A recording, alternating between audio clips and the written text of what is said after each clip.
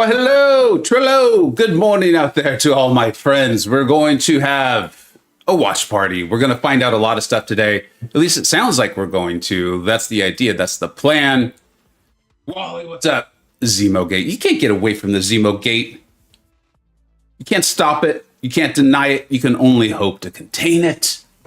What's up, Bagel? How you doing, bud?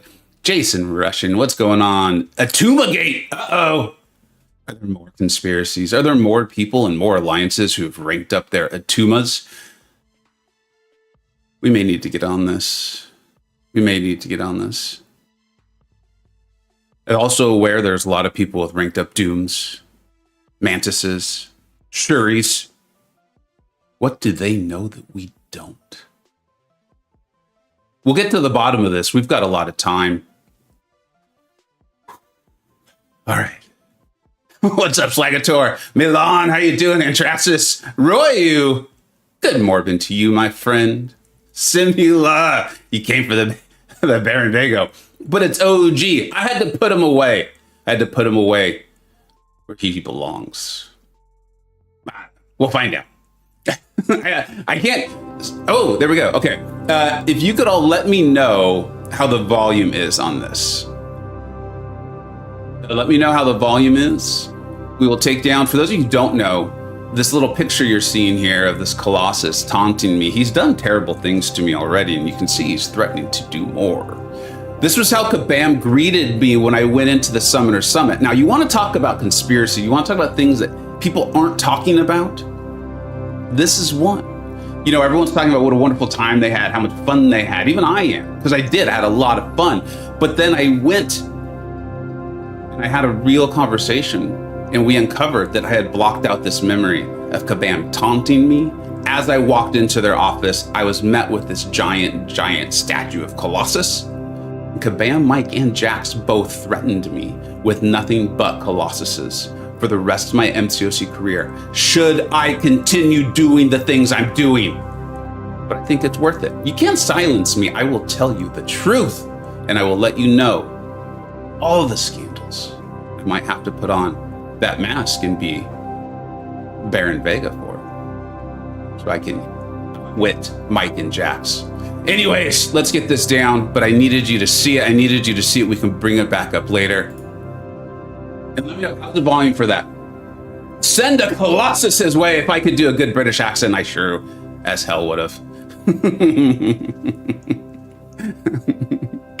Yeah, anyone let me know if you can hear. So Kabam is doing a little bit of music on their stream. It's very delightful. It's feels like was it Shavasana when you've done the yoga, and then they're like, okay, lay down and fall asleep, and you're like, okay. hopefully your instructor comes around, maybe rubs your back, gives you a little temple massage. They're like, you worked hard and you deserve to take a nap. This feels like Shavasana music to me. There's some people, there's probably like one person in the chat who's really serious about their yoga, and they're like, that's not what it's for. That's not what it's for. It's for you to think about what you've done in your day and set your intentions. My intention was to fall asleep, so I do. All right? How you like that? All right, let me adjust this. Zemo isn't real. He can't. I don't know. He might be real. Gosh, I need to find where did I put these things? All right, here we go. I don't know about you all. I ain't that interested in the chat. I mean, I'm interested in your chatting, but I'm not that interested in the chat that Kabam is receiving. I do urge you to go ahead and give them I don't know what they're called technically on the Twitters, on the Twitch there, but I do recommend you go and you give them a follow, a subscribe. I don't know what it's technically called, but go and do that. And you should also bring it up, because at some point they'll do a giveaway, and I think you need to actually put into their chat the giveaway. But we'll make sure, and I'll be as quiet as I can while we still kind of react to the things that we're seeing here on screen. You got it, Hector. And everyone else, I'll do my best to say hello. I'm going to try to talk a little bit. I also need to eat a little bit of breakfast. It's been a busy morning here already, but I also don't want to interrupt what we're listening to. So it's kind of an interesting bit of scenarios, competing interests here to talk with you all. We can use the chat, our own chat here, as best as we can, and listen to Jack's. I don't know. I'm curious. Like I'm curious about this progression time. I will tell you right now that I think it's going to be 3R3s. Hello, summoners, okay. And welcome. And also, let me know on the volume, guys. Let me know on the volume. Champions live stream here on Twitch.tv/Kabam. Thank you so much for being here. My name is Jax. I'm one of your community managers, and I'm excited to bring you the latest and greatest in MCoC news. What's new and exciting coming to the contest this month? Again, thank you so much for being here. These are our favorite ways to interact with you all, and we love seeing the chat light up with all of your lovely names. If this is your first time in a live stream, please pop into the chat and let us know where in the world you are tuning in from. It is my favorite thing to see, just the global reach of our lovely, lovely community. I see India represented, Chicago from the Netherlands. We've got Pepe Chu from the UK. Great to see everybody. Thank you again so very much for being here. We have a fantastic show. We've got a lot of awesome guests. We've got some giveaways. We've got a knock at the door. Is that better? Volume-wise, let me know. What are we talking about today, you guys? What are we talking about? Well, we're going to dive into our November content. We're going to look backwards at the Battlerealm Brawl that happened earlier this month. We are going to go through a personal account milestone of mine that you guys all can come along for that ride. We're going to talk about some free stuff. Thanks, fellas. We are going to dive into the final details for Alliance Quest Setup 2.0 as that joins the contest next month. We're going to look at more Deathless Champions. We're going to take a look at the Necropolis rewards for the first time. And with great fear in my heart, we will be talking about our next progression level before we eventually do a giveaway where we are giving away a 7-star Kushala and 5 6-star Kushalas. That will be very, very fun. Before we dive into the nitty-gritty details of the stream here, let's go over the ground rules. There's only one. It is a little difficult because you want us both. You don't want when I talk to be shouting in your ears. Don't be a jerk. That's it. This is a game. It's meant to be fun. We're here to have a good time and enjoy. Great. Okay. This is a if anyone feels different, let me know. It's a community-based because you kind of want me and Jax around the same volume, just so one of us doesn't end up shouting in your ears. Working in games. It's working in fun. We want you guys to have a good time being here as well. So please be respectful of each other. Don't spam the chat. We're all here to have a good time and celebrate something that we enjoy. And some of you want free stuff. So we'll get to that eventually too. Don't worry about that. If you break the one and only rule, we do have mods hanging out in the chat. That being said, we will also have opportunities for curated question and answer as we dive into some of these new features, new game modes, etc. So if you want to tag one of the mods, shout out to, Twitchy D? Dive in there, throw a tag with them, ask a question, they'll pass it along to us, and we'll pick a couple to respond to here. So we've got a lot of really, really, really cool things happening. Kabam Twitchy D, thank you. Shout out, I see India, pet the mods, sure, why not? But welcome on in, everybody. I say we dive right into it. Let's take a look. I've got Jax as loud as I can, and I've turned myself down a little bit. For the month of November, of course, the event quest is called As Above, So Below. The Sorcerer Supreme Kushala has come to the contest to defeat an ancient and powerful enemy who threatens the entire multiverse with destruction. But Kushala will need more than just the summoner's help to fend off this foe. Together, they'll call on the aid of a brand new champion unique to the contest, the fierce and courageous warrior Chee. Will the combined might of Kushala's magic and Chee's skills be enough to overcome an enemy as powerful as the one below all? Find out in As Above, So Below. Bam, bam, bam. I always like when we pose these questions of, will it be enough, or will we fall into destruction? No, it'll probably be enough. No, Otherwise, Kushala's- the game ceases to exist, I suppose. But hey, Kushala's a you woman, guys got to get out there and make it happen. First of all, cool. and Let's she take a is look definitely at our side quest not for the related to month. We've CGR. got She just Dark has a spirit of Catacombs coming vengeance. at ya. Really cool comic. The I recommend reading Grandmaster it. has found a path to victory in his friendly, quotes, battle against his brother, the Collector. The Necropolis has opened up paths to strange catacombs filled with dangers and treasure.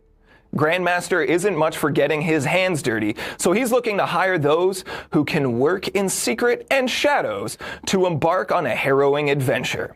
You'll need help to descend these depths, so gather some spelunking rope, very fun word to say, spelunking, this month, and you'll get access to weekly Dark Catacombs side quests. Dark Catacombs. As above, so below, Dark Catacombs, both very post-spooky season spooky, you know? They both have a little bit of dark connotations there, and I kind of like it. I hope everyone had a fantastic spooky season. That's my favorite holiday of the year, Halloween, so I hope you guys all enjoyed it. If you dressed up as a character from MCoC, please tag us on social media. I would love to see that. But let's move right along here, because we're going to talk about November's champs, and we've been talking about them for a little while now. Let's go. Because they are awesome.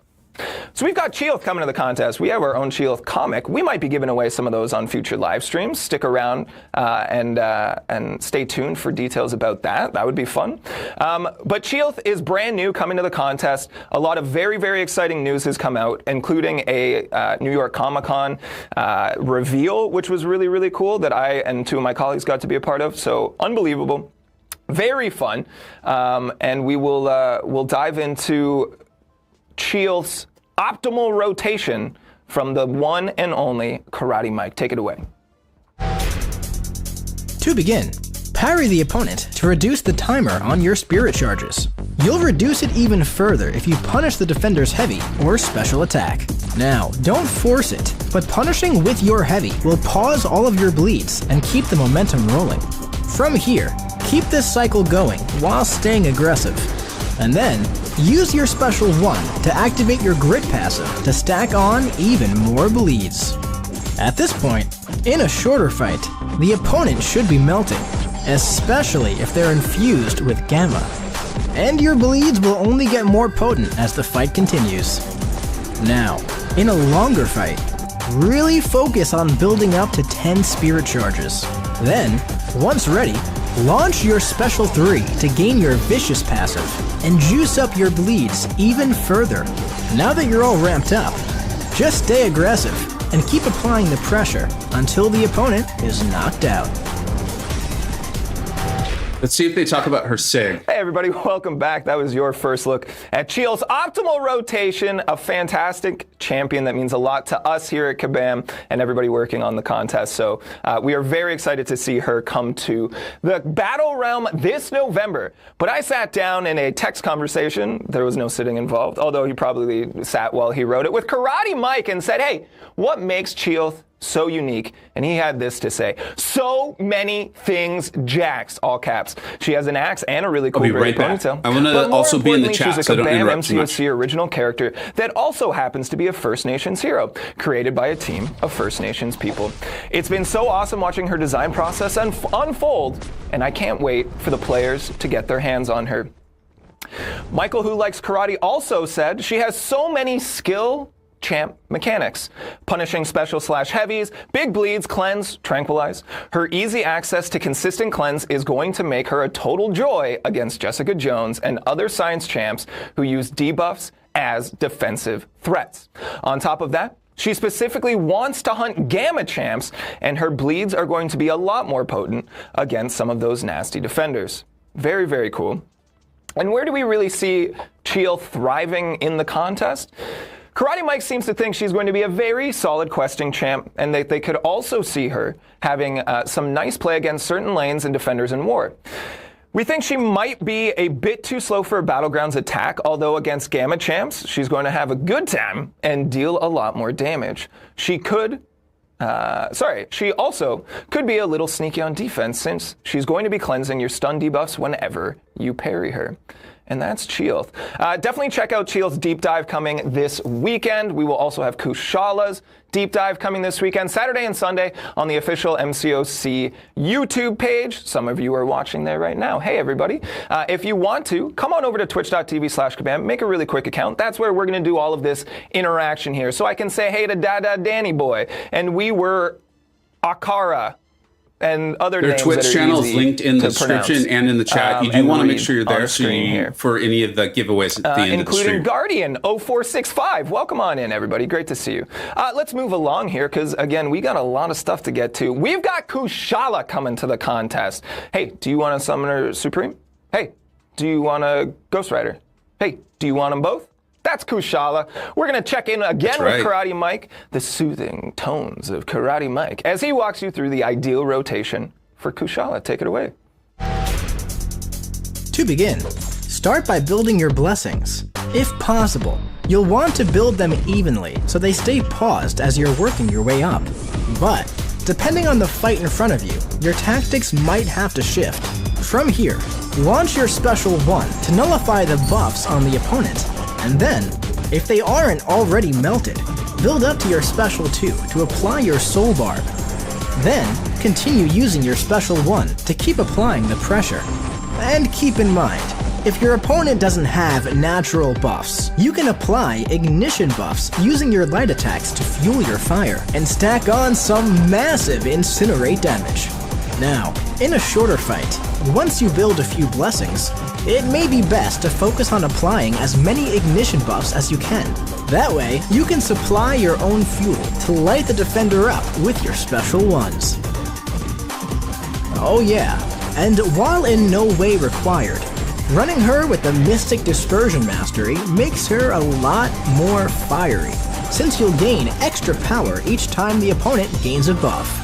So, don't be shy, but make sure you launch those specials. Oracle and Athon, DLL is smiling reading that. We're back, and I have to issue a formal apology, you guys. I messed up. I said Summoner Supreme, and it was Sorcerer Supreme. So apologies to everyone that I upset with this information. But hey, Kushala looks super cool, and we're giving away a 7-star Kushala and 5 6-star Kushalas at the end of the show. All right. So stick around for more information on how to get yourself one of these awesome champs. And hey, what makes Kushala so unique? She is the first champion to gain power as a mystic when a buff is gained on the defender, opposed to when one expires via Mystic Dispersion. She applies ignition buffs on her light attacks, so this actually helps her ramp and launch specials at a much faster rate. She has a lot of blessings that grant different abilities, but at the end of the day, she's a super, mega, ultra nullified champ that turns those nullifies into extremely potent incinerate dots. That's damage over time, gamers. Kind of like a modern version of Dr. Voodoo. Karate Mike says, she'll fit pretty comfortably on Battlegrounds and Alliance War attack. She won't be much of a defender, so she'll be single-sided more often than not in Battlegrounds decks, but she's going to be an extremely potent attacker against a lot of cosmic defenders. Kushala looks awesome. Art team don't miss. It's beautiful. And again, stick around to the end of the show for your chance to win a 7-star or one of 5 6-star Kushalas. I'm fired up for it. I'm really excited. I like giving away free stuff. I really, really, really do. What do you think, Summoners? Who are you more excited to tinker with when they come to the contest in November? Cheelth or Kushala? There's no wrong answers. They're both awesome. Not in addition to. Hi, everybody. I see a lot of Kushalas here. Guys, don't sleep on DLL, designer of Kushala. If he's coming in a little quiet, let me know. I'll raise his volume. There's a bear, and it goes, I'm a bear. There's voice lines now. All right, just to keep you all in the loop, I'm feeling a little sick, and that means I'm going to be bringing some weird energy today. But hey, let's move right along. Did you guys know that in mid-October we hosted the biggest in-person competition? It's hard because as soon as they said she might be a little slow for Battlegrounds, I'm sure about 50% of the audience was like, she sucks. It was called Battlerealm Brawl. It was a 2-day competition that also involved a one-evening only player summit with reveals, hands-on demos, and early access to content coming to the contest in the near future here. Be a tireless chase. Here to talk about all of the excellence that happened in that weekend. Please welcome to the show my boss and your best friend. It's Mike. How are you? I'm good. How are you? I'm doing good. It's great to have you here. Here, you can hold this. Oh my God, this is heavy. It is very heavy. I don't know how FinTech held it above his head like that. It was pretty impressive, honestly. But yeah, we just had this massive, massive event. It was no less than like 6 to 9 months of planning, largely your work. How do you feel now that it's done? It was, okay, yeah. I think a lot of people don't understand how much planning an event like this is. I know I didn't understand how much work planning an event like this would be, because we started almost a year ago now, and it really ramped up towards spring, but it was a lot of work. But it was so worth it. Oh, yeah. Yeah, it was so much fun. The players loved it, the contenders especially, but also so did everyone here. Yeah. All of our coworkers had a great time showing up, and I'm hoping that some people tuned in and also had a good time watching. I mean, we broadcast both days of the competition. We know that there were some issues with the broadcast itself, and thank you to those of you who stuck around regardless. We had a blast. And I want to address this because I see it in the chat, and people are saying FinTech didn't get to keep the belt. As soon as FinTech won and we killed the cameras and he stepped off stage, we took the belt back immediately. Ripped it right away. We said no, and he was really upset, and he was like holding on to it, and you could see like the tears welling up in his eyes. But we pushed him down, and we took the belt back, and we said, "Go back to Finland now." Yeah, none of that is true. None of that's true. We got 2 belts made. We got 2 belts, yeah. You guys know the truth. That this is what they really do. It might be tough for him to fly it home. What I thought was like a baller move is if he walked through the metal detector at the airport with like the belt under his shirt and was like, champion. But I don't know that he did that either. But shout out to FinTech. Shout out to all of our competitors that came out. Yeah, I agree. All around the world. Yeah. They were incredible. And such nice people. I'm so stoked nice to be people. there. That's me and my best friends. Yeah. MSD, Bitter Steel. Yeah. Look at all these people that showed up just to hang out with us. It's humbling. Like, there were times where I'm like, our goal was let's get 100 people to show up. Yeah. 100 people was, what we thought, like, that's a lofty goal. Look at those biceps. Those biceps are, oh my God, Andrew. Andrew, I need your workout routine. Andrew, I need your biceps. Yeah. We thought, 100 people, lofty goal. Let's get 100 people to show up, and it'll be a good time. We had at least, I want to say, 150. Yeah. Yeah. 300 people said they would come, so that was a bit disappointing. But we knew. I got juice and cookies for 300 people. We bought 700 burritos. Yeah, we got a lot of burritos. There was a lot of burritos. It wasn't 700, but there was a lot of burritos that went uneaten. But don't worry, we put them into community fridges for people in need in the Vancouver area. So that was actually kind of a fulfilling way to end a Friday. It worked out, yeah. But it was two kind of parallel events. Let's talk about the competition first, and then we can look into the summit itself. Yeah. So the competition, 2 days. Yes. We had our gaming, our partners at the gaming stadium. And it was incredible. I kind of didn't know what to expect, and leading into the week of the competition, I was stressed. But it was like every single meeting we had with different people, every single one, I was like, we put the right people in the right places, and this is going to be great. Yeah. How was your emotional roller coaster leading into the week of the competition? Exact same. I didn't know what to expect, but we had the right partners. We had great partners with our event planners and down at the gaming stadium, as well as our coworkers here, who really brought this together. I was not sure how this was actually going to play out.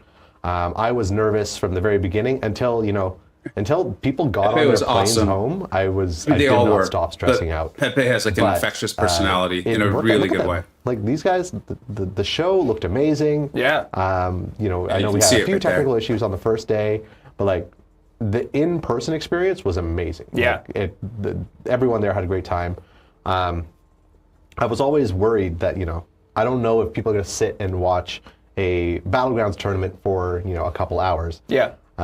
John's in the corner laughing at me. Because at one point he said, we should make this 6 or 7 hours or 8 hours long. And I said, absolutely not. No one's going to sit for that. And then nobody got up from their seats the entire time. Even when bribed with Mike food. clearly Even never when I watched said, the "Hey, there's food BBC. outside," people were like, go away. Go away. I'm watching Battlegrounds. Yeah, no, they were into it. So was cool. It opens up a lot of opportunities for next year. But Yeah, so I mean, the official statement from us, I suppose, is like, we're not locked for a second event next year. We absolutely want to do one. We think that we we already have a list of stuff that we want to make bigger and better. Yeah. But we need more people like you guys to say, hey, we want this event. I will be there. Like, let us know so that we can go to the people with the money and say, hey, we want to set up something awesome for our people. If you could layer in one more excellent thing to this competition, Tell us where we're supposed to submit that message. What's like the if number it really one is contingent dream? on us. like 4 times the competitors. Dang, bring out 32. 32. Do full tournament on stage. Yeah. Maybe not on stage. That's a lot of people. But there's definitely ways that we can make it work. 2-day event, like full days events. Tune in at the right times. Maybe the 3rd day is our finals. So, be cool. if that's what you're really into, that's what you come to watch. Yeah. But, yeah, more people, more competitors. We started out with like some grandiose plans. It came down like, this was our first time doing it. Everyone keeps saying like this was the first Battlerealm Brawl, including myself. I'm going to say this is actually more like our beta Battlerealm Brawl. We really wanted to get the kinks out, see how it worked. Next year, let's treat that as the big first one. Yeah. Or, you can call it version 2, I don't care. Yeah. I think try bigger, better things. bigger and better, absolutely. I think that we did so much we laid so much groundwork for this event that going to the next one, we have a lot of the work done for us, I think, which is fantastic. And we have talked about big plans for next year and how we wanted to do a cruise ship. Battle Cruise Brawl. We put everyone out at sea. Yeah. International waters, no rules. Yeah. Contest. I'm not a big fan of this one. Jackson's Not a sick. good plan. He I'm could tell. afraid of He cruises. is. People He go said he'd missing be on off the rails, and he is. But you A wouldn't. lot, very often. wouldn't. No, I wouldn't. haven't made any enemies in this game. No one wants to throw me off a bridge. Hold on. Who's this? Kefison says Vancouver is far away. Next time, come to Greece. Oh, yeah, I'll consider that. As far as I'm concerned, I'd love to do that. We also don't know, but I would think Vancouver makes the most sense for mostly them because we want to go cut to down Hawaii. on their own Okay, travel let's shift costs, gears all and the talk about the equipment, Player all of Summit a little that, bit. which We would then revealed allow a lot them to of things throw, for the first I think, a time. superior event. We were able to mix and mingle with all of the community. We saw them have hands-on with a lot of new game modes and things. It was so cool. I was a little nervous. Do you have any highlights? Like, what was your peak from the summit?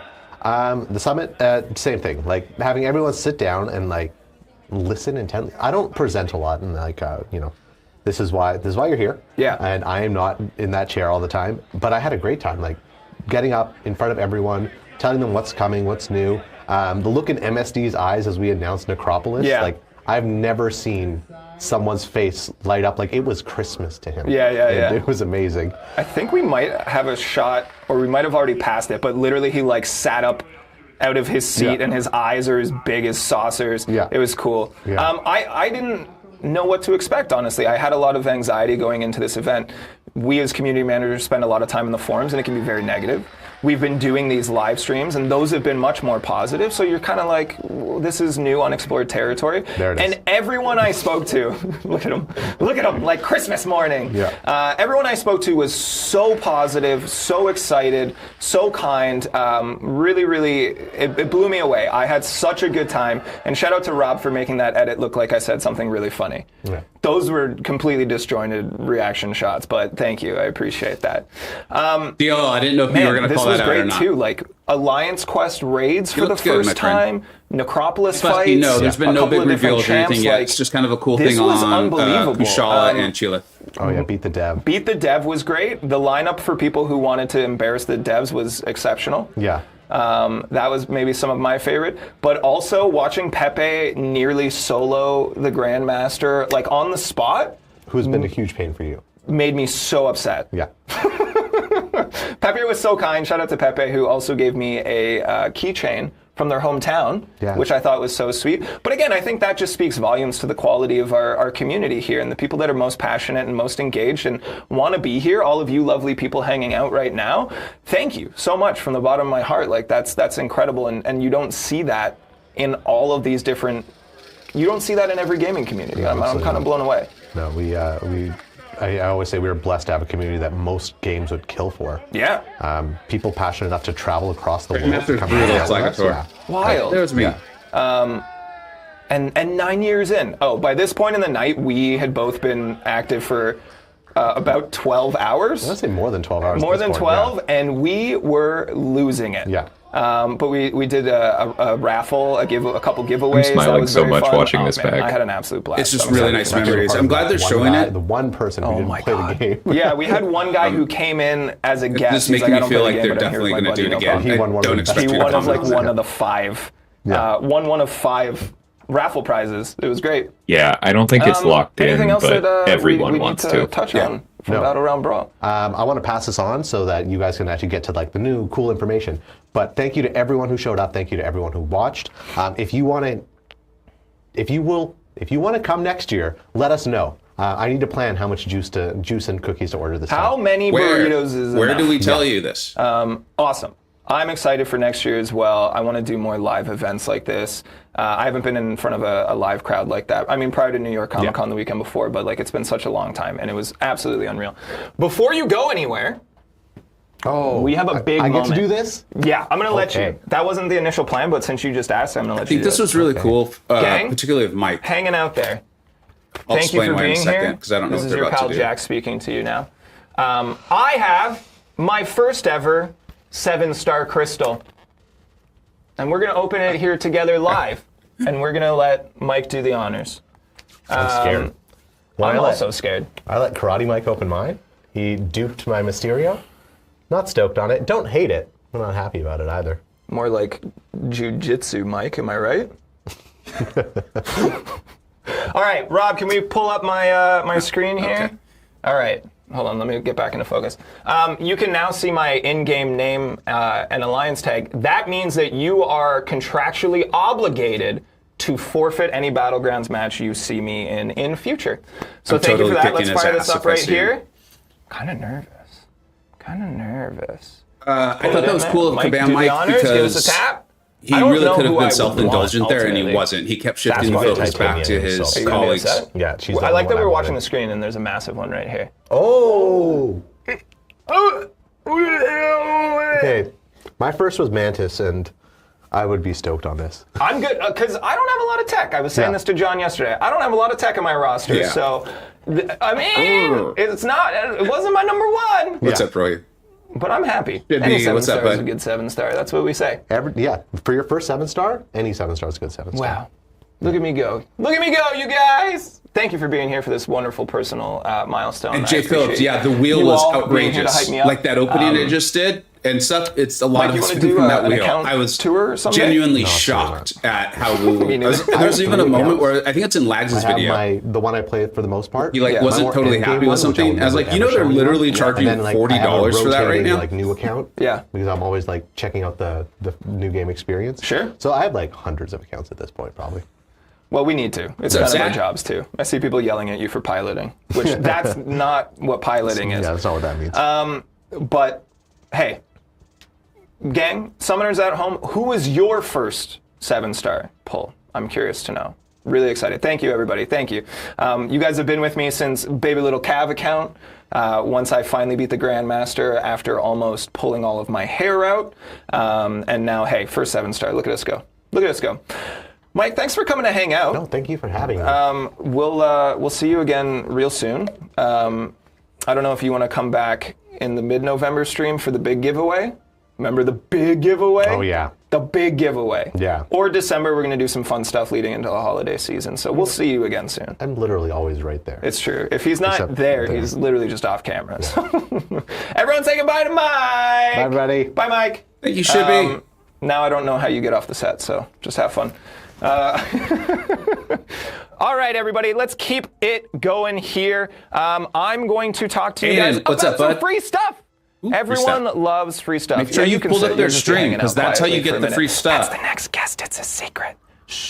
And because it'd be good to support them. You guys want free stuff? Stick around later in the show. We'll be giving away a 7-star Kushala and 5 6-star Kushalas. But that's not all. Here's how you guys are going to get some more stuff out of MCoC. And, Rob, bring up a slideshow. It's a slideshow time. Hey. Rob, my mouse isn't working. Can I go now? You haven't missed anything like massive. Like they just did a really cool review of the Summoner Summit, which was really nice. Introducing A little video on Kushala and Cheeless. Marvel Contest of Champions on Amazon Prime Gaming. And I don't know who switched my slide. What's this? Listen, if I make a slideshow, it is a particular brand of messy, and this is outside of those realms. I don't know who changed it, but we're going to have words. What does this mean? What is this? So, very simple. You're going to log into Prime Gaming if you already have an Amazon Prime account. Prime Gaming is a part of that. You're going to go to a specific Marvel Contest of Champions gaming page. Okay. We will be giving out URLs twice a month on our social accounts and likely on the forums as well, just to get it out to you guys. This is very simple stuff. If you're on a desktop, you're going to scan a QR code with your device. It's going to launch MCoC, and you're going to get stuff. I can do that. And it's that easy. If you're on mobile, a little bit different. You're just going to go to the page, tap the URL. Go to the page using the URL, tap Get In-Game Content, get free stuff. That's it. So again, this is a partnership with Amazon Prime. If you already have an account, you have Prime Gaming, you get certain perks and benefits, such as free subs on Twitch, if you wanted to use those to support your favorite creators, like twitch.tv/flanneljack. I don't know, you could do that there if you wanted to. It's for free is all I'm saying. But if you created a new account to get this free stuff, make sure to hit level 2 and complete the tutorial. Then you'll get more free things. And the QR code is usable by only one person. Only one account. It's yours. It's personal. You can't share it. None of that. What are you going to get, though? Yeah. You know, what are you going to get? Let us know. I see Polsky Play says, what stuff is there? This is what it is. You're going to get a 3-star featured champion, a special Cavalier crystal, and 3 energy refills twice a month just for showing up. This isn't going to replace the Marvel Insider thing by any means. This is not permanent. This is... Laser, they read your question somehow. Yeah, that's what I mean. It's not going to replace that because it's already gone. But... hey, here's a way for you to get a free champion, a tester. Obviously, guys, expectations here. We're not just throwing a bunch of stuff at you. This is mid. This is free stuff. This is fun. It's a way for you to check out each of the champions. And it's, for a lot of you, something that you already have. How often? So we're going to be doing this twice a month for a little while, not indefinitely, but for some time. So in November, check out November 13th we got to time him out. To get Kushala, and November 27th to get Shield. And you're going to be able to test those champs, play with them a little bit, fiddle, and get some additional free goodies. Moving into December, we talked about this elsewhere, but I'm not sure how concrete. Of course, Onslaught. And then on the 25th, there's a mystery. That's not to say like it's going to be a better gift. That's just because they haven't told me yet. Yes, exactly. Who said that? The real Jinja21 says it's a nice little bonus. That's the way to think of it. This isn't something that you're going to go stand in line and wait for Black Friday for. But this is a nice little bonus. You know, this is coupons in the mail. Why not? A nice little bonus. Hey, do you want some more stuff? Yes. This one, about the same. But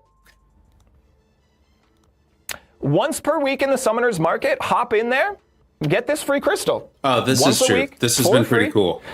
This is reminiscent. It is similar to, is it the same as the Legend Celebration crystal?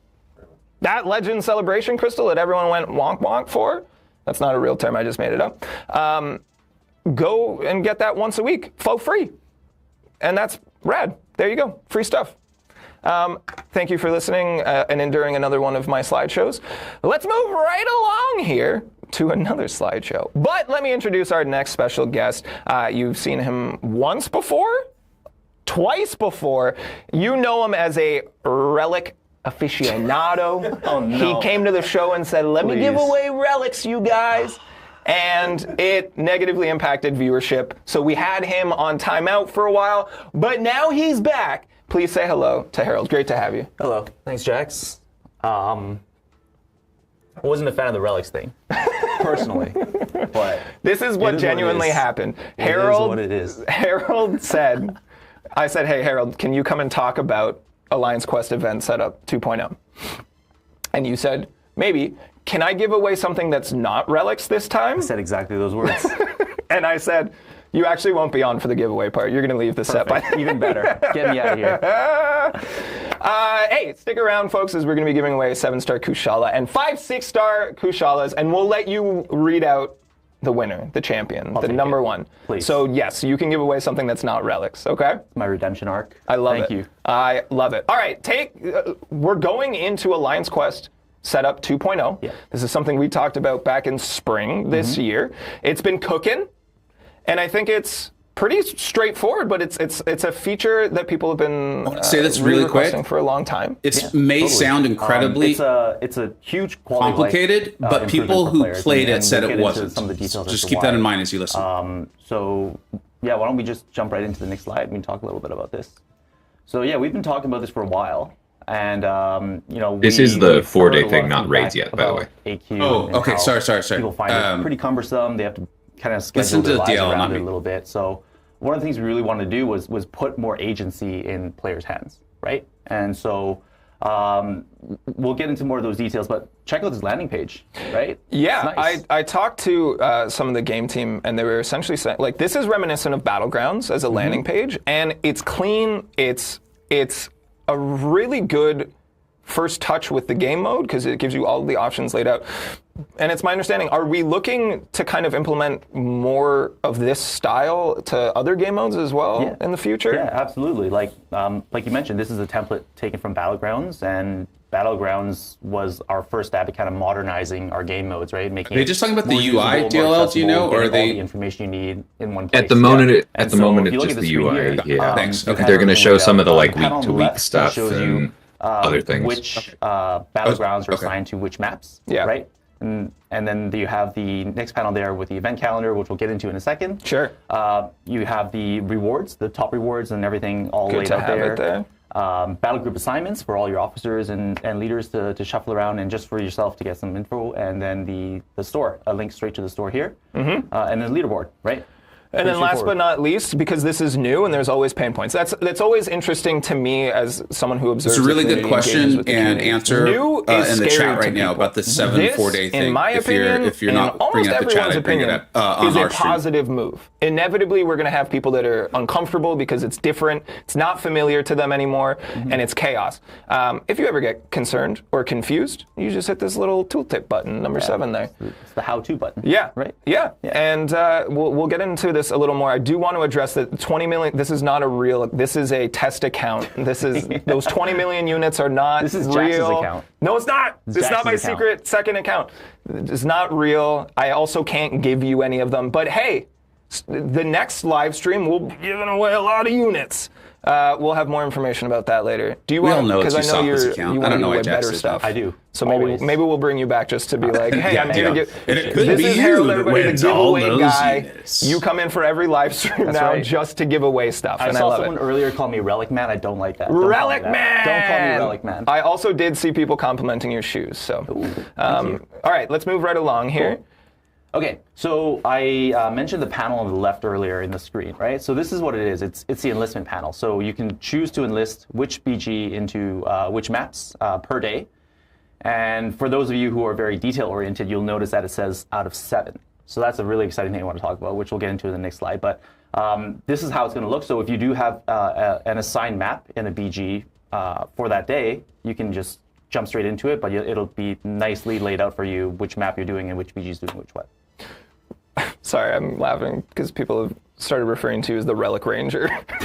And I like that a lot. That was slightly better. All right, let's look at number 2. Okay, next one.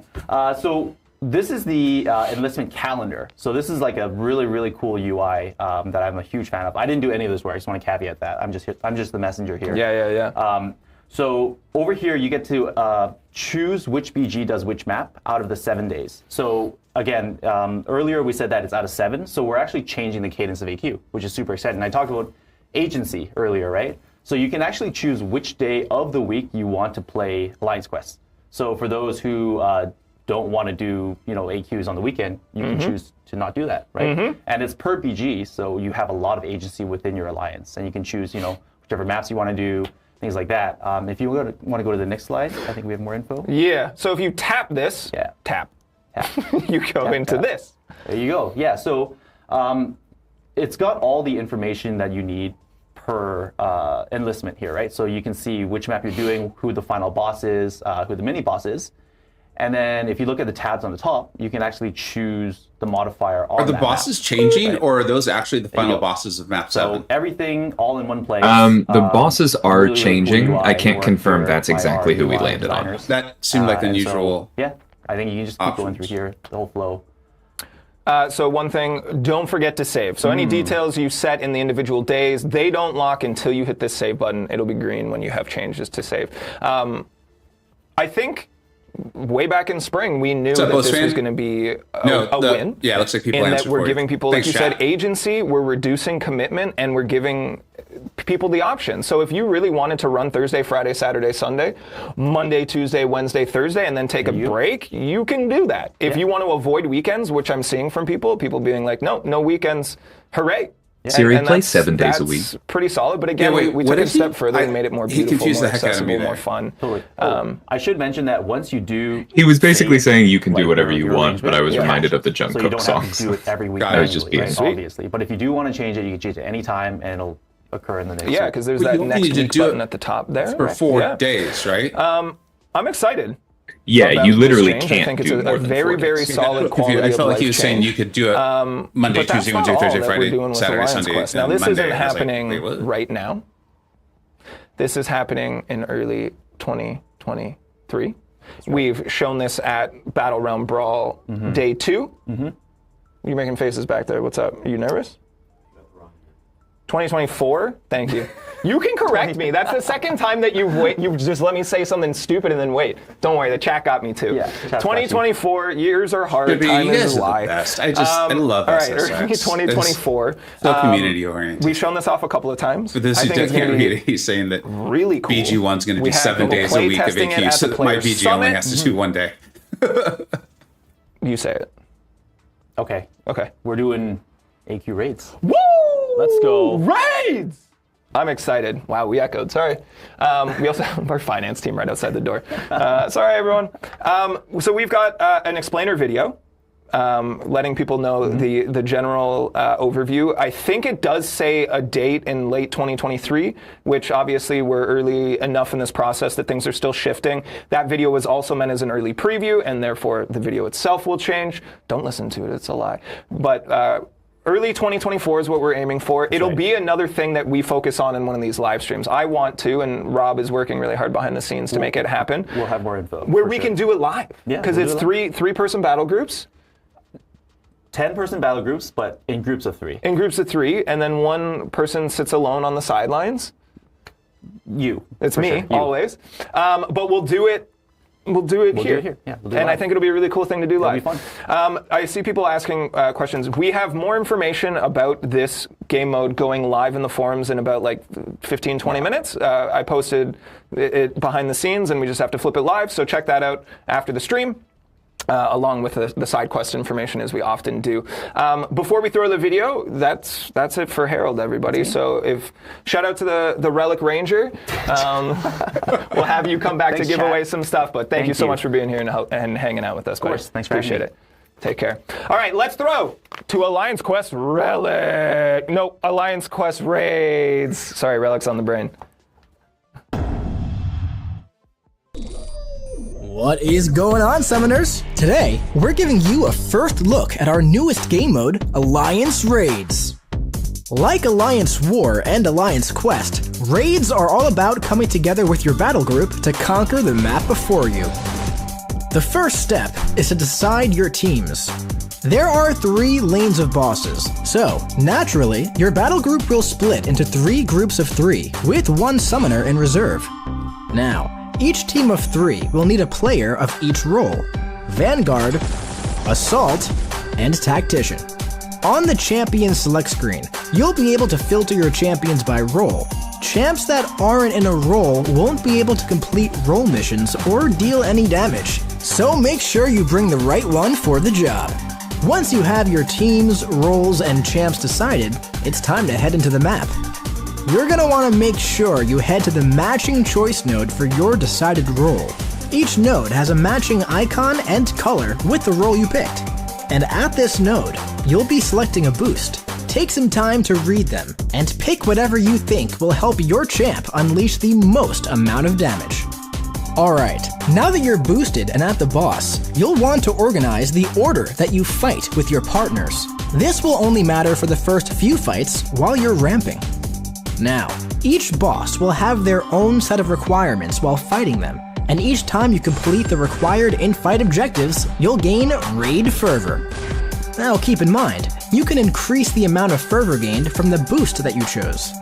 And once you gain enough fervor in a fight, you'll complete the mission and gain 1 roll charge. These are your main resource to gain bonus damage for yourself and your teammates. And completing your missions in the fight will grant charges for roles other than your own. If you're Assault, you'll grant charges to Vanguard. Vanguard grants charges to Tactician, and Tactician grants charges to Assault. And when your fight ends, you'll consume 1 of your roll charges. Completing a mission also grants you 1 stack of roll force for each roll charge on the fight that isn't your own. Up to 10 of each. And these are important, because each stack of roll force gives the attacker increased damage on all attacks. But roll force will only work if roll charges for your role are active. So, make sure to complete your 7 missions each fight. That way, you build roll force faster and unleash some serious damage. Just make sure everyone has charges and that you're working together to build them evenly. And you should be good to go. From here, rinse and repeat this process for each boss, then come together to take down the final boss as a group. You'll be capped on how much of the boss's health you can take off in a single fight, but a number of free revives will be available in the store each week. And also, timeouts will 100% knock out any attacker. So, make sure to deal as much damage as you can. Raids will be active for the final week of each Alliance quest rotation. That means, if you choose to participate in raids, you only have to complete 1 map over the course of the week instead of 4. So, which champions do you want to take to your first raid? Let us know in the comments below. And get ready, because raids are launching later this year. Until next time, we'll see you in the Battle Realm. This was the mode that I was saying seemed really complex, everybody, welcome but then back. people that who played is, it for some of you, said a it first wasn't, look at Alliance and it was quite quest intuitive raids. Now, once they started. Let's address a few things here. To me, it does seem That's your first look at like something. listening. There's so many new terms. It does feel complex. Explainer video. Even this time, hearing it again. I know that for some of you, it seems overwhelming. Yeah, Jax is. But you've got time. We're gonna take you there. We're gonna showcase everything. But like I said, people who played it, shout out to I talked to them. MCoC. They said What's same up, here. champ? My Great to mind see you. kind of melded when it sounds they were more doing the video. complicated than it is. Here you go. And it is, because we have to explain it in all its nitty-gritty details, so that you have all of the information, but realistically there are going to be shorter guides and more explainer videos and a little more hands-on stuff as we get there. And some people will be like, no, I'm not going to play that. That's not for everyone. But that's the great thing about our game, is not every game mode is for everyone. And you just pick and play the ones that you like. And you have my full support in doing that, everybody. But as we were just talking as that video rolls, this is like built-in end-game content once a month for you and your alliance. So some people saying, I want to change alliances to get ready for this. Great. Like, I think it's interesting every time we introduce a new game mode, because again, that's it. People being like, well, this is complicated. This is overwhelming. It's a new game mode. This is like something completely different, completely foreign to you. So it's totally understandable that you guys might feel a little overwhelmed right now. But it's going to be cool. The rewards I see, as always, is a question. Robot account Chris, if you are a bot, and I'm talking to a bot right now, I'm going to be so embarrassed. But we'll have more of that information when we get the game mode up and running. I can actually say something about that. I know I'm sneaking in here. Hey, everybody, say hi to John Not John. Everyone. Good to see you. Yeah. Good to see you as well. We gotta shake hands. We looked at different cameras. That's weird. fine. So one thing I wanted to say about the rewards and kind of what you were saying there is one way that we're showing summoners they kind of have a choice. Yeah. To do this is that during raid week, all of the Alliance quest rewards will be better, whether you play raids or not. So we're showing summoners that they have a choice whether they want to do this or not. Love that. Love that. As Twitchy D has pointed out, it is good to reiterate, coming later this year is not accurate. I know I said it before. Let's bookend it here. Not coming later this year, but in 2024, which is the next year to happen after this one. Guys, we got John here. John's here to talk about some really, really cool things. We're going to get into some first-time looks of a lot of things right now. So again, if you guys have any questions, please tag Kabam Twitchy D. Yeah, I think he is. Or cool. That's what made me laugh. Pass along some stuff. Oh my God, I just realized what happened. It's fine. All right. We did rehearsals yesterday, and there was a few things that happened where I was like, John, you're saying that. I'm just sitting here, okay? So let's take a look at our next slideshow. Can you join my alliance? Sure. I don't do a lot with it, but we just hang out and vibe. Let's take a look at Deathless Champions. We've talked about Guillotine Deathless. Yeah. And we've only given a couple of details about the 5 pieces that people need to acquire. And I think we all agreed that it was important that we get out all that information as soon as we can, because nothing would be worse for someone to get through the victory track to get that piece, which is no easy feat. This is going to be a challenge, only to find out that there's something down the line that they will not be able to do or don't have any interest in doing. You know what I mean? So we're going to start with Deathless Champions, but we're also going to talk about Necropolis, rewards. We're going to talk rewards for the first time, and we're going to talk about our next progression rank to follow up Paragon. And I don't know if you can tell, but I'm nervous about it. Yeah, me too, kind of. You're making me nervous. No, you're going to be great. Look, I'll put on a brave face. I'll address the other stuff potentially a little bit later, but keep in mind too that Jax did say he's All right, set. but let's start with Deathless Champions. And it's fun. as someone who also It's likes to be beautiful, playful, all if these I'm trying to be on exciting stream, things. Let's move to the it can first be slide very here. easy And then you can take it away. to go too Sounds good. far Yeah, without meaning to.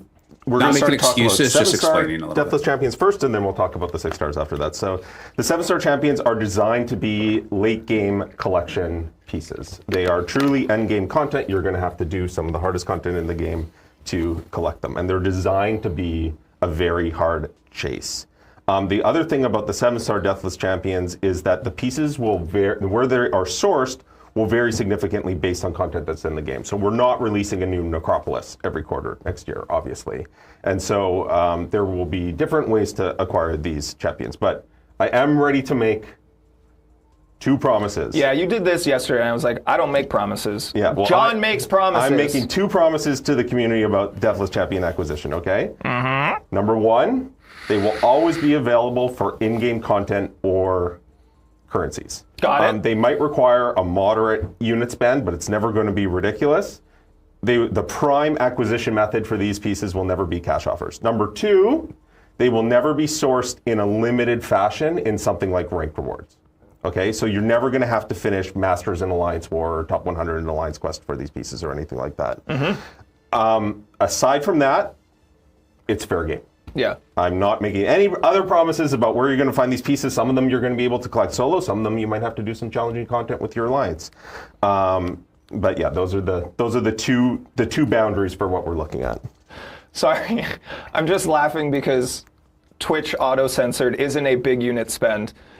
And, sorry, I enjoyed that. I didn't mean to derail entirely. Guys, I get distracted by the chat constantly. Some of you are hilarious. Go ahead, sorry. Yeah, okay. So next slide, I think. Oh, okay, yeah, I'm in charge. Oh, I forgot. you're in charge? Okay. Yeah. Dated Wind, I'm doing I think fine, that you term's guys. Let's keep it purposely a going. bit nebulous So or the vague. 6-star Deathless pieces should be accessible. These are more accessible than the 7 stars. The idea here is that they'll be accessible to late game summoners based on sort of like broad engagement across the game. So if you play all of our different modes, if you play all the different content, you should be able to acquire these pieces if you want to. Again, the sources will still potentially vary. I'm not saying that they'll be the same currencies or exactly the same cost every quarter, every new Deathless Champion, but they will be more consistent and more predictable. And I should note, I know some people have already realized this, if you collect all of the 7-star pieces and trade them in, you will get both the 7-star champion and the 6-star champion. So if you are collecting the 7-star pieces and you think you're going to be successful, do not buy the 6-star pieces. You do not need them. That's good to know. Also, we see a number of people asking about, hold on one sec, I got to ban someone in the chat. someone else Taking do it. notes on this. We'll go over everything after the stream too. I'll stream for a but bit yeah, we and see we'll some people go over asking stuff, about the talk it creation all of out. these champs and are they just trophies? They're going to have their There's actually a own meeting on my calendar takes today for on this, the so I already can stick established around and kits. It's help important Oh, for at cool. least the first 4 that you know. It's not a completely new kit, but it's not the same old kit. It's not a reskin. There is some unique things there, and there's going to be some fun reasons to put them on your roster, and we'll talk about that in a little while as well here. Again, stick around for the 7-star Kushala giveaway and the 5 6-star Kushala giveaways. We were just talking about stars, and then that's where my brain went. We did this one? We did this one. Great. We can move on. I'm fading. Yeah, so the actual 7-star guillotine piece is here. So obviously, summoners have seen the handle came in an in-game message. The tip of the blade is Battleground Season 12. Victory track completion, you need to play 1 fight in the Gladiator Circus to collect that. Don't forget to do that. That will be the only primary source for this piece. It's not coming back next Battleground season. So if you want that, push for the Gladiator Circuit this season. There's a soul in Necropolis completion, which players already know. The body of the blade is going to come in a challenge objective near the end of December. I will say about this challenge objective, it's similar to a Karina's challenge. Yeah. There are 3 chained objectives. I playtested them. I think they're very fun. There is no question that this will be easier for most summoners than the Necropolis piece. So if you can secure that Necropolis piece, you should be able to get this one. You might have to rank up 1 or 2 champions to do it. But yeah, it shouldn't be too big of a problem. And the crossguard will come in a banquet milestone. And I'll say something about this. This is in. Hold on, let me just say this. Yeah. Hold on, I wanted your coverage, but it's fine. Rob, can you go back to John's coverage? I feel like it's more impactful if I do it this way. Hey, guys, settle down. You just read 2 words on a screen. It's no need to overreact. John's going to explain it to you. John's a good guy. Give John a chance. I'm going to explain it to you. Thank you. So this will be in a banquet milestone, and it will be at a very, very reasonable banquet milestone. Reasonable. This will be by far, aside from the mass message piece, by far the easiest piece to attain. Basically, anybody who engages with the banquet event will collect this piece. Is what I can say. See, guys? Yeah. Now, don't you feel silly for getting all up in arms? It's going to be fine. Not for Wells. Okay, so I will be specific about it. We tune this so that if you open your free crystals and you spend the units from the other milestones on crystals, you will get this. So you won't even have to spend any of your own units. Just by doing the thing, you guys. All right? Now, don't we all feel better? Let's all just deep breaths. All right, let's take a look at 6 stars. You ready to move on? Let's do it. Let's do it.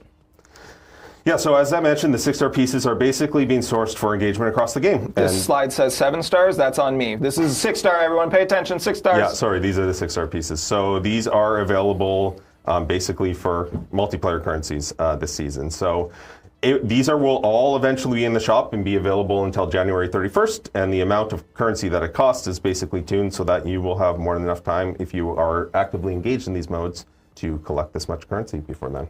There we go. Easy peasy. Again, art team don't miss. It's beautiful. I'm excited to see these. But hey, John, what happens if I missed a piece? What happens if you miss the piece? They will have a catch-up mechanic. However, we want to strongly incentivize collection of these pieces through their primary channels. And so this catch-up mechanic will cost units, and it's going to cost lots of units. And I know for sure there are going to be, Reddit posts and forum threads saying, I can't believe Kabam thinks a Deathless Guillotine piece is worth this many units. And the honest answer to that is we don't. We don't think it's worth that many units. The reason that we're doing it this way is to not cheapen the chase of the summoners who collect these pieces the regular way. But if you're on vacation and you miss a piece, and you absolutely can't live without having the champion, there will be a catch-up mechanic available for units.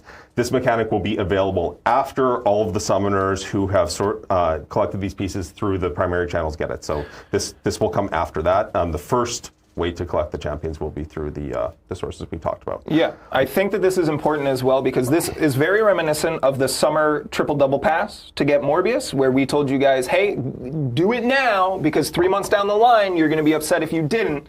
This is one where your smoothest path to acquisition is through these stepstones now. Yeah. So again, obviously things happen, people miss events, but if you have it in you, get it done the right way to avoid draining your units. That's right. Later. And we are looking at potentially a long-term content-based catch-up. Let's say you come into this next fall and you've missed 3 Deathless Champions. How are you going to collect them? We're looking into opportunities for that, but I will say that expect it to be very, very, very challenging. Yeah. Again, the primary way to collect these pieces is the way that it's intended. And so the other ways of getting them, there might be some, but they are not going to be, they're not going to be easy or you know, they're going to cost a bunch of units. So I did see the question, and I know we talked about it yesterday. So are all of these pieces available indefinitely? I know some of them will go away. So the Necropolis completion piece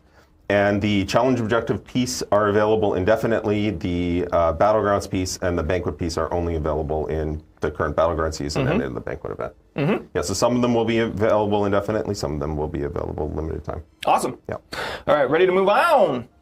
Why? Why should people be excited about the Deathless Champs? I saw people ask. Yeah, so the Deathless Champions themselves are designed to be basically a fun questing team. We don't believe that they're going to be meta for Battlegrounds or Alliance War. It's not that they will never be used in those modes, but that's not the main target for them. They're mainly designed as a questing team, and there will be future challenge objectives next year where you will require the use of Deathless Champions. I've seen the buzz around these challenge objectives, like these Karina's trials that we put out in the last month. And people seem really excited, and I think they're cool. I think it's flexing creativity on our game team as well as providing fun content. And I know the intention for our game team is to basically put out these challenges with relatively low lift. It doesn't require the entire quest team to come together to build out a map and stuff like that. Right. So I'm really kind of excited to see what these specific challenges will be. I think it's going to be really fun for people. And I think maybe most importantly, as we've talked about, if you collect the 4 Deathless Champions over the next year here, there will be a 5th Deathless Champion that we release. The only way to acquire that champion is going to be to use those 4 champions in something. It's over a year away, so we haven't completely finalized what that is. To collect this final champion, the way that will work is if you collect all the 7 stars, you'll have access to the 7 star. If you collect all the 6 stars, you'll have access to the 6 star. And the final Deathless Champion were designed to be very powerful. Yeah. Basically to be a meta champion across the game. It's going to be cool. We did show it off at the Player Summit at Battlerealm Brawl. We're not going to show it off again today, but we do have a video coming probably in a bit. It's probably going to be a little bit, but hey, check out YouTube, Marvel Contest of Champions official page there, as we will have basically a really cool reveal. I saw someone asking about the narrative side of it as well. That's going to be included in that video, and I saw an early cut of it yesterday, and it looks very cool. Yeah, I'm excited. I saw a question in the chat. We haven't announced all 4 of the champions yet, but I am very excited for them. I can tell you that much. Yeah. It's going to be rad. Okay, moving along here. Is there anything else we need to know about Deathless Champs before we take a look at the Necropolis rewards for the first time? I think that's pretty much it. That's all I have to say anyways. I think at some point players will obviously start to see more about the kit and that kind of stuff, but that's not my it's not my realm. Yeah, I know we had a question from Galio Cube 101. What was the most fun about creating the Deathless Champs? That's not John's bag, like he said, but when we do have Deathless Champs available, we should bring back Aiden. It's been such a long time. We'll bring back Aiden. Aiden will come and talk about the Deathless Champs, which will be really, really fun. Yeah, I think for me, I can say that for my part in it, the most fun about this has been creating like this entirely new collection mechanism across the next year of the game. So it really gives purpose to the content that we're planning for next year. We already have most of next year planned, and seeing where these Deathless beats fall in that content and how we can integrate them in fun ways into the game. I'm really excited about it. Yeah, I'm anyone else like? Okay, you let's brought dive up into Necropolis rewards here. Chat. Summoners, lovely summoners. This is going to be fun. I saw these yesterday. Manage expectations. That's always the thing here, is everyone's like, John, when I finish Necropolis, I want every 7-star. And no, but you're going to see some cool stuff here. Let's dive right in here.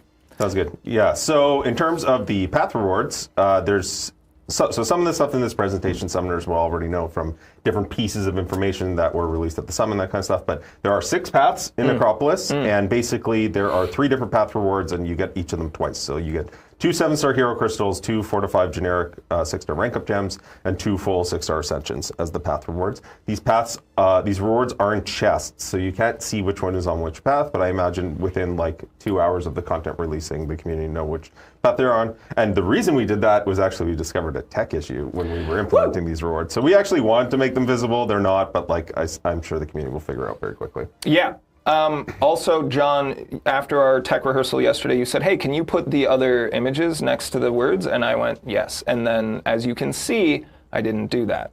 But I knew that everyone out there, that they could visualize the seven-star hero crystals, etc. So I knew that they were going to be good. Now, guys, keep in mind, I see a lot of positive buzz. Thank you for being excited about stuff. These are just the path rewards. These are just the path rewards, These are just you the guys. path rewards. Here we go. These are just the beginning. Okay, so for completion rewards, there's a new title, the Ruler of the Necropolis, which is a pretty cool title. As we've talked about, there's a Deathless Guillotine piece. There is the 10,000 Titan Shards. The amount of Titan Shards in here and in Act 8.3 sort of reflects where the Titan Shard economy is going, in the sense that early on, after we launched the Crystal, we wanted to source some Titan Shards in like engagement-based stuff. And it's not to say that we'll never do that again, but our plan with Titan Shards is to make sure they stay valuable over the long term, because as people know, things depreciate in our game, and we want Titan Shards to depreciate more slowly. So, yeah, that's just a comment on that. There's a 6-star Relic Crystal. How do you feel about that, Harold? Thumbs up. There is a 7-star rank 1 to 2 rank up gem.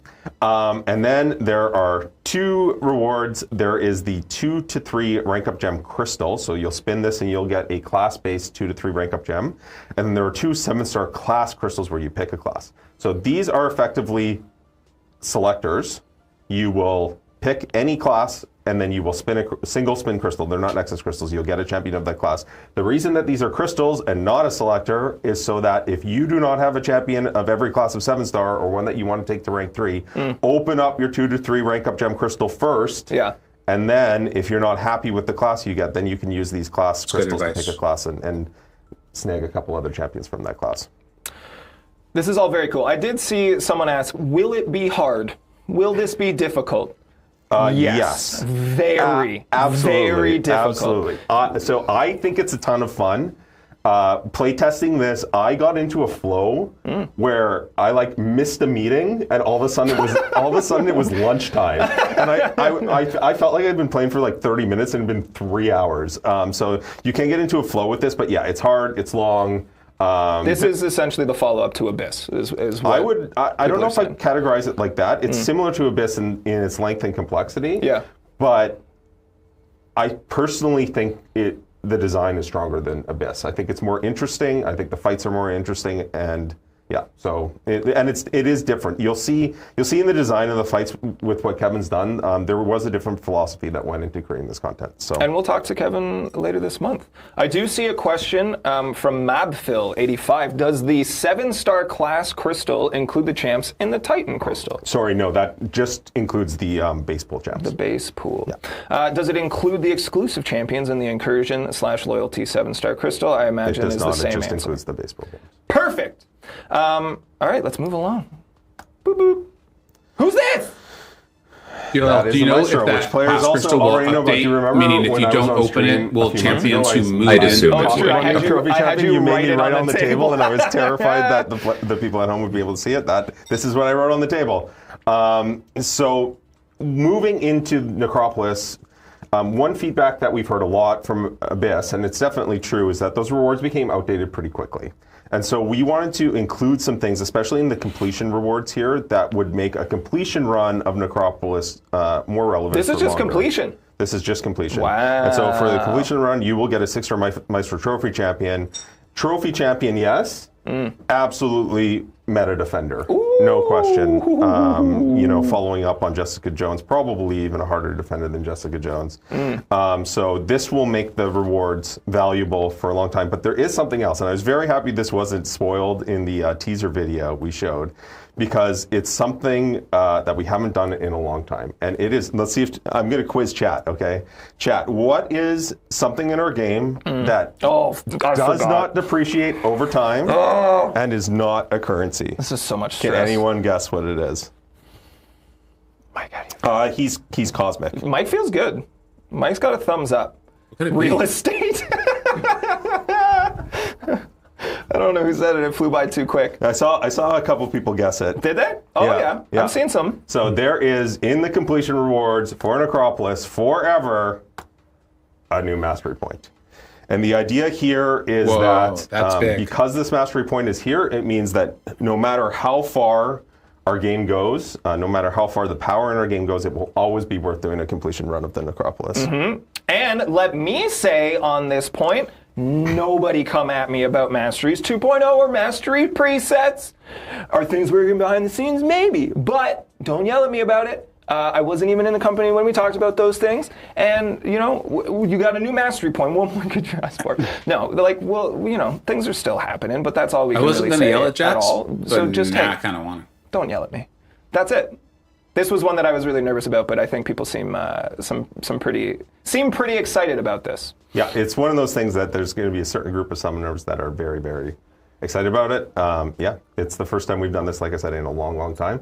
Not promising we will ever do it again, but the balance team approved a single mastery point for Necropolis, so I'm excited about it. I wish I was a fly on the wall in the meeting where you were just like, we want a mastery point, and they're like, no, and you're like, just one. That's kind of what I'm at. And back and forth feels for that, like which I think is great. Often I'm like, if I just all right, had ready to move one on? more Yeah, point, cool. this is very cool. Did I go too far? No, I think this is okay. Is this the one? My mouse stopped I think this is good. So exploration rewards. So there's a profile picture.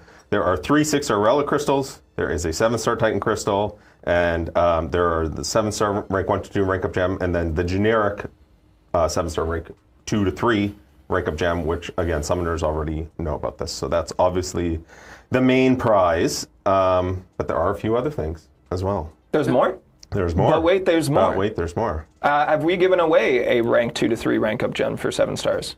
There is one person in the world. Who could it be? This thing's going to be and, really yeah, freaking hard. His name is Fintech. Oh, what a sweetheart. And We again, love congratulations, Fintech. Thank you for putting on such a show. I haven't had a chance to say that. And to all the competitors. Really quick, in case I forget to say had it an later, absolute blast. Everyone there's had been an little absolute things blast. that are making me wonder if competition was Aegon so will not actually work tight. here. The first day, It kind of goes back to where they were talking about all the matches went difference to the maximum number with Abyss. of games. There wasn't a boring match. 3. They all went to 3. They didn't say Aegon at all, but all the matches on the second day were fantastic as well. So I might be interpreting more than I should. You earned it. All right. Hope to see you next year. Oh, The absolutely. rewards plus what?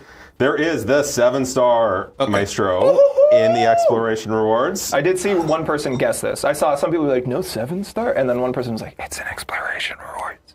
Yeah, it's an exploration reward, so this will mean exploration is valuable for like probably the next 5 years. MCoC 15-year anniversary. Yeah. And there's one more thing in here that I think is really fun. Do you want me to press the button? Let's do it. Oh, but there's still more.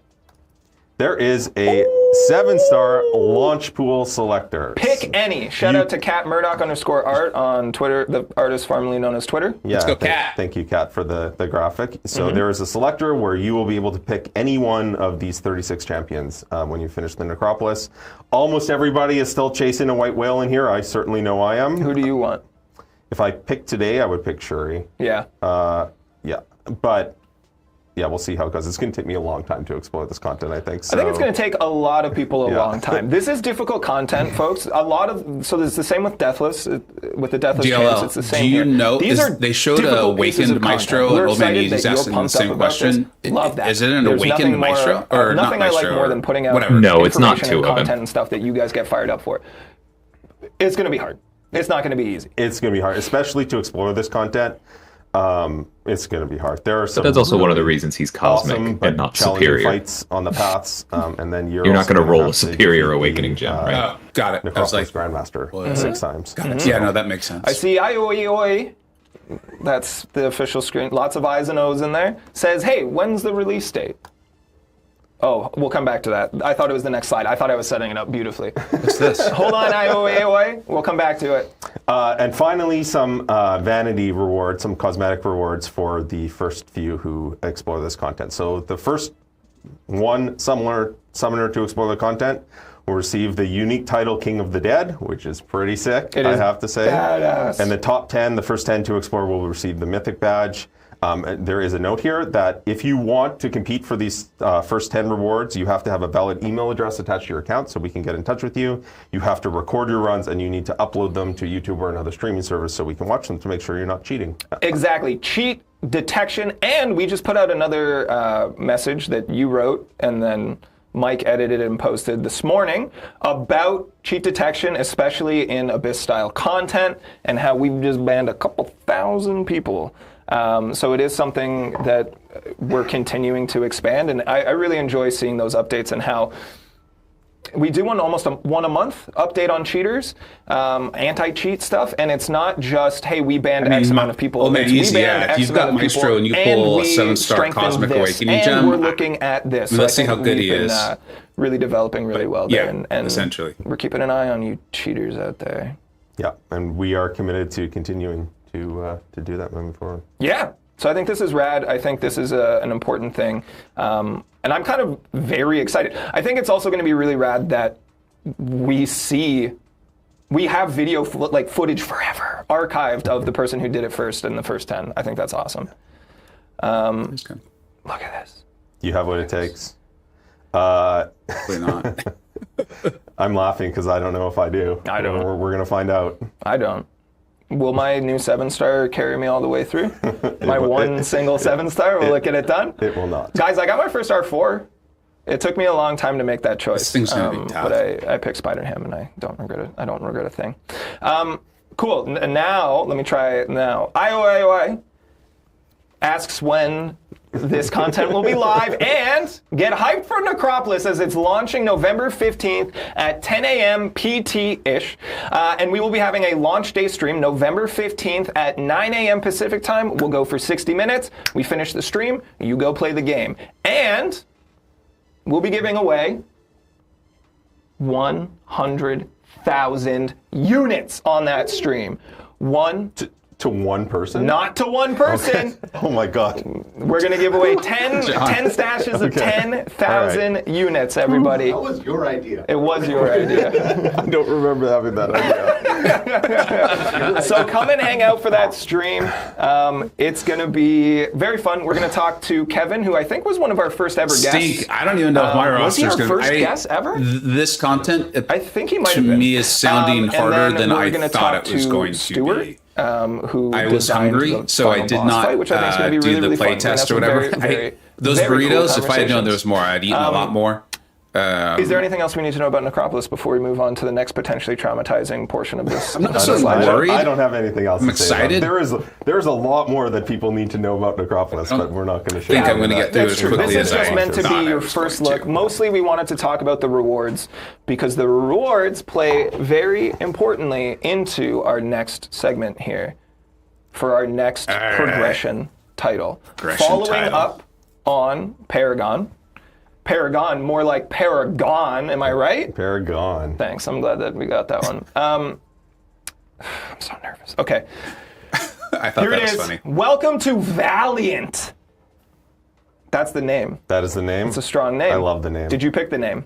I did not pick the name. Our lore and narrative people did. Yeah. I contributed to it and to the discussion about it, but yeah, they picked it. They killed it. Yeah.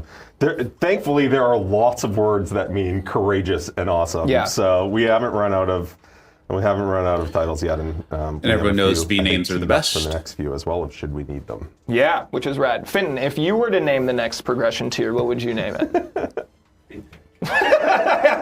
Fintech was the answer, which is actually pretty great. All right, let's take a look at Valiant.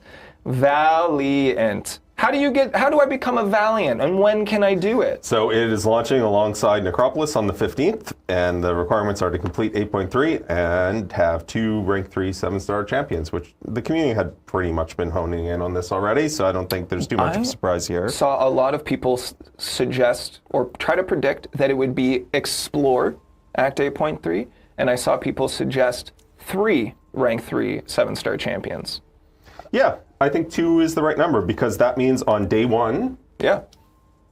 anybody who explores Necropolis will have everything they need to become Valiant, which is great. I also think it's really I'm missing cool something. that Oh, he said Fintech with his explore. head start will probably be our first Valiant. I think that's almost poetic. Yeah, I think that's I beautiful. think that's wonderful. So what acquisition methods do you see? Yeah, so there are a couple things with the launch of Paragon that we wanted to do a little bit differently here. That I thought we could improve on. One was that we could be clearer about the road to the progression, how we Yeah. expect players to get there. And With Paragon, there was a little there was confusion, some a little confusion for uncertainty. sure. Yeah, and so we're going to do that now, and then after that, we're going to talk about how to articulate the value of why you should try to become Valiant. So, Yeah. as we mentioned, as the community has already figured out, to become Valiant before December, you can explore Necropolis, or you can complete the Necropolis and secure 1 rank 3 on Cyber Week. I want to be clear to set expectations. I'm going to look directly in the camera while I say He got this. Right down serious. the barrel of the gun, baby. He's serious now. There is only 1 rank 3 available in the Cyber Week offers. I'm predicting technically, right there's a now, little bit more tier 4 alpha only one than you rank need 3 for in 1 Cyber because of the Week. web store bundles. But for all intents and purposes, there is 1. So if you want to become Valiant before Christmas time, you have to complete the Necropolis, and then you need to either explore it or you can secure 1 in the Cyber Week offers. I think it's important that we have that limitation as well. It's conversations I've had with Mike and other people internally that we don't want people to just spend and run away from the pack, right? Just escape and be Valiant, but then like a massive head start. It is always a very important balance in our game to be able to kind of allow people to stay competitive the entirety of it. Yeah. I see questions in the chat. If you want to secure enough tier 4 alpha for a full rank 3 on Cyber Weekend, you will have to spend both cash and units for the Copy that. in the offers. But if that's not your cup of tea, by spring 2024, because that is indeed next year, there's other ways. Yeah, so if you want to try to become Valiant sort of in the next 6 months, there are a couple other valuable paths here. One is to complete Necropolis and then explore Act 8. We don't know exactly the form of the rank 3 that will be in Act 8 exploration yet, but we are committing to there being 1 full rank 3 in Act 8 exploration. Or you can explore Act 8 and utilize offers to secure another one. I want to make it clear here, I'm not saying that these are literally the only paths to Valiant in the next 6 months, but I'm going to say 95% plus of summoners who achieve Valiant in the next 6 months will take one of these 4 paths. Sorry, I'm laughing at J Diesel 1017 who says Andrew the Rough's biceps are already Valiant. Yeah. Sorry, John. You're trying to be really serious here. Go ahead. That's okay. So yeah, I wanted to mention that, like, these are the main paths, and I know we don't really have time to get into this today, but I know that a lot of summoners have felt we're moving quite quickly with 7-star progression.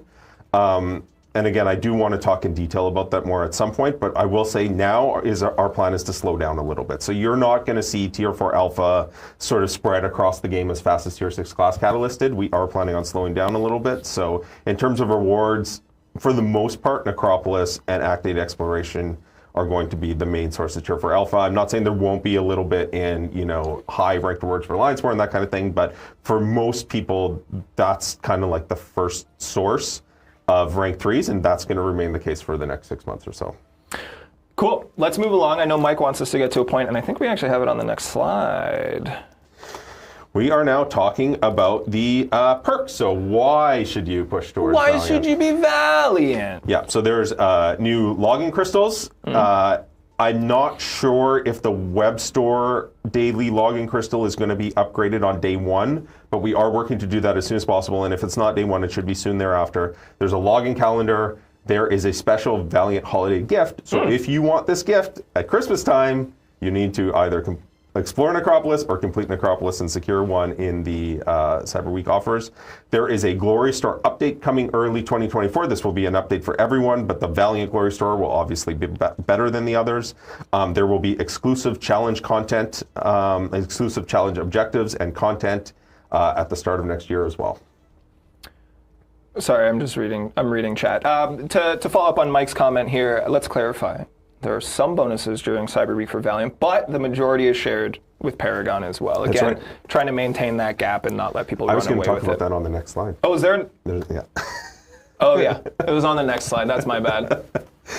Yeah, so in terms of on the offer side, there will be a daily deals upgrade quite soon. There'll be a preview bundle upgrade. I believe that's coming very soon.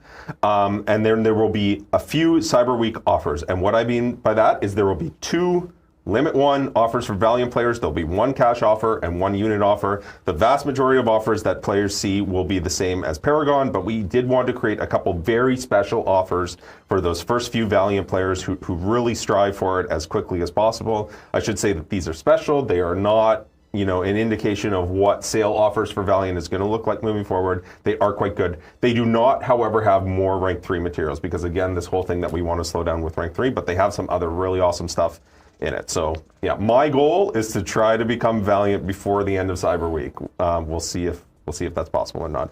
And then the upgraded sigil event, there will be a 7-star Sigil Witch acquisition. So we're basically creating a new Sigil Witch token. Paragon players will get some of them, but Valiant players will get more of them, progressing towards ownership of 7-star Sigil Witch. Perks to Valiant, everybody. I'll see you there in 3 to 5 years. If those bonus Cyber Weekend offers become available, All right, moving if you right. purchase Valiant and then become Valiant, because we spoiled you the need to be stream, Valiant. You already beat us through there. You can become We Valiant knew it during would the be thing. coming. That's what We knew there John would be means, is that he all plans this to explore, or he plans to complete Necropolis and then buy some offers, I made which this is my 2 plan weeks too. ago, just so Okay, you know. thank I you. didn't steal He this did from send Reddit. it to me. The thing that I like about this is that Thronebreaker's sitting on a little throne there. It's So I perfect. think it's very appropriate. It's beautiful. And also, this isn't accurate, you guys. Hey, I'm a Thronebreaker. I would never let them ignore Thronebreakers because I need attention. Was that it? We crushed it. Is that it? We crushed it. Okay, that's it. I did have one more little tease I wanted to mention to players before we leave. You can kill the slideshow. Go big on us, Rob. Yeah, let's do it. Okay, so there are some more champions coming to 7 stars in the next 3 months. We are going to continue with the interesting acquisition methods. I'm not going to say more about it and how it's going to work, but I did want to mention to summoners that Shocker and Sandman are both going to be coming as 7 stars relatively soon. And the reason that I wanted to talk about this now was because I know that their rebalances are going live, and I didn't want us to be accused of like pulling a bait and switch and wait until everyone had ranked up their 6 stars and then releasing the 7 stars. So here's warning in advance: 7-star Shocker, 7-star Sandman coming to the game. Obviously, collecting a 7-star is one thing, awakening them and sigging them up is another. So I anticipate probably a lot of people will still rank up their 6 stars because of how important sig is. But yeah, just wanted to give everyone a heads up on that. Good guy, John, just getting ahead of it, really doing the work for the people. It's that time, guys. It's giveaway time. Yeah.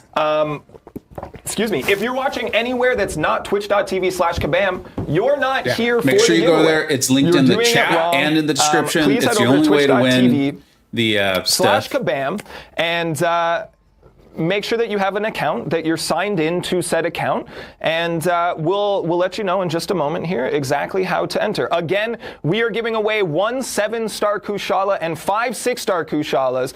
Welcome back to the set. The Relic Ranger himself, Harold's here to give away a 7-star Kushala, which is fantastic. Are you excited to? The whole time John was talking, this is all I could think You were about. just like, oh, give it to me. Give it to me. Actually, can I say one thing first before You we can, move on? absolutely. I want to give more credit to John. He talked about, you guys talked about anti-cheat a little bit. You mentioned it, right?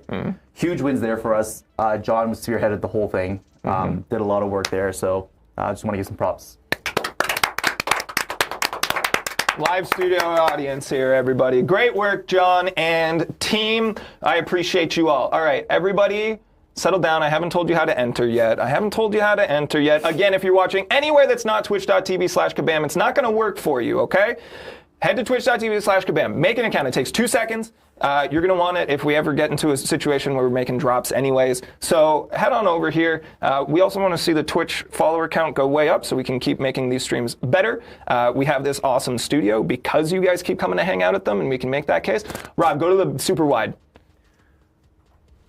Whoa, where's that? Where's that? Yeah, look at this awesome studio. Look at this switcher board. There's 9 monitors that Rob's looking at right now. Rob and Fenton back there. We got the whole gang. We're loving it. All right, let's do this. So for you to enter the giveaway, please type !me please. Now, again, everybody gets 1 entry. Everybody gets 1 entry. If you do not see Streamlabs tell you you have an entry, you likely do. We just overload the system sometimes, and they have a little bit of a tough time. Everybody gets 1. Again, only here on twitch.tv/Kabam. We'll give you guys about 5 minutes to enter as much as you possibly can, and then we will be drawing our winners. And it's about that time in the show.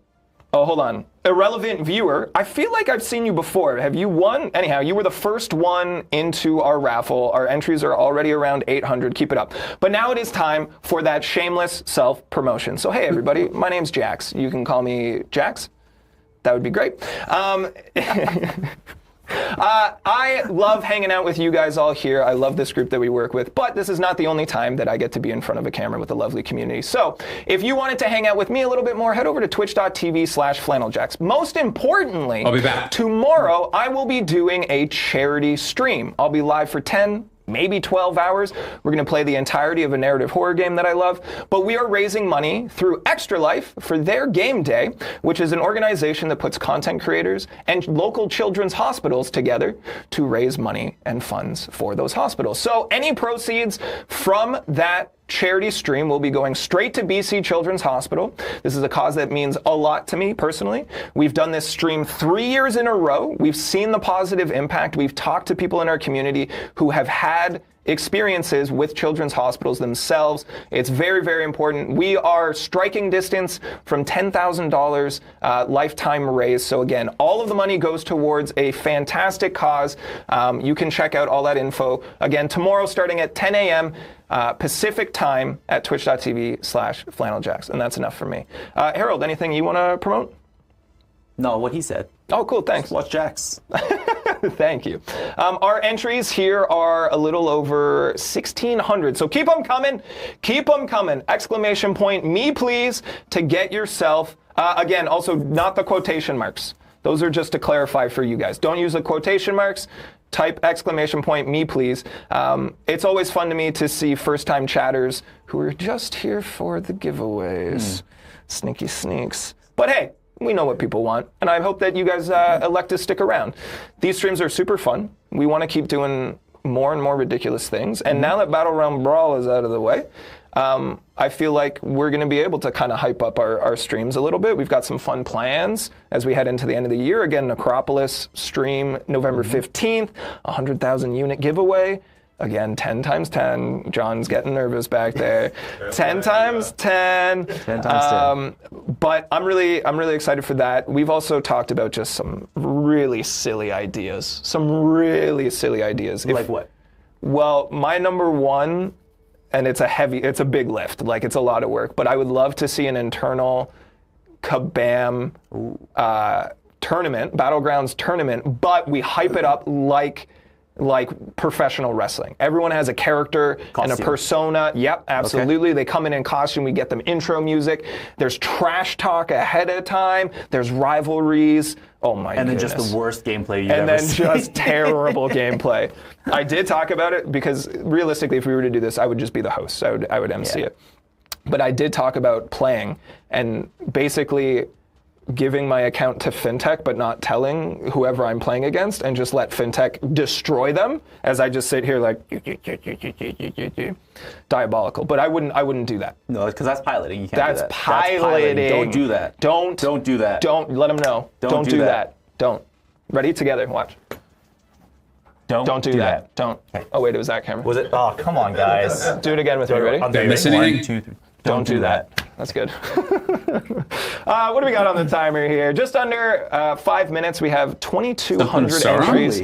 I know. Huh. Yeah, you danced like Aiden dancing, or you missed Aiden dancing. I'm enjoying it. What are you guys doing? The patch notes are now live. I really appreciate you all being That's here, what that genuinely is. from the bottom of my heart. You know, guys, when the Kabam stream's over, you're doing this stream will continue. Me, like, maybe we can quickly go over patch notes, and then do yourself a solid. Exclamation point, me please in chat. We'll cover this. There's a lot of stuff. A lot of stuff. A lot of fun. Speculating. We've given away hard merchandise. And we can only send that to some people, right? We can only ship that in North America. But this is stuff. Shibby, you've won the giveaway on this channel.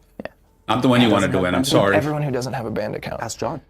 JJ's here. What's up, JJ? I really like Kabam, He John. hasn't banned. It's true. John is intimately aware of every account and whether or not they have a ban history. I'll go into a little more detail later if you're interested. We're going to wrap it up, you guys. This is NCAA fans in here, first time chatting. You guys are doing it. You're getting the message. Victor Esno's getting the message. Again, first-time chatters coming in here. Great to see you all. My name's Jax. This is my friend, the Relic Ranger Harold. And hopefully you guys elect to stick around or come back for another live stream. We're doing a really fun one on November 15th, so come and hang out for that, everybody. All right.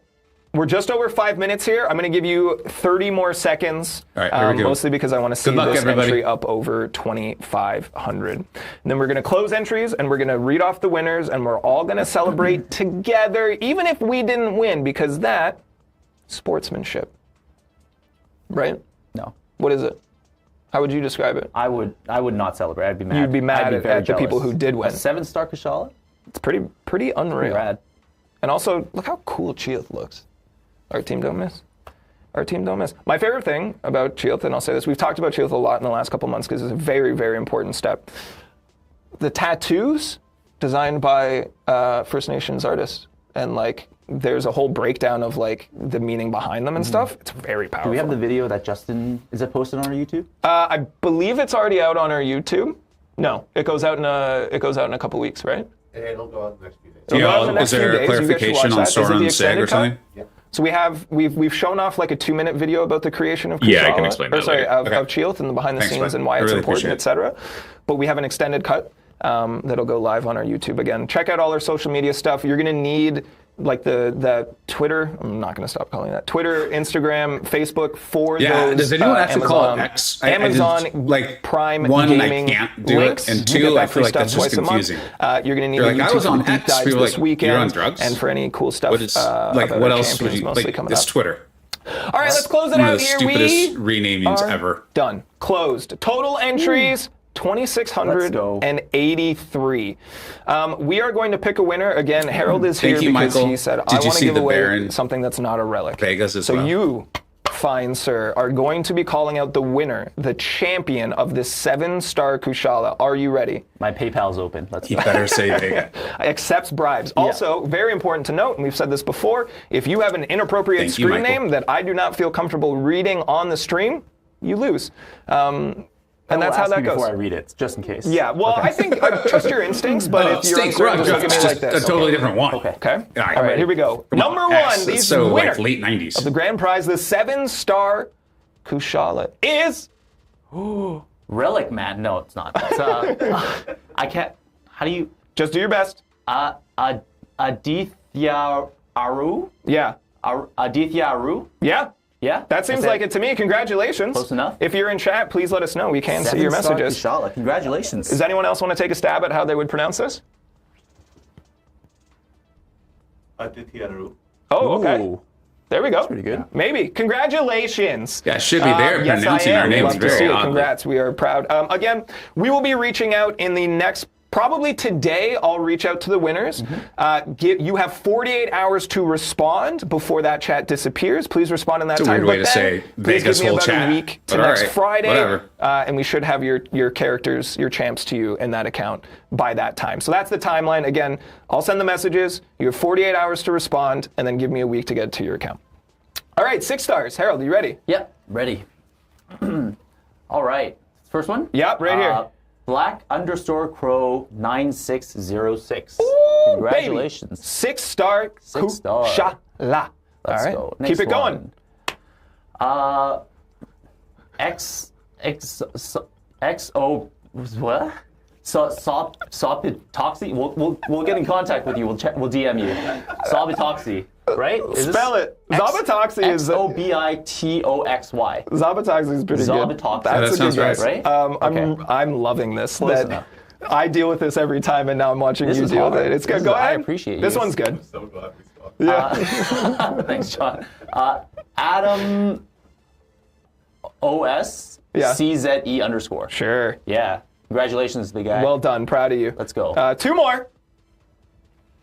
Oh, Badaz 29. I would say Bades, but Badaz? congratulations all the same. And Yeah. our last winner of a 6-star Kushala coming to you next week is Pepe Nerdo. I like Pepe that Nerdo! one. Pepe Nerdo. Is that Pepe? There we that go. Pepe? Congratulations to all of our winners. And hey, everybody who didn't win, I hope you guys had a good time hanging out here, hanging with us. Better luck next time. We're going to be doing, like I said, there'll be 10 winners of 10. 100,000. Oh, sorry. No, you go.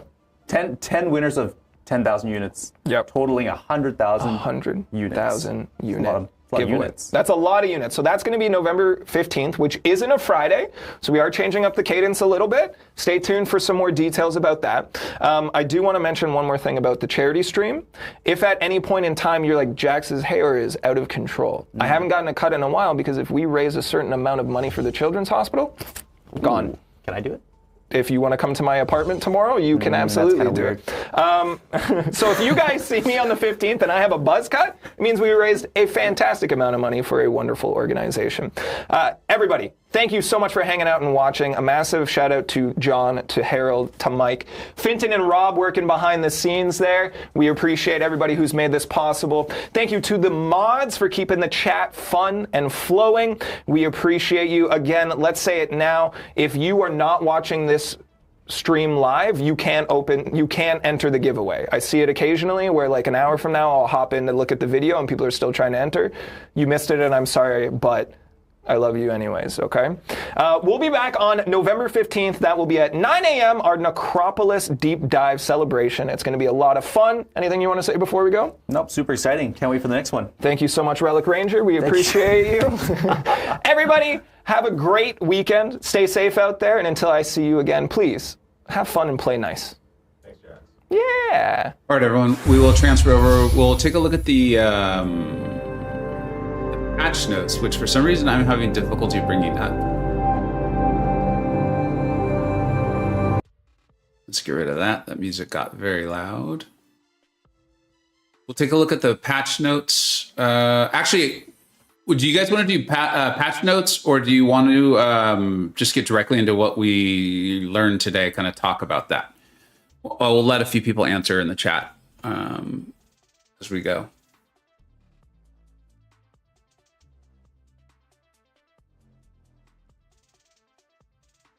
Is anyone having trouble accessing the forums? I wonder if there's like too much traffic right now or something. Let's get patch notes. Patch notes. Let's talk. I will say for the Sauron thing real quick. Yeah. It's a bug fix where we're changing the function of his sig to match the text. It says it's a flat increase to prowess potency, but for all of time since he launched, it's been a non-flat increase. Meaning that at SIG 200, his 10% prowess went to 11% prowesses, and now they will go to 20%. Okay. Which is a pretty big damage increase on specials. For our friend Sauron.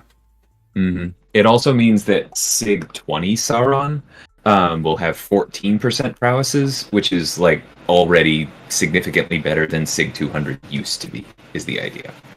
So like, if you do not like playing Sauron the way that I do, this doesn't fix everything, but it does significantly increase his damage output, and so it'll make him more worth it.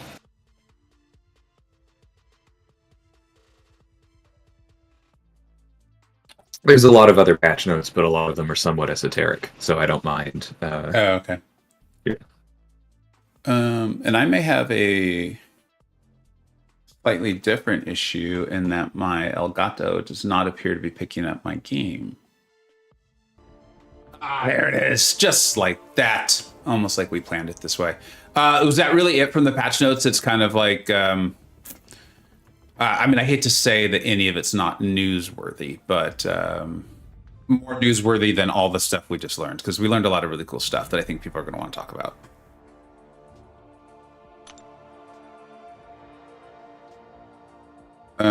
Let's just talk about it. Let's talk about what we learned here. It seems like I've not seen a ton of excitement for patch notes. That was pretty interesting, pretty informative.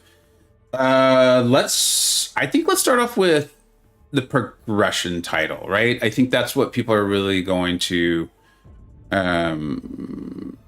be most initially excited about, as far as something that's particularly potentially obtainable and that sort of thing. And then we can talk about that in conjunction with Necropolis rewards. Just to kind of go over the Necropolis rewards again really quick, guys. I took screenshots of them. Obviously, I haven't had time to prepare anything. There's 6 paths, and so each of these rewards is in a different path, but there's going to be a 7-star hero crystal, a 6-star 4/5 rank up gem, 200 tier 2 primordial dust, so that's a full ascension right there, another 7-star hero crystal, another 4/5 rank up gem. Rank up gem, that means those are generics, I believe, right? Because they're not saying crystal. Right. which I love because that means I can't get mutant. I can't. They'll find a way to still give me mutant, but I won't.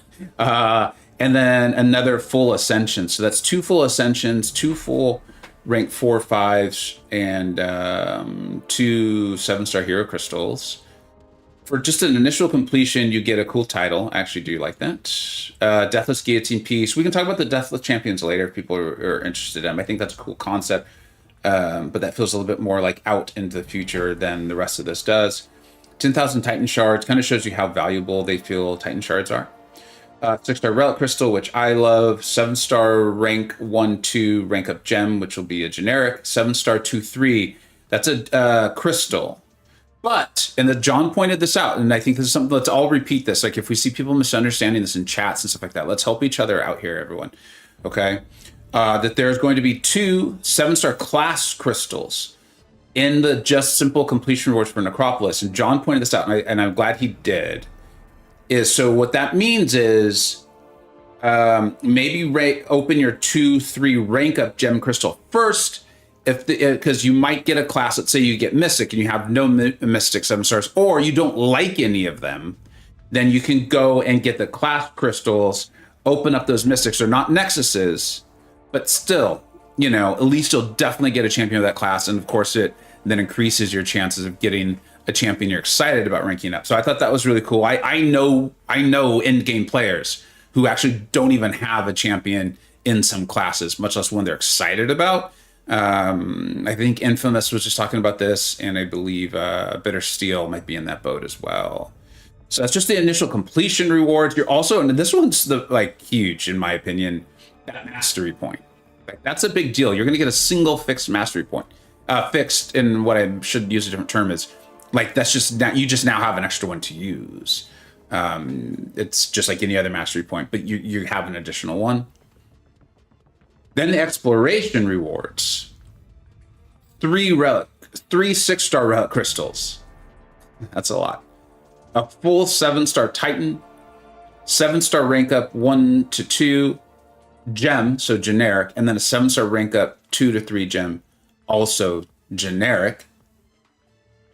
The Maestro, they showed an awakened Maestro. I can understand why they did that. It's more exciting, but he will not be awakened. Correct, DL? You said we get 1? Yeah, as far as I know. Okay.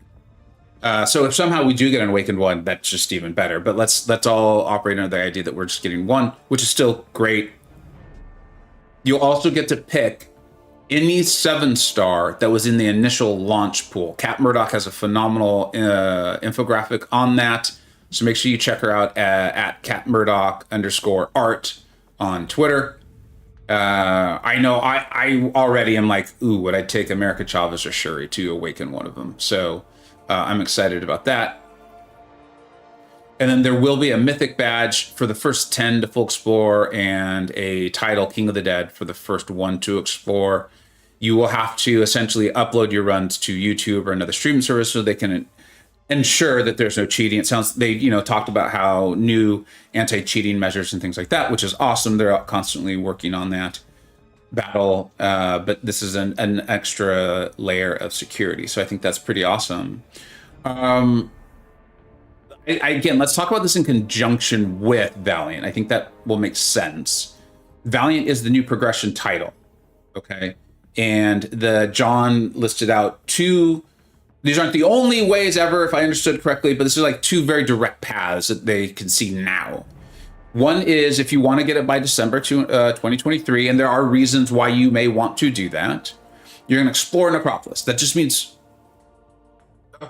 I get it. He's saying, okay, 2 different paths for December 2023.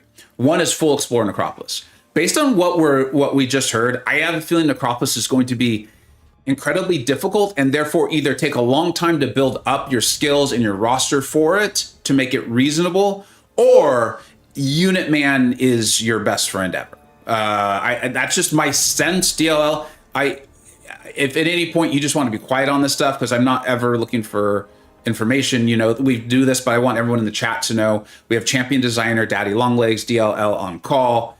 And he'll provide color and analysis when he can. Sometimes obviously he just won't be able to, so that's really it was definitely built to to ask for a bunch of different RPG answers, and there are places where I was planning out my own path. For those of you who haven't heard me say this before, as part of the final tuning process, they had myself, Na in my alliance, Kabam Neuro, who did most of the balancing for Necropolis, and Karate Mike, and we were the primary playtesters. That's 4 of the strongest players in the studio. All of us sketched out who we would use on our current live accounts to complete all of the 6 paths. And obviously we're not beholden to that when we finally do it. Our rosters can change, but it was really important to be no, actually, imagine the chips are down. Who are you going to use? To make sure that the pathing was possible, right? And I was able to put people down for all of the fights, but with my roster, there were still fights where I was I guess I can make this work, but I'm definitely missing who I would like to use. And that happened a lot of places. And so it's going to come down to your skill level, your comfort with various attackers, your comfort with various defenders, your roster, and you're going to have to balance it. There was, I think, one path where I was able to sketch out the whole thing with 4 attackers, and I was I guess I have room for a synergy, but only 1. Okay. And I just want to address this now. DL, I don't know how long we have you on call, but so thank you for hanging out. And when you got to go, obviously we fully understand, and I'm thankful you're here. You guys know me. I love being playful. I love it. It's fun. Hopefully you saw the Baron Zemo videos yesterday and all that stuff. At least for now, I'm going to do my best to not make sarcastic jokes and to be serious. We can get back to being playful afterwards, okay?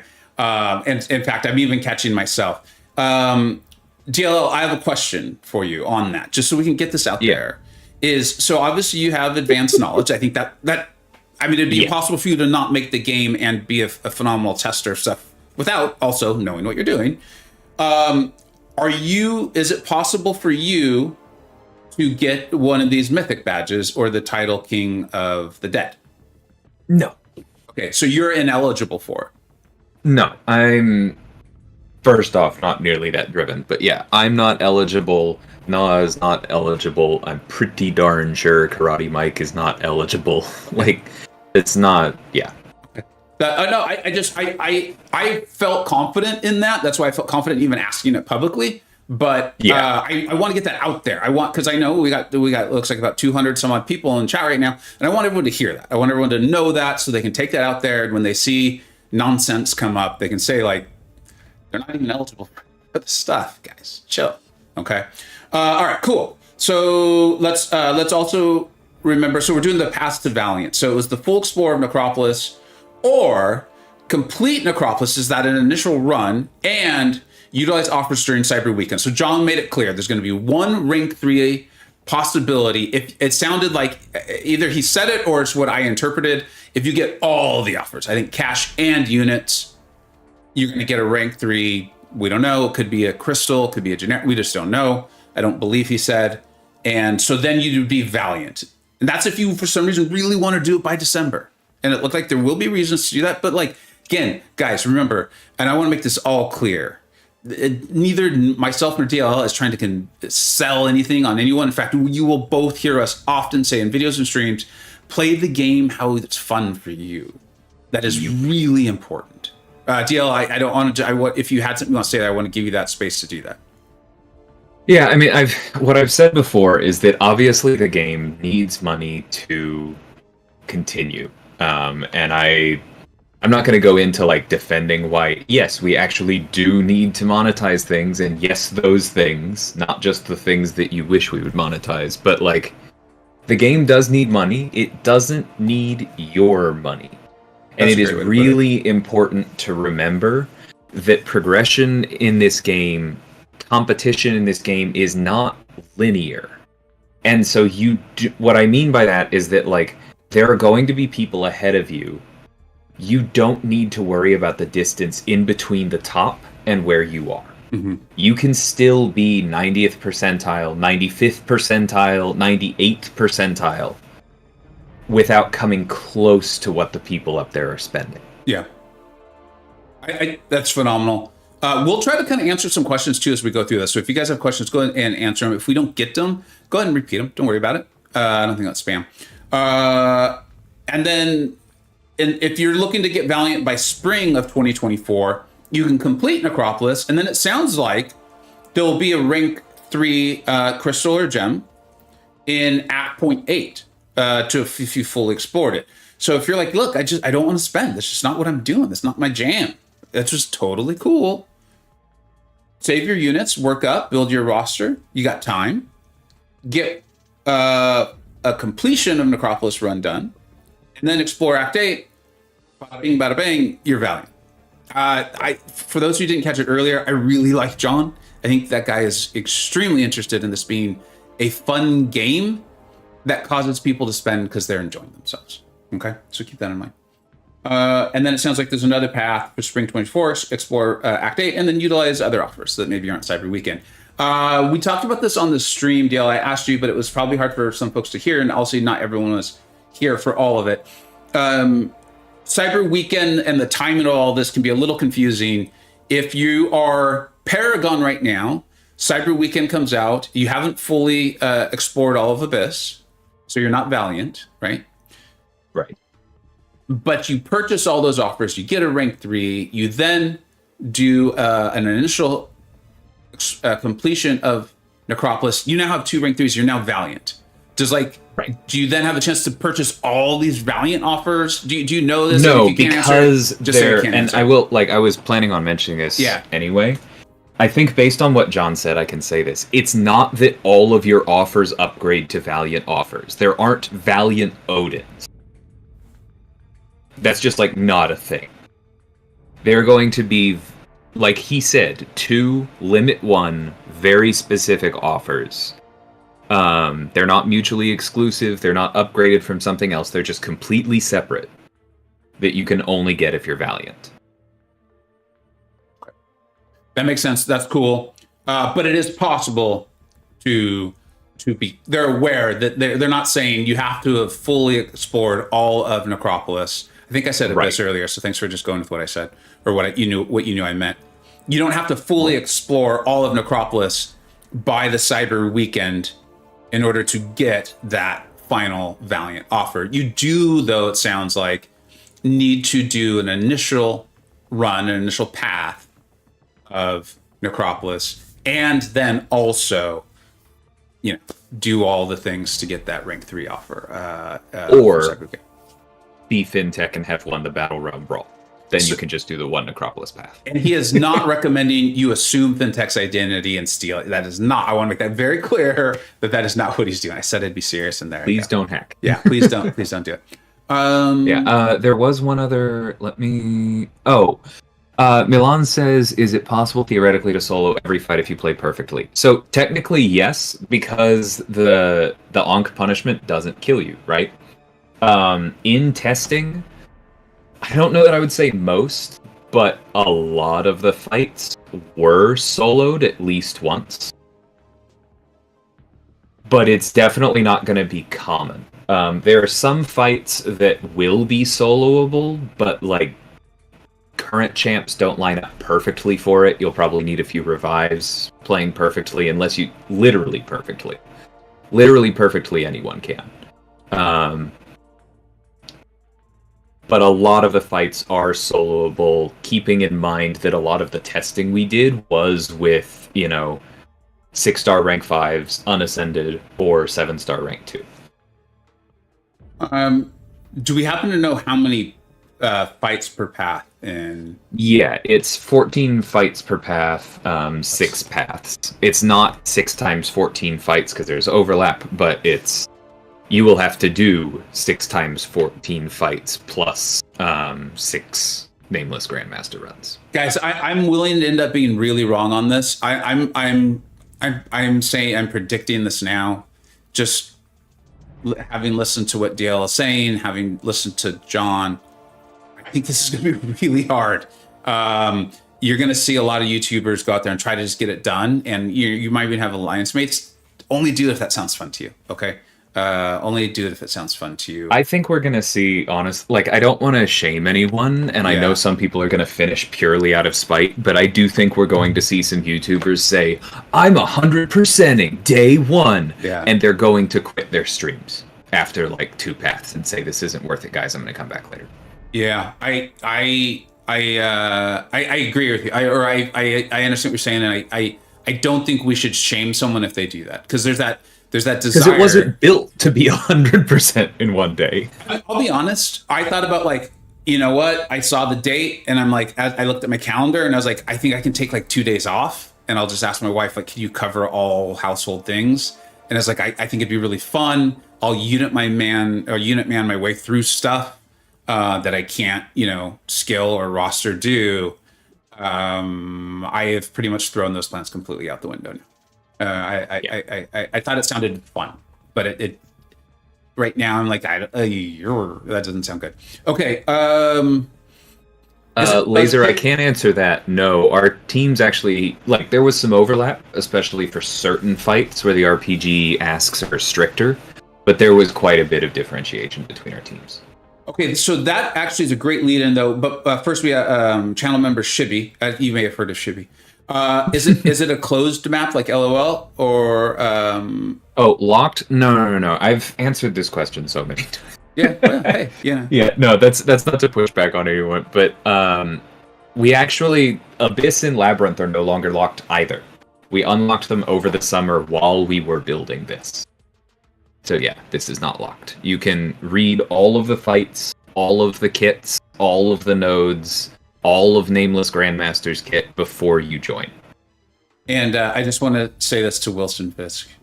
You can't shame someone who's shameless. You just can't do it. It's just not possible. I actually do have to run, but real quick, I'll answer Panda. I'm not planning on doing a video for Best Path for Completion because Best Path for Completion is going to depend on your roster. Oh, geez. Okay. So that's the final nail in the coffin for me, folks, on this idea. That's probably the wrong term. DL, you said you have to go. First, I want to say thank you for being here. This was always fun, and also I think you helped provide a lot of information to people, which is cool because they got questions. We all do. So thank you very much. Yeah, no problem. Take care, everyone. Thanks for having me. Yeah, thanks, buddy. So that for me that just like kind of completed my puzzle on. I don't. Yeah, maybe you'll be able to Aegon your way through this somehow. I know that I did that through Abyss. I'll be honest, like you guys know, I'll always tell you the truth. When I did Abyss, I was a very uninformed player. I wasn't a bad player, but I was an uninformed player, and I just Aegoned my way. I couldn't reparry. And so like I used Aegon for, I think there was like Havoc. Like there was just fights where it was like, it doesn't make sense. Like you could save yourself so much items if you just use the natural counter or the RPG counter they had asked you to use. And I was like, I don't know how to do that. So I used Aegon, and honestly, I think he saved me time. I was one of the earliest people to complete it, not as far as like top 10, but I can't remember what number they had set at that time. But I got that. What I'm hearing here, and I'm filling in some pieces, but what DL said there about like the non-ideal team, or it depends on the path, right? You can't just have a team and go, is I just can't see one champion doing this. And like how you prevent Aegon from doing it, I don't know. Because I don't think we saw anything about like combos don't carry over or anything like that. But, I do the best champions to ascend video, the best champions to rank 6 and all that. And I've been talking about Aegon. I've been telling people like, hold off, don't do it yet. I mean, I've been saying about any champion that you think is going to be Necropolis friendly. I'm doubling down on I'm not sure about Aegon. I would really highly suggest you wait. Vega, are you planning on doing a guide once you complete? Yeah. So Misery, what I do plan to do. What I do? Yeah, I didn't say that. Okay. When you're like, whatever, it doesn't matter. What I do plan to do is I want to attack this. I do. And if I don't want to get to the point though where I spend, 50,000 units for a single run or something like that. But I am very comfortable spending my own units and dying over and over and over, potentially on stream. Streaming is always a little tougher for me because I have, a variety of other things I want to do. And then getting out information just to try to help save people time, items, whatever, right? Like, I think it's very worthy and it's helpful for there to be multiple YouTube channels who put out guides and their experience because, you guys obviously know why. Yeah, Milan, you and I are essentially saying something similar about Aegon. I don't know how they're going to slow him, but it just feels like it doesn't sound like he's going to be able to just mash his way through. I hope I can just bring a DL team there and kick booty. I mean, they cover a lot of ground, right? Especially if you've got Kushala at that point. Kushala, Photon, Kate, Absorbing Man. It's a really good team, but I think DL even said that there was only one path where he could bring a synergy piece, which... Rook, my only worry is shifting game drastically from the casual game. Long-term goals is cool, but they need to feel attainable. Yeah, I mean, we talk about that a lot, right? Like how mature the game is, that up-and-coming players do. I think it is important that they feel like they can, that it doesn't seem too far away. This is one of the reasons why I'm so content and happy with like Act 6 being nerfed. All these things are nerf the heck out of it stuff, but still help the players learn along the way, right? But don't make them grind. Let's get people to level 60. Let's get them going. Okay, give them a free 6-star, 7-star. I'm fine with it. I hope Ascended Null can put in some work. So I pulled 7-star Null recently, and he's unawakened. And the two people on call seem to think it had to do with like his DPS, right, without being awakened. But I mean, Null is one of those ones. It makes a lot of sense. Champions that came into the game with, look, they're good, but they're even better in long form content. But so many of us who were pulling them at that time had already done Abyss. And unless you were like MSD or Barrow Man, you weren't going back to Abyss. Like, why would you do that? Right? But those two crazy guys were like, I want to show this off to people. And so I think we're going to get to see that. Being serious for a second on this topic, and then I'm going to go back to making a joke out of it, is there's a reason why you're seeing Zemos, is because he was literally sold and packaged to us as a long-form champion. Right? That's like part of where his budget went, his design budget. That's my understanding. If I'm wrong, I'm wrong. But that was what I understood when I did the initial placement on the tier list. I had him in the medium tier because I was like, it takes him a while to get going. There's these cool interactions, but like, I don't know if I'm a good enough player to access them. And then also, I'm not going back to Abyss. So he's cool. I think he's well designed. I really like him, but I don't know. And then I started using him, playing him. I was in, I believe, 4 Loki at the time. It might have been SSX, but I was seeing people do really cool stuff with him, and it was a great prestige option, so I took him to rank 5. Like, it literally that simple. It's literally that simple. So, hopefully we see this with Strife, we see this with Baron Zemo, we see this with Gilly 2099. There's so many, Shuri, so many champions where it's like, maybe we're getting a playground where we can finally like get them out on the open road. It'd be like having a Porsche, but constantly driving in a 35-mile-an-hour zone. It's like, I still got a Porsche, that's kind of cool, but I haven't had a place to take them. OG Highland, I'm gonna valiantly be Paragon for quite some time, and I'm 100% fine. Good. Thank you. Awesome. And when you see the rest of folks doing other things, just stay strong with that, dude. Just stay strong with that. I don't even think I have a 5-star Zemo. So that's the other part. That's the like, is it corollary? I don't think corollary is the right word. A lot of math people were just like, oh my God, don't ever use math terms again. The like additional point to what I was saying earlier about Aegon is it's sounding like the way they've done this, there's not going to be, how we had the 4 horsemen for Abyss. Maybe there'll be something like that, but I think it's going to be us pushing the narrative more than it being just something that organically happens. Like, we'll see. I mean, I would love it. I have a rank 5 Zemo. So if Zemo's that important, great. Also a little worried because he's only a 6-star. So, and it seems like 7 stars are going to have some added benefits. Wong and Samurai are top asks to be successful. I mean, that'd be awesome, right? Sandman also a champion that's supposed to, takes a little bit longer, but long form content. Wong, same thing. Is there any Zemo bundles during Necropolis? Then you know. They're like, can we interest you in a Zemo for 7,000 units? And then if you want to awaken them, it's only 7,000 more. Again, I'm cool. This is Rook. Again, I'm cool with. We will eventually play the game a little bit, but I'm enjoying this conversation with you all. Again, I'm cool with not being the first or anywhere close to it, but it has to, in my visible future, keep my interest. If Valiant is way out there, I'm out. Yeah, I mean, that's each and everyone's choice. And I think that's cool that you know your boundaries and your lines, and you're going to stick with how you're enjoying the game. And if how you're enjoying the game doesn't allow you to get there, then cool. I'll play another game. And I don't mean that as a sarcastic or like, well, then play another game. I mean that as in like, play another game. That's awesome. Like, thanks for hanging out when you did. I had fun interacting with you as a viewer, but like my interest isn't in keeping people on the hook, right? I'm not interested in that. And yeah, it's not healthy and it's not good for anyone. Approximate OP no, I think there is still a damage cap in Trasis. James, that's what happened with Gilead. She was handcuffed. Yeah, I have an awakened Gilead 2099.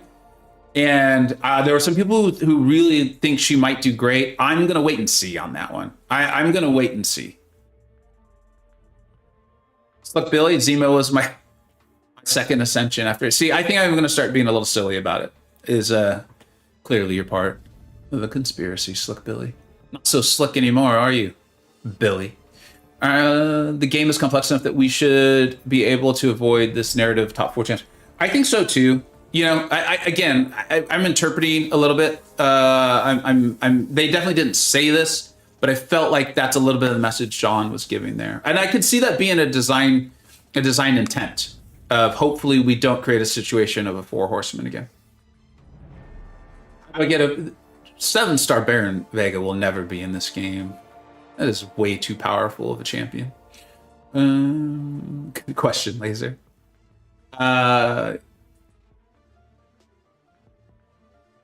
Jace, you know what is not healthy? Morbius with 18 bleeds and using SP2. That is not healthy for the defenders. That is for sure. So the only reason why I'm not going to stream for like another 2 hours is because I have some videos I want to make, and one of them is I took Morbius to rank 2. I think you guys should see it. Is he the best champion in the game? No. Is he outrageously fun and allow you to do some really cool stuff? Yes. Yes. The answer is obviously yes. Ask a dumb question, Baron might on stream. Baron Vega don't mess around. He does not suffer fools. What's up, Kingpen? Mr. Vega, not Baron. If you could rework one champ, who would you choose? Squirrel Girl. Easy answer, Squirrel Girl. More deletes Doom. You got that right, Static. Am I running max boons? I don't think I am. So that's like an example where that extra mastery point would be really, really cool. See, I'm 1 point short. So that is like the way I run my masteries. This is why that I was saying often when I redo my masteries, I feel like I'm 1 point short. Now I'm sure once I get one, I'll be like, now I'm another one short, right? Because it'll open up other avenues to playing the game. But I mean, for years, I've been like, I want to run this, and I can't. And now I finally can. Like, so this is something a lot of in-game players don't do, but I'm an in-game player. I'm obviously not FinTech. Some of you may not have realized this, but I'm not as good as FinTech at this game. I know. 210 of you are now like, what? Are you serious? But it's the truth. And so I run 5 of 5 max stand your ground. I run it. I would put more points in there if they would let me, but they won't. And so now I have that ability to do the full. Sorry, I got a message. It interrupted my flow here. Deep Wounds. So I'm pumped up on that. Mr. Fist, thank you so much for becoming a member. That's awesome. I always appreciate support. Always do. All right. What do you guys want to do while we continue to talk about this stuff? I was thinking that side quest, because I do need to get it done. I would like to ascend a champion, and then we can keep talking about this because there was more. I mean, there was the whole Deathless Champions. I think we could talk about the Necro rewards at length. The progression title, that Amazon gifting thing, that seemed fun. Like free energy, you know, help you do more battlegrounds, that sort of thing. But I'm thinking we do this while we talk, while we chit chat. Well, not that. Where is it? Here it is. And I actually have almost no idea what I'm doing here. Just use the summon symbiote. And if you guys want to shout out what boosts I should use while we chit chat, I would be forever and eternally grateful. I would be forever and eternally. BG's always. You just want to see me die. You just want to see me lose. I could probably do a few. $5 a month to have my name palatable. Again, you can't shame that which is shameless. It's like you can't kill that which can't die. Let's farm revives, do the gold quest. Y'all are crazy. And I love it. Fintech is Baron Zemo wearing an extra mask.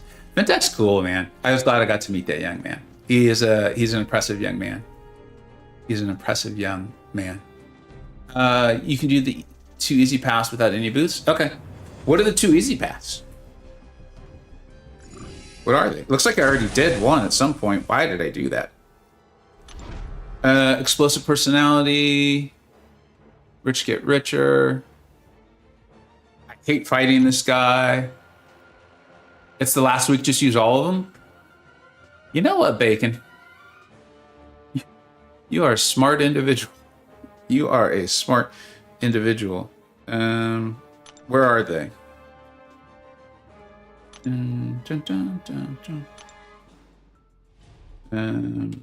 Are any of them like essential? Like if I don't have them, I'll never be able to, you know, do the rest. Because I do want to ascend a champion. And it looks like I don't have all of them. Then they only ask, what's up with only 15 minutes, Kabam? What's that all about?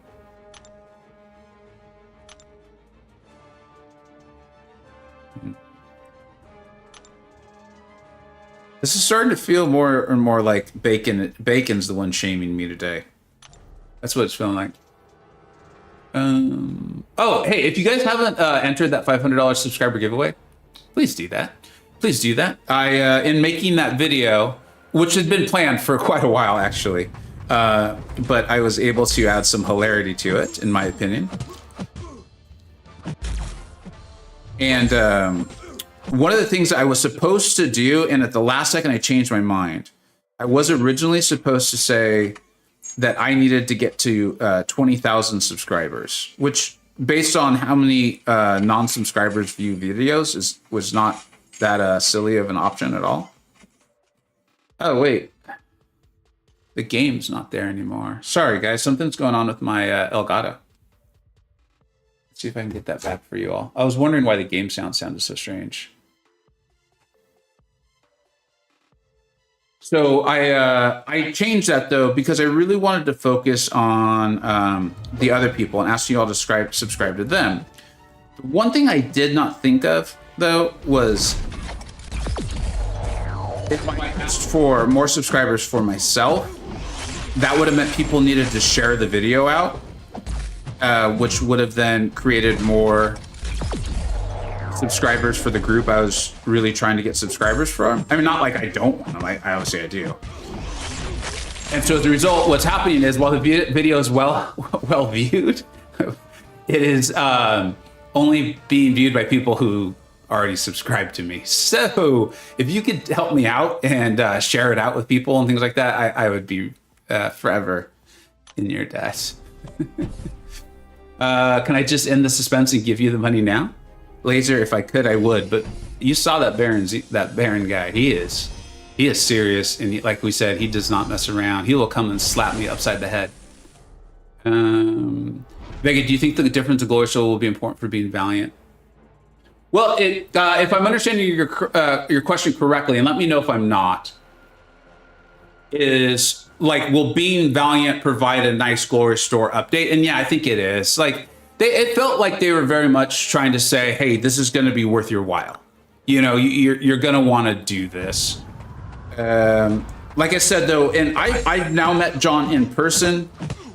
John was one of the reasons I actually stayed in the CCP as long as I did. If you don't know, I am actually now back in, and I'm happy to talk to you about why I'm back in if you would like. But he was one of the reasons I stayed in as long as I did.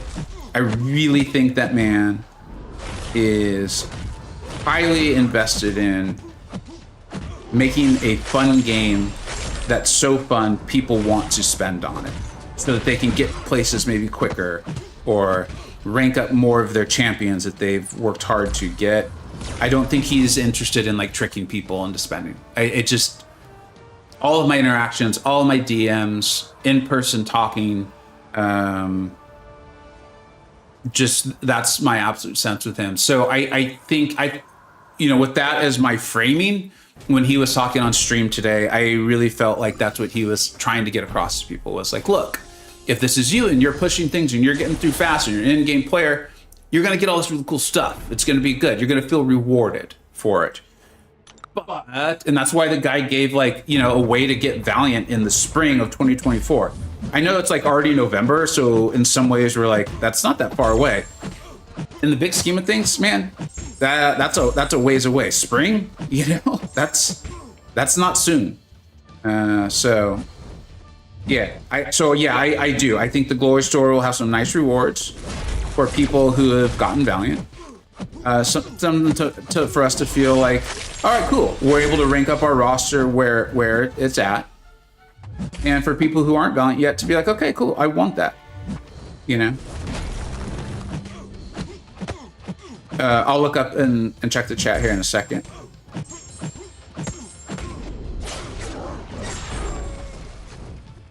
I think I saw these strands enter the chat. What's up, dude? How you doing? Intercept a stun. Do I need to intercept? If Andy, you know Andy? Stink, you know Andy? I always lose track of who knows who. Andy's awesome. Andy and I go so far back in this game. Andy and I, I think the alliance was called like Adults. No, it wasn't. That was another alliance. Andy and I go back absurdly long in this game. Why am I back into the CCP? Yeah, and I said I would be happy to answer. Is a couple of reasons, right? Is the video I made about leaving. One, I had been thinking on leaving for a while. That was not something that I came to quickly. Now, there was only so many things I could tell you guys at that time, and that was a little frustrating in making the video. But I realized, like, people who know me, people who watch the channel, they're gonna understand. They're gonna know. They're gonna fill in the gaps with a reasonable belief of me. And now I can tell you guys. One of the reasons that it was so hard to leave the CCP was I was part of the design process for Kushala. Like, my good friend DLL had for a long time ago been like, hey, I think I can design this champion. I know you love her from the comics. I think I could make it so that you're part of the design process. Do you want to do that? And I was like, I'm so freaking lootly. I'm trying to say I'm interested in my story. But it felt like, and I said this in the video, I was a little heated, so I'm not sure how well I got all my points across. But one of the things I did not like was I felt like the community, just the tone of messaging didn't feel respectful to me. And I get it. Like, I'll just being fully forthright. I used to read all the comments on YouTube. And there's a very vocal group of people, and I think that's a relatively small group, that just says outlandish, mean, like, it's intended to be hurtful. It didn't hurt my feelings, but it's intended to be hurtful things. And after a while, you just get tired of dealing with them. And the cool thing about doing YouTube is that I don't have to. When you run a forums, you do, unfortunately. So while I understood, my interpretation, why I understood why things would get tense or terse or a little, not as respectful as I would like, I still just didn't want to be associated with it. There was things happening. There were like miscommunications. Like it wasn't the breaking point for me, but there was that whole example of, there was that day, I think it was the clairvoyant day. Yeah, it was. I was just so frustrated. I was trying to be helpful to people on Twitter. Why am I not gaining power? I should read the notes. And it was frustrating to not be able to give people all that information, And then I found out like Legacy was doing videos, and that's not Legacy's fault. Anyway, so why am I back in? Is I as someone who paid a lot of attention, I felt like the tone of most messaging had improved significantly. For me, it was never about like the various bugs and things like that. I'm not saying the bugs are okay, they're not, but I use a lot of tech products. I use Apple products. I use all kinds of internet, wireless technologies, all this stuff. There's bugs every time there's an update in literally anything. Like I intentionally don't update my phone for days because Apple, the billion-dollar company that's like 45 minutes away from you with their huge spaceship donut design, in case you can't tell, I'm a really big fan. It's gonna have bugs in it. So it was just the tone. It was the tone of a lot of things, and I felt like that changed. Like think of it like if the community ever really did band together for a spending freeze, right?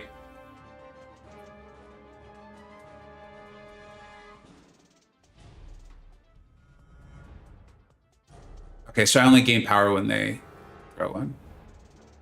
Okay. What was I saying? Oh yeah, think of it like a spending freeze. The idea isn't to kill the game, right? The idea is if we stop spending, hopefully the things we want changed will change. And so I'm not gonna say that like it was like a one-man protest, but it kind of was. I was like, this is not how I think things should be. I'm not enjoying it. I don't want to be part of it. And so I left. Well, in leaving, I did feel like things had improved. Some people had reached out to me and told me they felt like things had improved. And also I'll be honest, I just being totally forthright with you guys, because again, I don't know why I use the phrase, I'll be honest. You guys know that. Is I kept seeing the CCP members going and testing on this like really cool map. And it had come out for a little while I was there, but I hadn't really utilized it that much. I kept spending, what is it, like $100 a month on those early access bundles that we all know isn't going to get you the 7-star champion. And I'm like, I'm just I'm like throwing money away so that I can have a champion that I might use for testing people. And I was like, if the main reason I left the CCP has changed or improved, and I'm wasting money staying away from it, then ultimately I'm being, the only person I'm hurting is myself, so to speak. I'm probably gonna die here. I did not play this fight well. Yeah, he's gonna kill me. That's not good. I think there's a boost or something I should have had, or maybe I should have just played it well. So I'm back in, and I asked Mike. I messaged Mike because he had let me know. He's like, "Look, I don't obviously love what you said, but it's fine, and the door is open to you to return." So I messaged him, and I was like, "Hey, I kind of want to. I'm interested in coming back." But I also am not going to change the style of videos I made.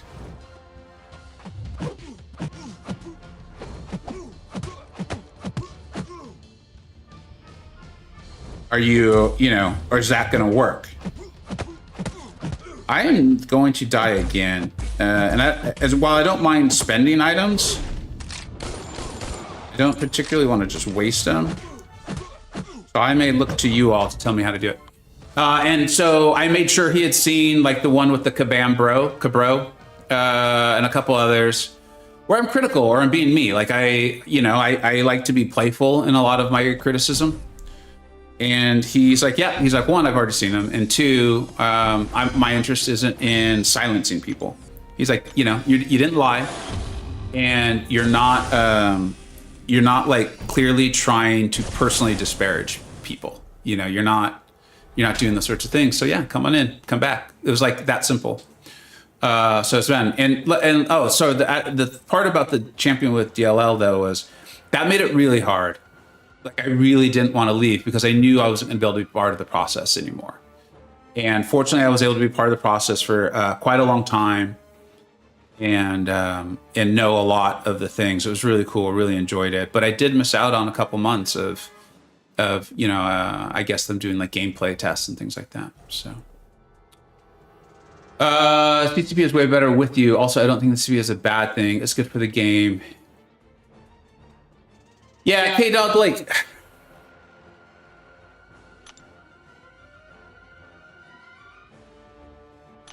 I don't think it's inherently bad either. I don't think it's inherently good.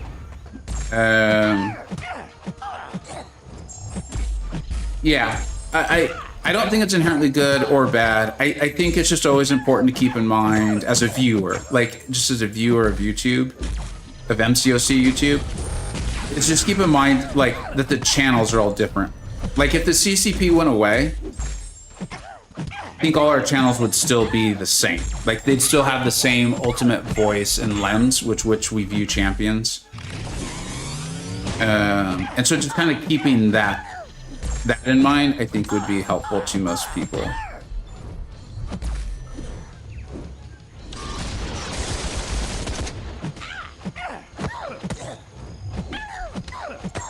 Oh, that was why you guys were telling me to intercept. I keep forgetting.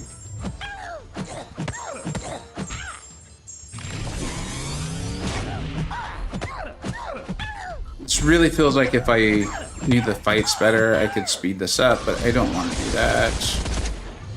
Then I'll look up and read the next question. Come on, Duck, just die. Is there like an armor break boost or something? The timing on the punish just one is like...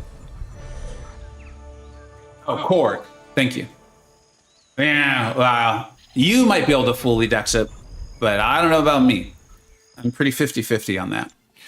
Larry, until the drop rates are radically changed, glad you're back in... I think those are just two separate thoughts, and I'm reading them as one. I got it. Glad you're back in the CCP. It's a tool. All the tools can be good or bad. Yeah, Larry, that's a really great, short, and succinct analogy. The CCP is a tool, and it's all like how each channel chooses to use it. I'm going to do my best to provide feedback when I can, but like, this isn't breaking NDA, because it's not just a CCP server. Social media drives me insane, which I know probably sounds bizarre. You're like, you're on YouTube, right? Like, that's weird. But honestly, like, the way people interact over social media just drives me absolutely crazy. And so that server is like any other, where I really have to monitor myself, because it's just the way people even word messages. Like, and a part of it's maybe like age or whatever, but I don't think it is, because I'll run into young folks who are the same way. And just the way messaging even is, or like internet humor, internet jokes, I'm like, it's just so mean and disrespectful, and it feels like no one's reading each other's messages. It's just a bunch of like shouting into the void, and it's more like, honestly, it feels like the mentally unstable people on the corner who are just yelling. They just want someone to hear what they're saying. They're not trying to convince people of anything or have an interaction. They're more like, I just have this thing inside of me and I need to get it out. You just happen to be standing there. Like it's totally not part of it. And so that drives me a bit nutty, a bit cuckoo. So I got to monitor myself on that sort of thing. And that's all social media though. Like that's everywhere. The defender estimates your symbiote attacks. Okay. Do we have like do we have a special boost or whatever?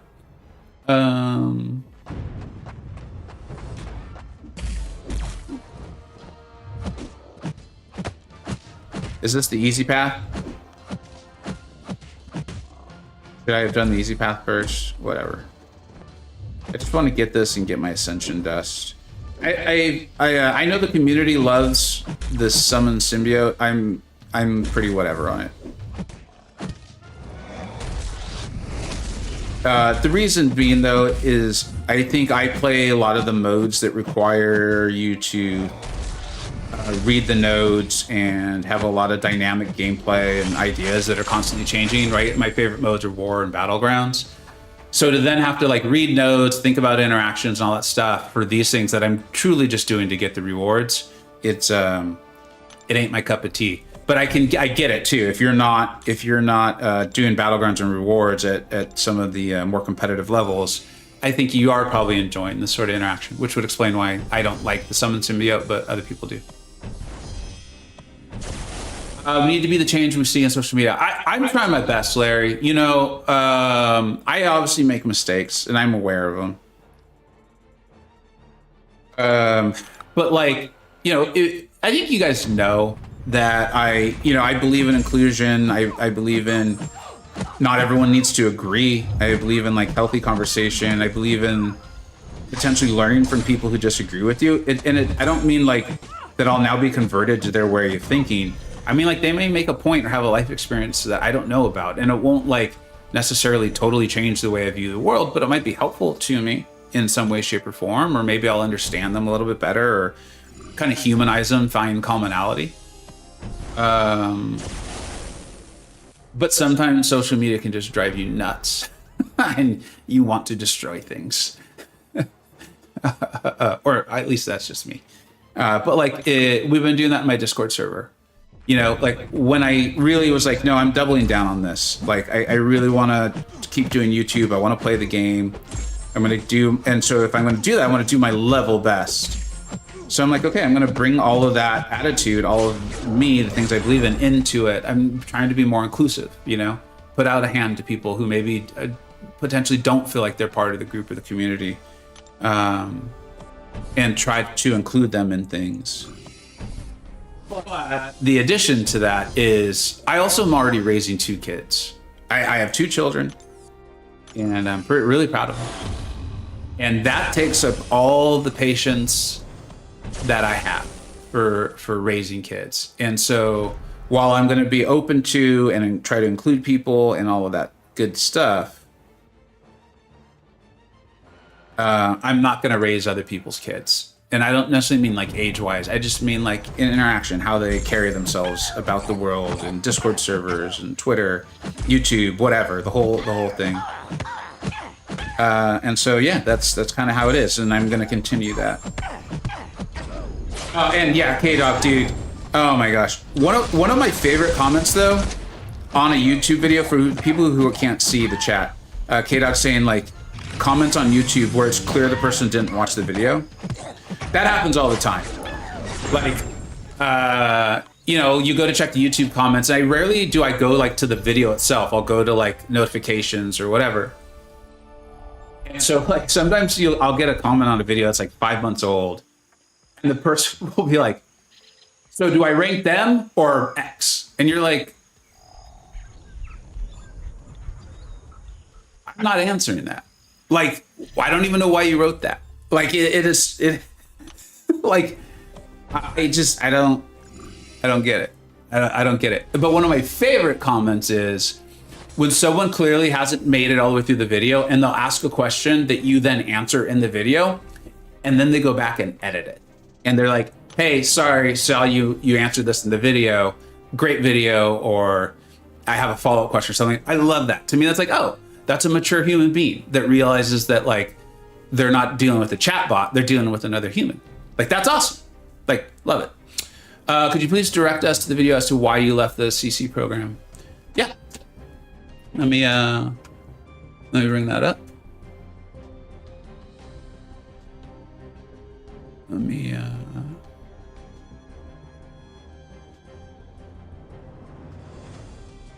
see.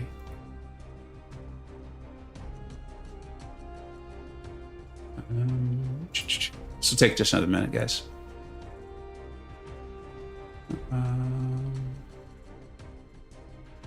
Where is it? I thought this would just take a minute. There it is. It's a long video, just so you know. Because I also asked for questions from people, like just things that they might want to know. Obviously, I didn't break my NDA though. There you go. Okay, I think I've explored all of this, right? So I don't need to go back and do it again. Yes, Bruce Lee said, see this cup? Why is it useful? Because it's empty. Open your mind, my friend. Yeah, I mean, I don't know everything, that's for darn sure. I'm always learning, or I'm always trying to. Make mistakes, but I'm trying. So is this how you officially telling me that you're not going to raise my kids? If you need... Yeah, this is... that. See, that's the other thing too, right? Is like, there's so much good that could come out of social media, man. You all crack me up. I have so much fun hanging out with you all. Yes, that's how I'm doing it. P-Dubs, I try to speak to people on social media the way I would in person. If everyone did that, I think we'd 100% be less toxic. We would 100%. We would. I think that was part of what was so nice about the summit. I think that's why so many people came back.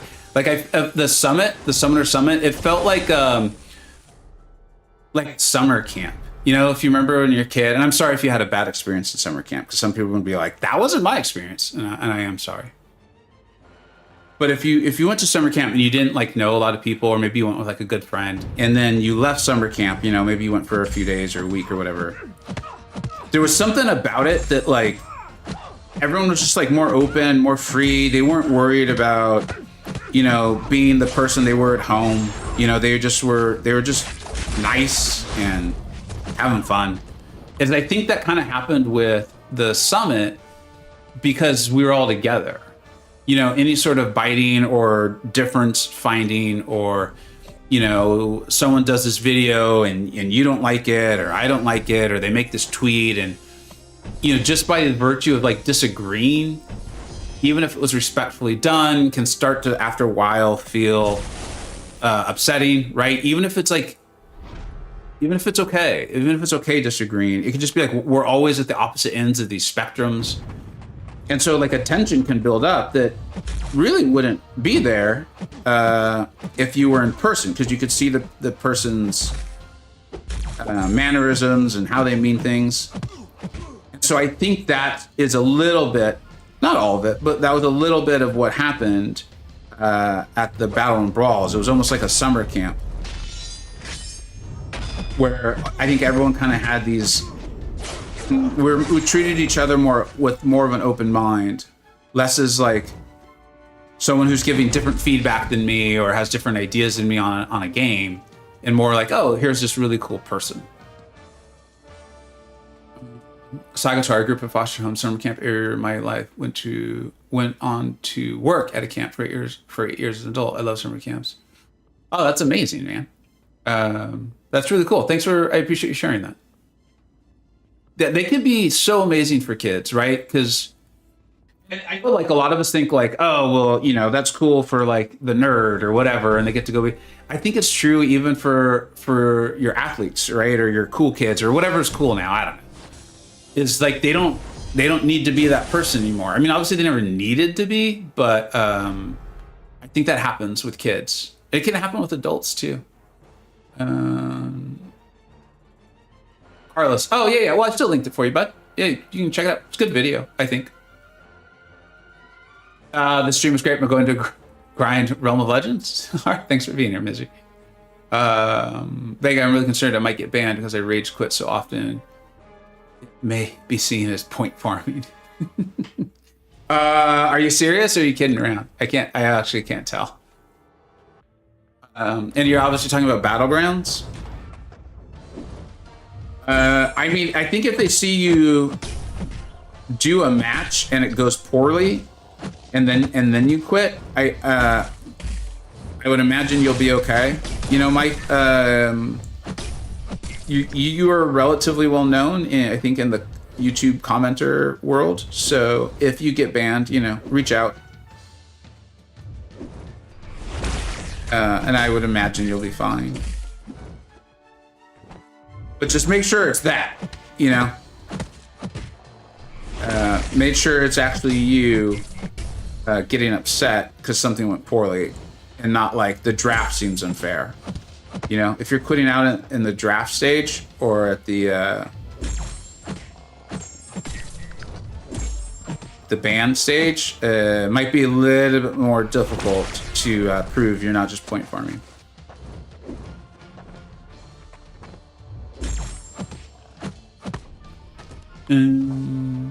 It's like rude work emails. Yeah, if I get one, I call the person, basically make them say it to me directly as a fellow attorney.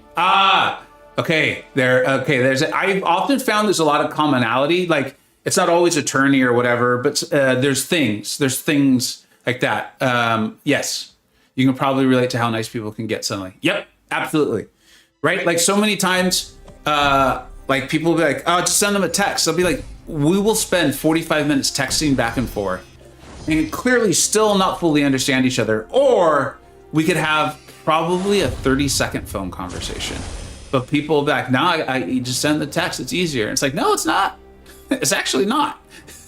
Not only is it not easier, there's a much higher probability of misunderstanding. Miseryless company, rebel legends couldn't exist. Summer camp is an accelerated society. You have best friends and enemies by day 3. That is true, right?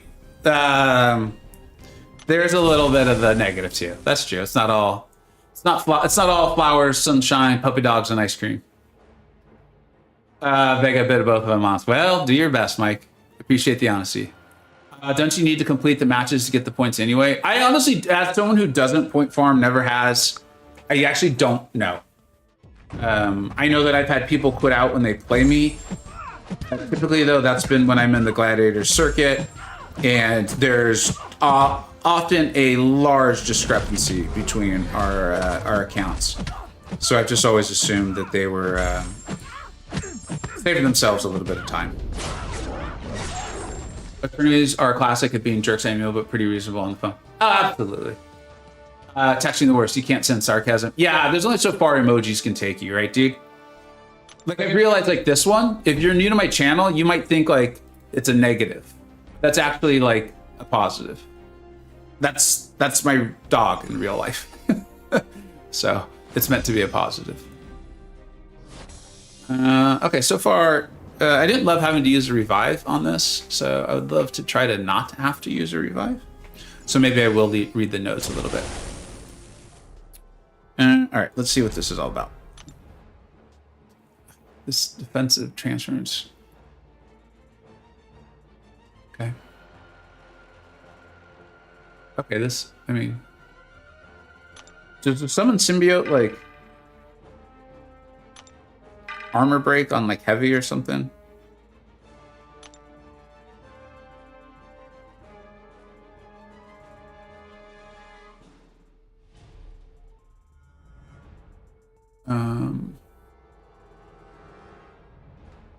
See, this is what I'm talking about. Like, I don't enjoy this, but I could see why other people would.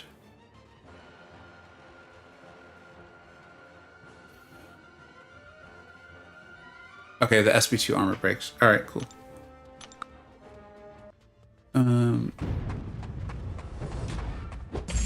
You know what? I started the fight too early before I could read what you were saying there. Yeah, and then I get hit in the face because I'm trying to read chat. So I'm gonna wait a second.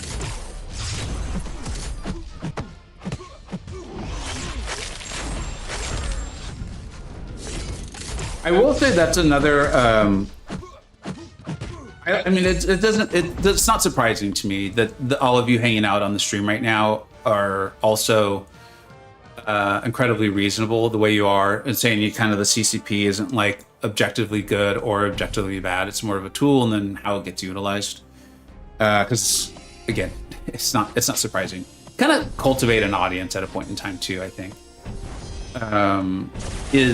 is one of the big positives of it for me personally. I don't know about everyone, but for me personally, was, you know, like, this is a great example. Like, so people be like, oh my gosh, Steve is back! Yay! I'm so excited! Yay! And I'd be like, do we have to? Like, how about instead you just give us the rewards and I'll play more Battlegrounds, you know?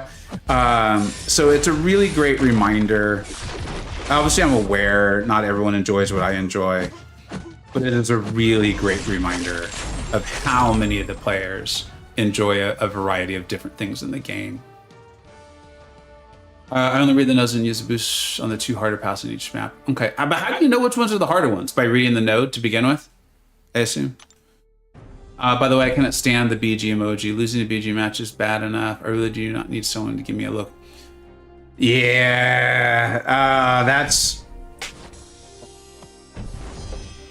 It's funny because we all have different different triggers on that one. For some reason, the Loki emoji does not bother me at all. The one that actually bothers me is the sad eye, Hela, and Spider-Man, because I typically get it from someone, and I feel like it feels like, that's the other thing. It's so much is left open to interpretation. But it's not even like the emojis have names. It's just like, here's sad Spider-Man. Why is he sad? No one knows. But I typically feel like I get it when I play smaller accounts. And that's what they get. And so I'll just do it back to them. Like, it's a competitive mode, man. What do you want? Like, if you have a smaller account and you don't want to do this, and you probably shouldn't. Like, I get it. I get that it's not a great feeling. I don't enjoy beating the smaller accounts, but it's like literally a tournament format. That'd be like me inviting, I don't know. I want to be nice to someone. It'd be like me just going to like a tier 6 war alliance and being like, here, you're gonna face Yusafa, but you just get to win because your account's smaller. Like, no, that's not a competition. I don't know what that is. There's a reason why that doesn't exist. And again, and I probably don't need to say it because all of you are reasonable, I do feel badly for them. I'm not saying I enjoy beating up on the small accounts. I would prefer not to play them either, but there's no way to have a competitive tournament format without eventually that happening.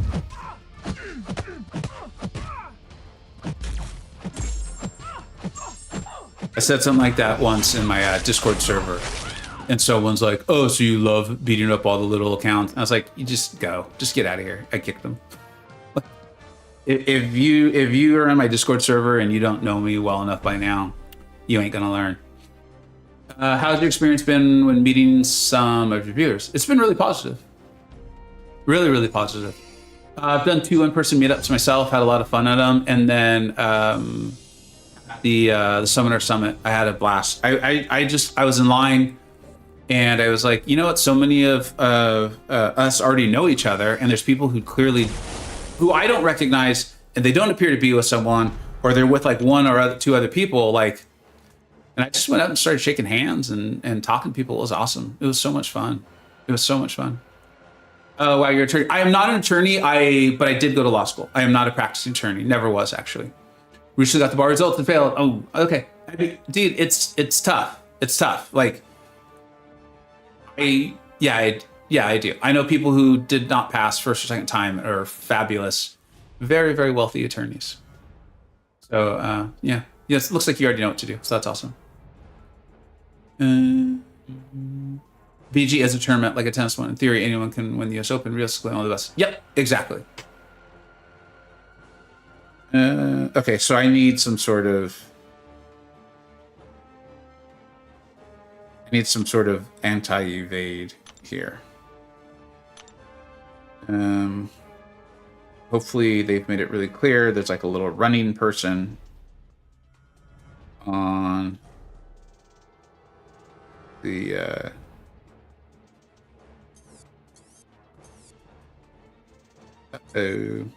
this ain't good. Do you guys know what boost I'm supposed to use here?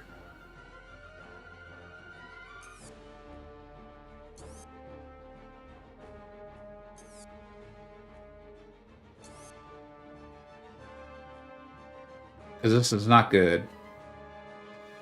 If anyone knows,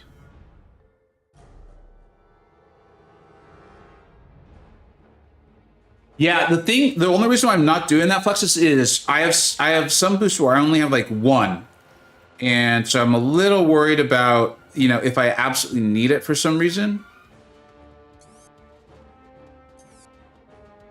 Maybe I should read the note again, because maybe there's a way to do it without boost. Each time the defender passively evades, so we don't want them evading. Each time the defender successfully evades an attack. Okay, so they're really like, do not let them evade. If the attacker attempts to, okay, so obviously you can play around this. Is it as simple as that? You guys are crazy. Use them all. Just use them all. Manuel, what's up, dude? I forgot about those boosts from those chapters. All right, fine. You guys have worn me down. You've worn me down. We'll do them all. We'll do them all.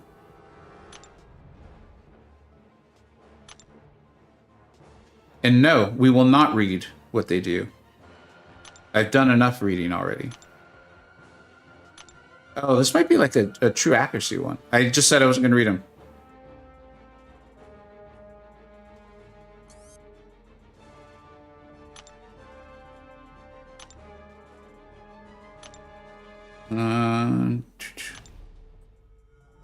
This is fun, just watching me like put boosts on. Now I don't remember where the boost stopped and started.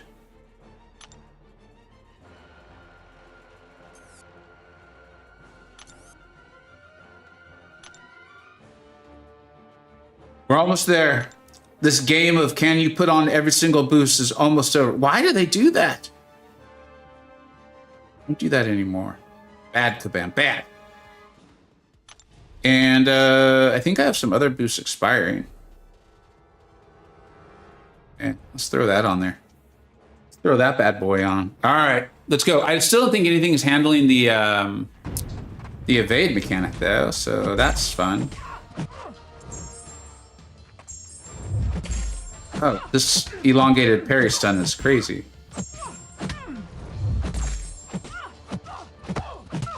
So maybe that's how you get around this node.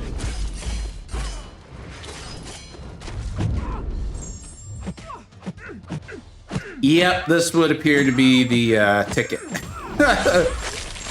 Oh man, you all are right. We should have put all the boosts on a while ago. I'm looking forward to your next tournament. Thank you, really says. Thank you very much, Lagator. I really do appreciate that. The next tournament is... It was hard because we had to make choices. And there's only going to be 10 competitors. Doing the full 32 or like the group stage format and all that, I was like, I just don't know if I'm going to have the time, like realistically. And I want to put on a good show. Part of it, honestly, was like I said, like wanting to be inclusive of people. I really did want to invite some of the competitors that you all had been asking for. I mean, whatever. I don't want to go too much into it because I said I wasn't going to talk with people that weren't in the tournament, so I'm not going to do about that. I'm not going to break that now. But I think you all are really going to be excited about these 10. There are competitors who are phenomenal and obviously have the skill set and the talent to have been included. But if this 10 goes well, if the community enjoys it, if it performs well and all that, we'll look to do an expanded, maybe like a 20 or a 24, maybe get the group stage back and all that. But I am really pumped. I am Vega this tournament. Who would have thought? I'm really pumped up on it. Like it is. It's really cool. I'm really excited. And we'll be doing all that in early 2024. I had wanted to try to do it this last season or this current season, but then I learned that Necropolis was coming out in the middle of this month. And it just didn't... Oh, wait, he's got no special 3. And it just didn't make sense because, you know, all those players are either going to want to take advantage of doing Necropolis and spend their time on that, and or that means there's going to be ranked 3s in the tournament. And so I wanted to give everyone time to at least get a ranked 3 or 2 so that they can be not on even footing, but give everyone the chance to be on more even footing. And so for those who don't know, and I don't mind talking about it because, you know, I'll talk about people who are in the tournament. Kurt is going to be in the tournament, and my understanding is he's very much still building his account. Just want to give him a little bit more time too.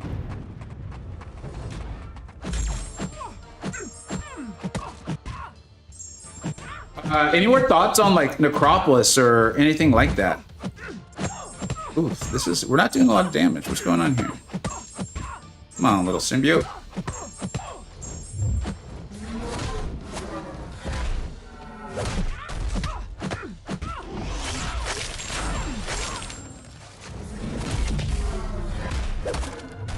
Come on, little symbiote man. You gotta do better than this, dude. Oh, looks like only specials are doing damage. Nope. Only crits. Only crits do damage. There it is. Don't worry, there are enough boosts to do the map twice over. Beautiful.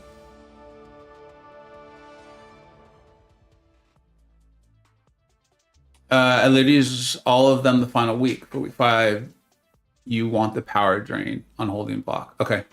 The power drain on holding block. So I'll make sure I don't use that one up. Week 5, you kind of need the Undying. Week 5, Undying. Or week 6. So week 5, power drain. Week 6, Undying. All right, let's keep going. I don't think we're gonna have enough time to do the Ascension today, because I think this is only week 3, so there's a little more. I'm so excited for Necropolis. I'm going to get completion day 1.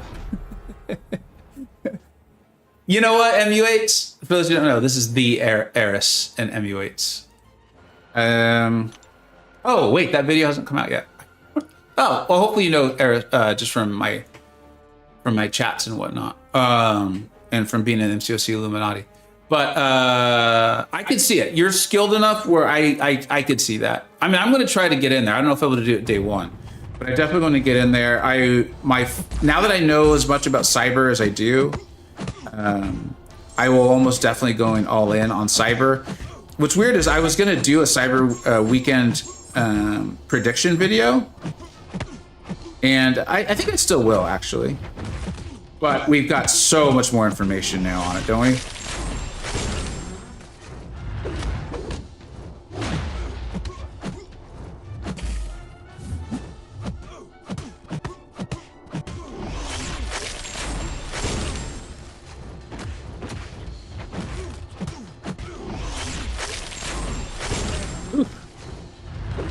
Let's see if there's a crit boost or something.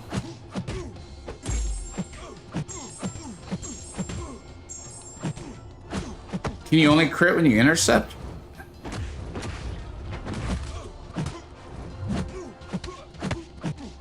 No, it doesn't seem to be intercept related. Okay.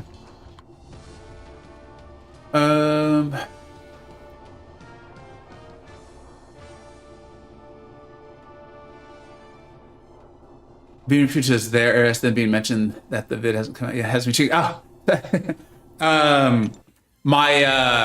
I edited it last night. It's the Titan, the 8.3 completion rewards and the Titan crystal opening video. You were on call, and so you're talking, and so at some point I wanted to make sure people know who you were. So yeah, sorry. Nothing scandalous this time. I'm sorry. Is this mode available for beginners, and what is its name? I don't know if this was. This is the monthly side quest, not the event quest, the side quest with the summon symbiote. I don't know if it was. Yeah, that's interesting. If you could let us know if you have, we literally don't know if you have access to it.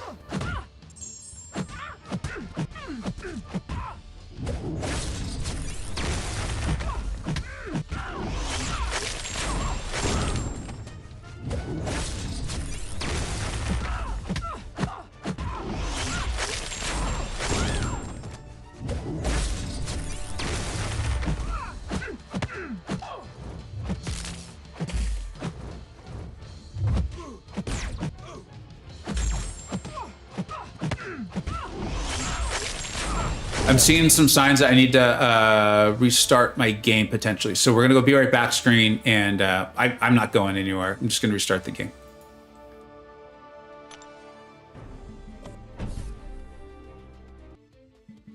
You know what I noticed? It was on, I think it was Nick's stream the other day. He's got to be right back screen and he leaves his camera up. I may need to switch over to something like that. User special 1. Ooh, okay, thank you. I'm curious how challenging it will be. They made it seem like it would be fake. Take more time. Oh, Manuel, dude. The Necropolis, and I kind of believe, I know a lot of us are making the joke about like, yeah, that's what they said about Abyss, and then, you know, it wasn't. I think this Necropolis is sounding way harder than I thought it was going to be. There was a small part of me that was considering trying to just do like the full YouTuber, have some fun with it, and just like maybe even like take 2 days off of work and just try to just go see how far I could get. And I've dropped the plans for that. Oh wait, oh, this is Hella. I thought this was Proxima again. I think it's sounding like it's going to be a lot of not RNG, what's the thing? You know, the role playing. Like we're going to need to have the right matchups. Like I talked a little bit about how I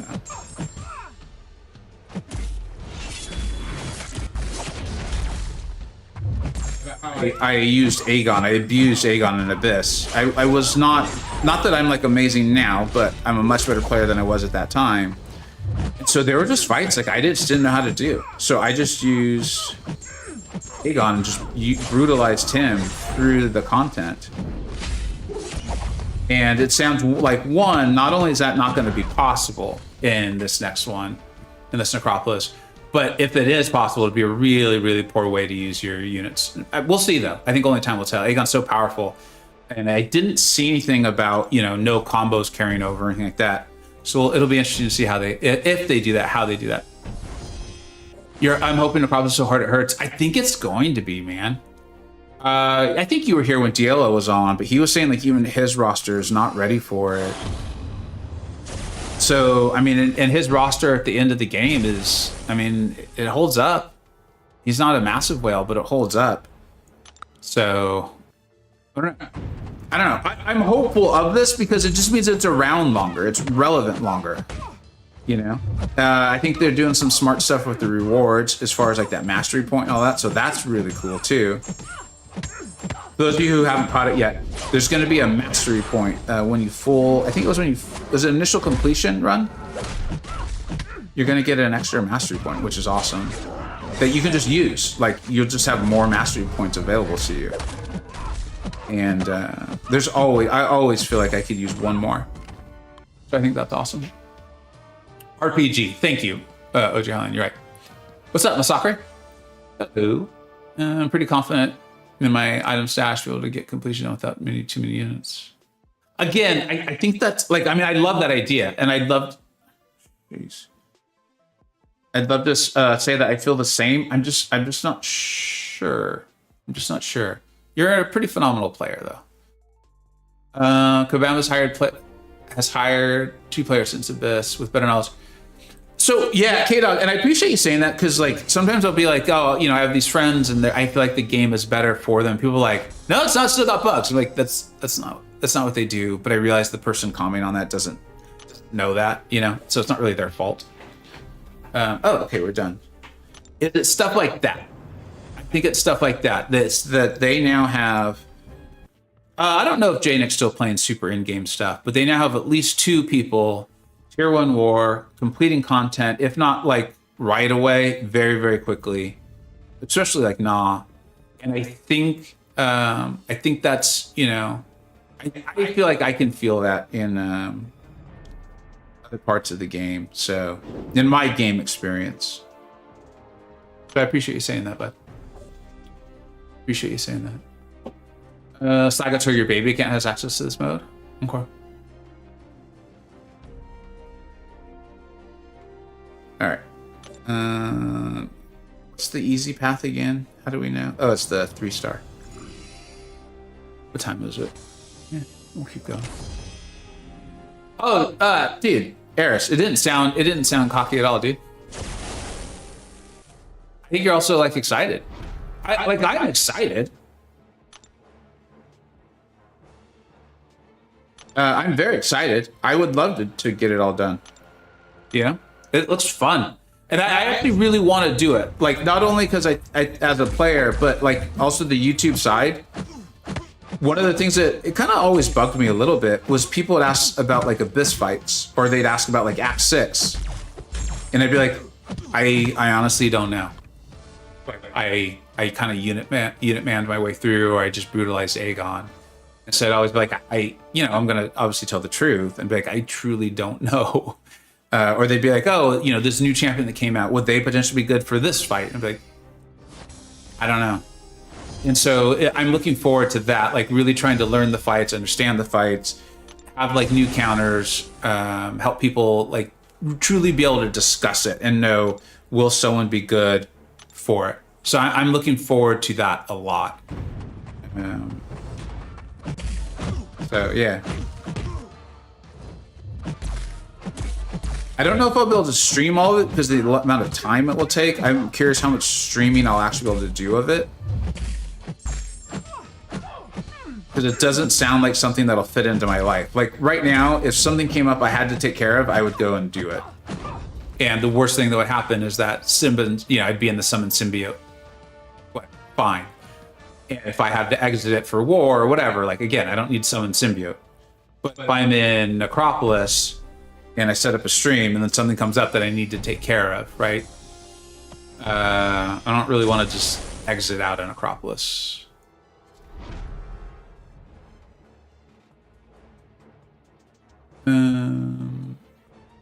What's the question? I missed the question. Sorry. Oh, I'm sorry. I totally missed. K-Doc, thanks for doing that. But Masakura, what I don't get is the rewards. The crystal selector, they told if you pull a gem, where you don't have a gem to select, but they do let you open the crystal and then select. K-Doc saying, yeah, they said in live stream today you'd be able to. Yeah, so they're not. It's what it looks like they did there, because I was a little unsure of that as well. Because usually selectors you have to open first, but it looks like it's two separate crystals. So then maybe like in opening them, you'll do the selection. I mean, John was pretty specific, and I really like John, so that he's the type of person who would think that through. It is Kabam though, so small grain of salt, I think, to make sure that it actually works properly. But yeah, that should be how it works. So if there's, if you open up that 2 to 3 gem, and aren't you one of the people in this exact situation? Weren't we talking about this? I might be confusing you with someone else, and I apologize. But like, you just don't have a champion in a certain class that you're excited about ranking up. So I think that's kind of what they're doing there. They're aware of it. And I remember this being a big issue. Maybe it was with Abyss. This was a big issue with a certain rank up point, and it was a scenario of, it was like, yeah, but you might not have a champion in this class, and it kind of sucked, and it happened to people, right? It's a 1 in 6 chance that this would happen. Sorry for being, no, dude, don't worry about it. Yeah, that's not spam, especially if I miss a question. Don't even sweat it. Because they told you if you pull a gem, you were. Yeah, I think we covered it. If we didn't, let me know. I have to go to Disney on the 16th, so I'm only the 15th to get completion done. But what you're just saying, I'm looking forward to the strategy side of team building 4. I mean, have fun at Disneyland, first of all. First of all, let's start with the most important thing. Have fun at Disneyland. Second of all, yeah, I mean, it's just different, right? We haven't had this sort of massive content in a while.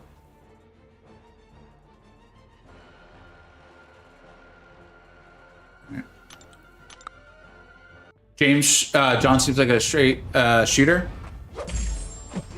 My sense is he is, dude. Again, like, meeting people in person, everything felt very much like the guy I got to know over a Discord chat.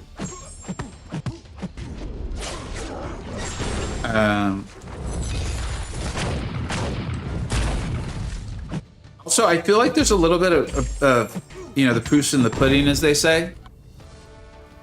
I believe I've talked openly about this for a while now. I haven't made like a dedicated video to it because I don't know, it didn't feel like it was kind of worthy of a whole video. is I do feel like the monetization style of the game has evolved significantly over the last 3 years. I really feel like the game is now you spend money because you're enjoying it, not because you feel like you absolutely have to get through something. Like I always liken this game to like a cool club, like a nightclub or a really cool bar, right? And people want to get in. I think we got to refresh all our boosts. What were the two I was supposed to keep to make sure I don't lose? It was like Undying and something else. I don't remember what it was.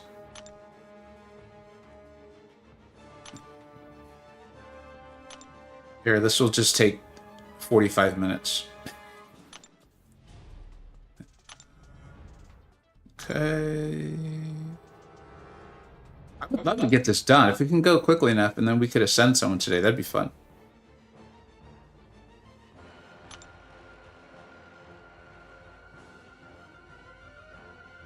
They should pause war. I mean, I would love to do it, right? That's like, is there any talk in, that is Manuel from 4 Loki, right? Sorry, on my chat, the emblem is so small. I can't see it that well. Is there any consideration of, I feel like Second Wind was one of the ones that someone said I needed to have. Is there any thought about taking a season off? I remember that when Abyss first came out. Is that there was alliances who were like, we're going to give everyone time to get this done.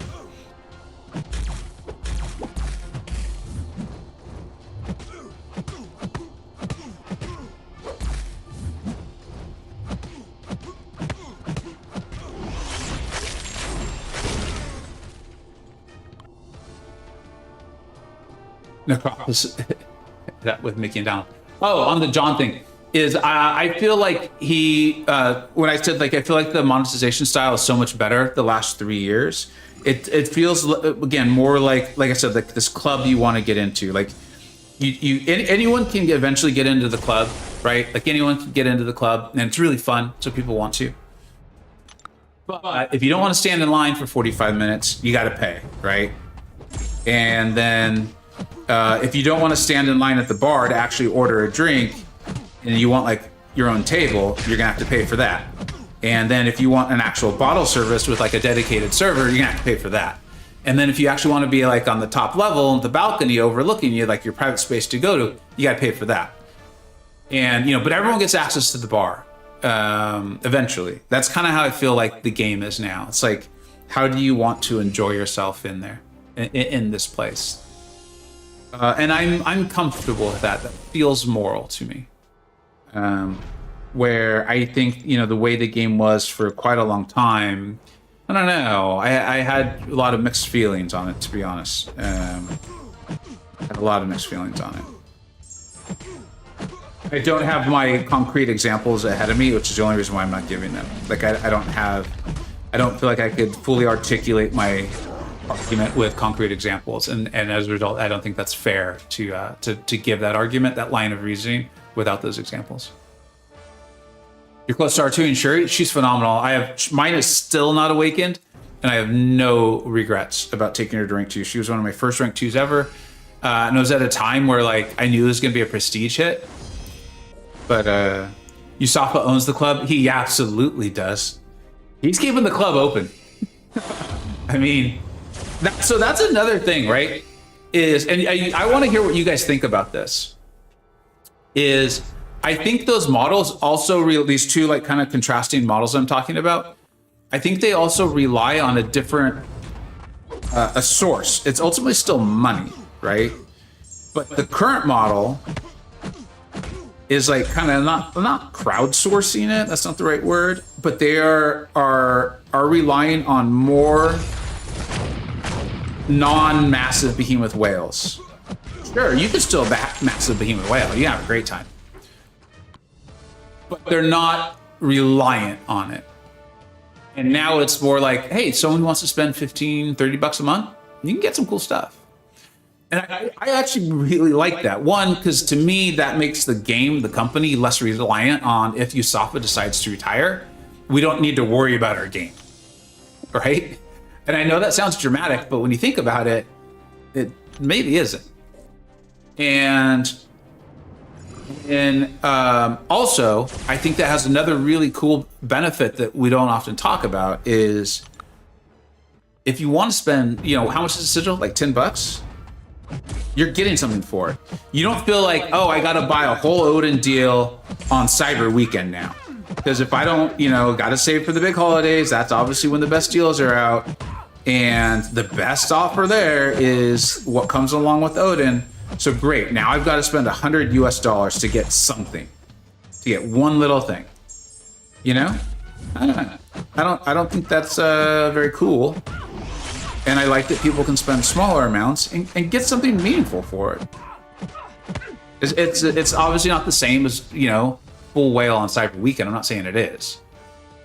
I don't feel like you used to get something for your $15 a month. Going back 4 or 5 years ago.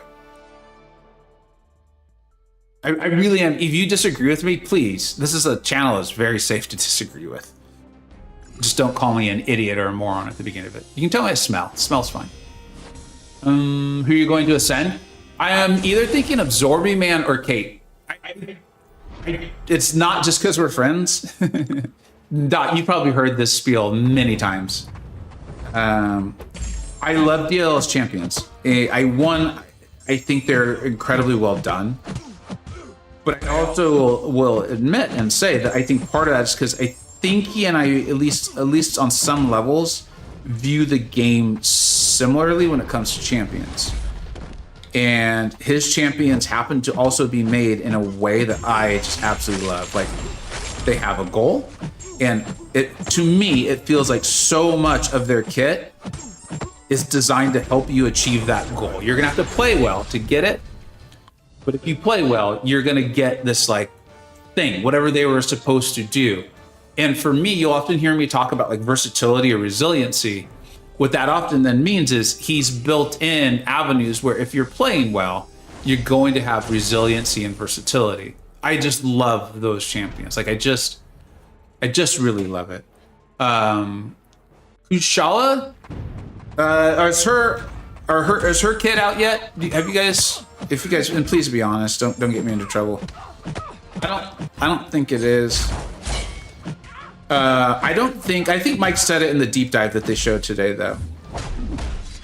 I don't think she's gonna have massive defender threat. I think she's gonna be more on the Kate scale, and even Kate might have a bit more defender threat than Kushala.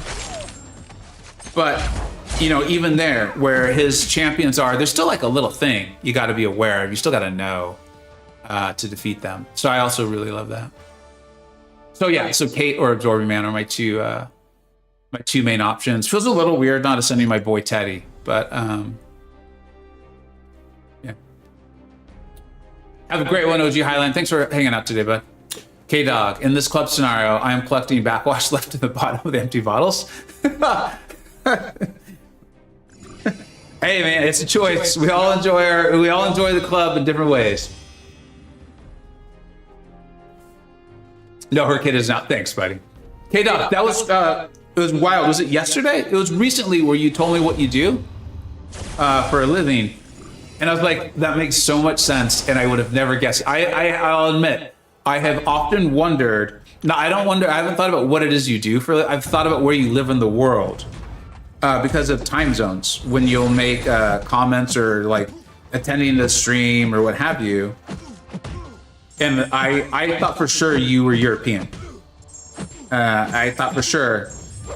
And I was like, but maybe he's just up really late or early sometimes.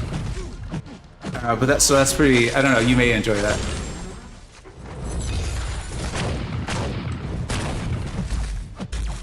Man, the spacing on that SP1 of Cosmic Ghost Rider has gotten so tight. The timing's gotten so tight. The Morbius event, that's a great example. That's a phenomenal example. The scare, I would imagine, again, I don't know. It's just, I'm interested in the stuff anyway, so I pay attention to it, and then obviously I play the game. I would imagine that's got to be a little scary for Kabam too, or maybe maybe it was a directive from the top or something. Because that's a champion that obviously with Paragons, and Paragons are like those potato chips, dude. People, you have one, it's hard to stop. It is really hard. So they went from that to here. Everyone's gonna get a free, not a free 7-star. Gonna get a 7-star champion for $30, 30 US dollars. And you know what was crazy is, as someone who was like, I will do that for sure, I was amazed at the quality of the in-game items we got along the way. It truly shocked me. I was like, the in-game items are worth the $30 over these 3 months. So, I mean, I selfishly hope that as a community, people bought that thing like crazy. Because I think if it was successful, if it made them money, I think they'll keep doing it.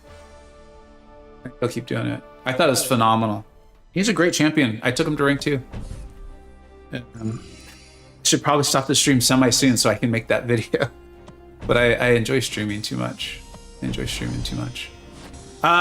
else? We've been over the Necropolis rewards. We've been over the progression title.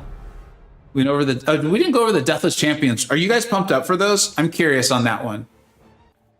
They didn't say they were trophy champions, but they did make it clear they're not going to be like meta attackers or defenders.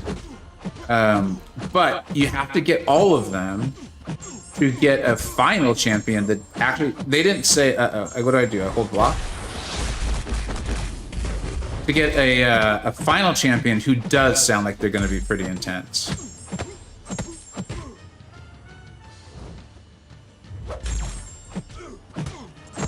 I don't think I will do something purely for the sake of the champions. I tend not to be too interested in champions that I don't play. Kind of like why I was saying I don't enjoy the side quest that much. But if it's cool, and especially if that last champion's exciting, I'll go for it. You're excited for the final champion? Yeah, okay, so we're saying something similar. Like, that's the big reward at the end. My sleep schedule is never the same twice. I literally have thought about it, K-Dog. I was like, where does he, I was like, he's definitely European. But then there's other times where I'm like, no, the way when he's chatting or when this message, this comment was made, but it all made sense. It all made sense the other day. I was like, I can't believe I didn't even think of that.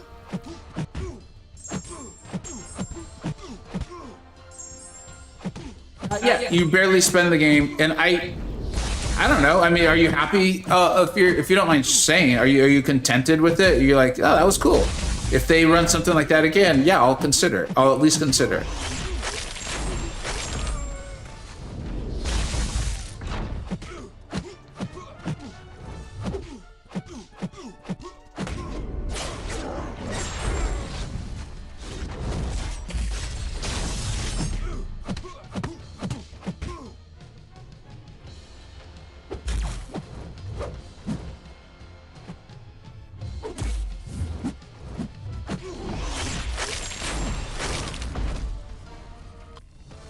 I'm excited for the Deathless Champions because of the event they are doing with them in the future. Oh yeah, that's right. There's going to be the events and whatnot too. I think it'll be fun. It'll be cool.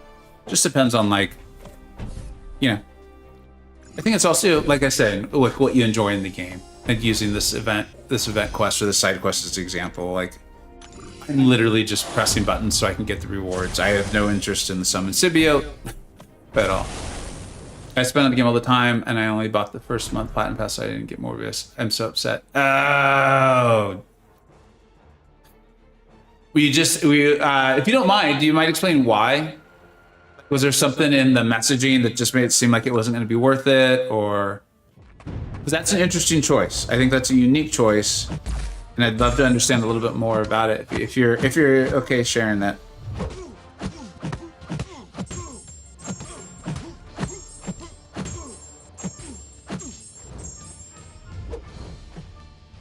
Not sure I could dex an unblockable CGR SB2.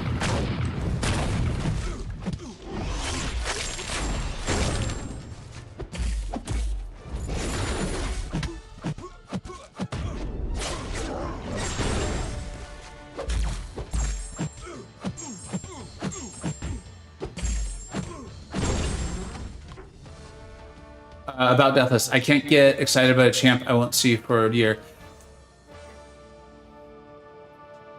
We'll have to see like what exactly they do there, because I also, especially one like I don't know who it is. Like I know that there's a large part of our community that really finds like Groot to be humorous, you know, and like the idea of pulling Groot and all these things. If we find out that it's like Deathless Groot, I'll really honestly roll my eyes, be like, guys, seriously, like, why? And I know that there'll be a part of the community that will be like overjoyed by that. So I hear what you're saying. I think I'm just gonna have to see more, learn more about all that. Like I obviously did the Battleground, so I got the part. Like I'm excited. I like that if you get the 6-7 star, you automatically get the 6. Done there too, huh? We only have one thing left, and that's it. So we just have to do this one right here. Time is it? All right. Let's at least start it. See what happens.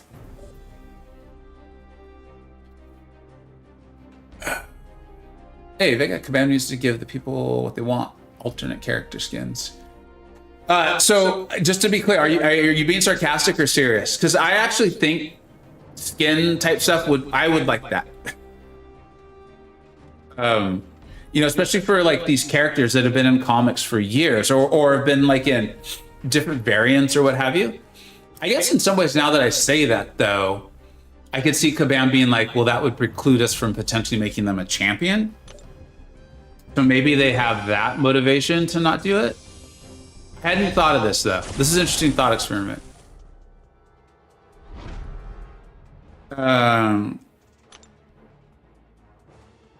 An example being, well, they're not really skins, but like the Kushala art that we've seen lately has, they're showing her with like the skeleton face. And that is, I'm not saying it's not cool. That's not the Kushala I love. And so, you know, we all have our different versions of something that we love. Oh, yeah, don't throw specials into Miles. What was I doing?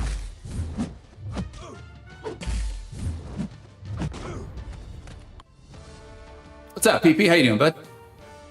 That would be quite brutal. Yeah, if it ends up being like Deathless Groot. But I'm sure you know, there's a large part of our community that would like find it hysterical and awesome, and they would love the idea of like going and, you know, beat up on stuff with Groot. It's just, that's, we'll see how hard the challenges are when they come, you know? Yeah. Would love skins in the game. I'd pay for an X-Force suit Wolverine. So that's that. Now that we're talking about it, because I've always been like big, like, yeah, why don't we get them? I'd love it. I'd love to like deck out my favorites. But like right there, like I would imagine that's the sort of character that they would love to have open the possibility of making a boss one day, or I mean, in fact, he was a boss one day, right? Or bringing live to the game or something. And so I don't know. I wonder if that's how they think it through. It's just something that makes sense to me right away without ever really pushing these thoughts very far. I would love skins like the all white Session. Ugh, dude. See, now you guys, now you guys are making me. Now I kind of want something.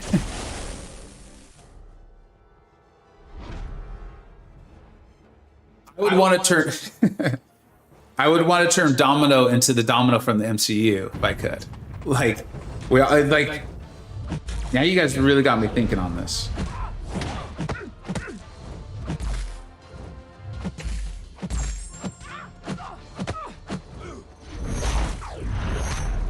I think I saw that AQ had started. I'm trying really hard to ignore it, but I'm realizing I'm gonna have to do AQ.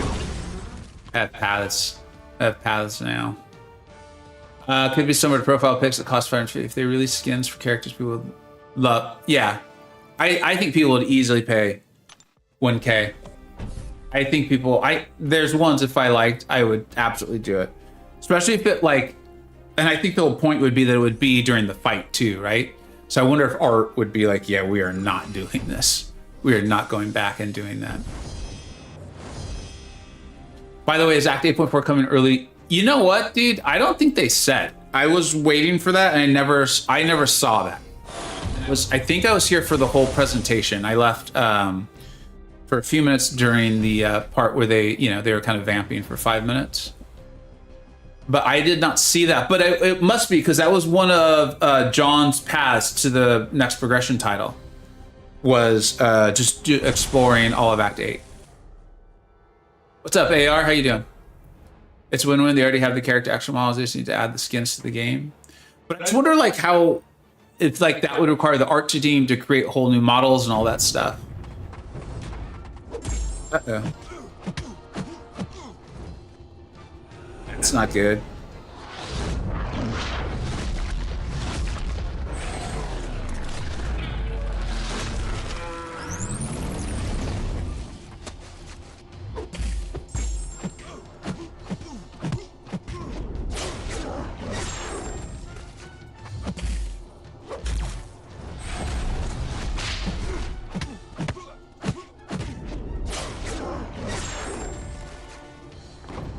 Ooh. It was around spring 2024. Thanks for saying so, John. Thanks for saying so. Dude, AR, I have no idea why it's Stream Elements deleting your messages. No clue. I have no clue. There's something about the emojis. I don't know why though. I even went and looked at my Stream Elements settings last night. And I saw nothing. Emojis are allowed. Like, I have no clue what's going on there. Stat focus. What if the skin gave is okay? So now you're getting powerful. Now you're making champion designers and quest designers get interested. Now we're upsetting art and designers. All right, whatever. Let's play. If bad things happen, we'll go back and read. Oh my god, I do not want to know how many consecutive days. That reminds me, I feel like there was a time, I have a memory of World of Warcraft. They were like, one day they're like, and now you get to see how much time you've spent in game. And I was like, I don't want to see that. I don't want to see that. Because like, I'd rather just enjoy. Like, I'd rather just let that part of my brain that just enjoys playing a game enjoy it without having to see like actual numbers and try to like rationalize it. Let me just enjoy and have fun with it. He said it would be out in 6 months to players at a time. Yeah. Okay. I didn't remember that exact number, but that's cool to know. And he definitely said that, you know, it was going to be a realistic path towards getting Valiant for spring.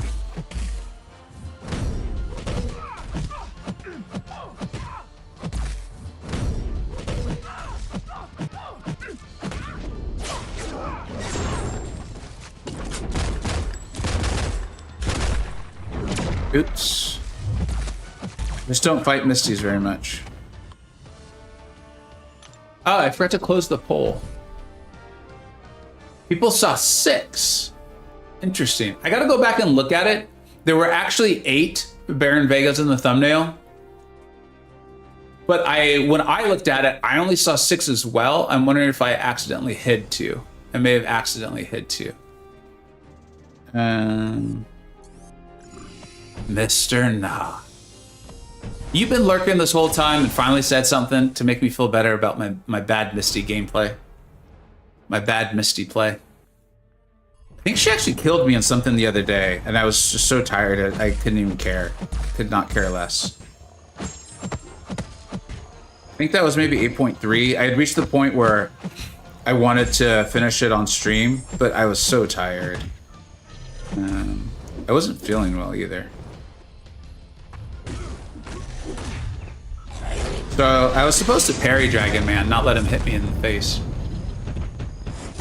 No, you just got lunch. What's up, bud? Thanks for checking in with the stream.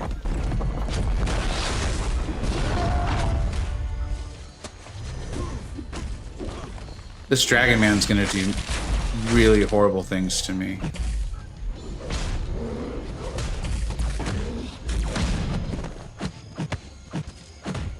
So that's gonna be the new poll. Because it looks like we are gonna finish this off today. Nothing's come up, so I think we're gonna be okay. I'll push this and I'll just work a little more tonight. Let's see here. So I should have the ability to ascend a champion. And let's see, who should I ascend?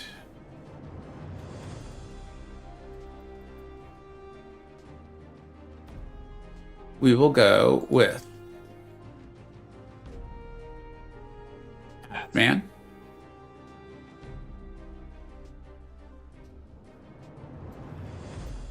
Eight bishop. The right answer. Shh, don't tell him. Keep it secret. Feature Handman. Or oh, dude, how could I not ascend Scorpion? Oh no. How do I keep forgetting about Scorpion?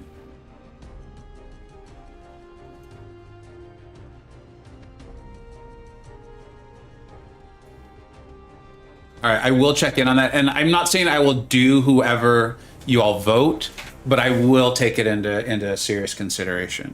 Because as we saw, I was going to predict this anyways for my Cyber Weekend deal prediction. I felt like it was going to be very, very heavy on 4/5s and Ascension and some rank 2 stuff. And I was actually a little unsure if there'd even be a rank 3 or not. It felt natural for like you buy everything sort of thing. But I was back and forth on whether that would even come up. Not that this Ascension doesn't matter. I'm not gonna say it doesn't matter. Of course it matters. But I'm definitely taking the approach of it's my next Ascension, not my last Ascension. Dude, if you're still there, bud, would you give your input on what am I doing wrong? There's probably some boost to be immune to staggers. That just isn't fun.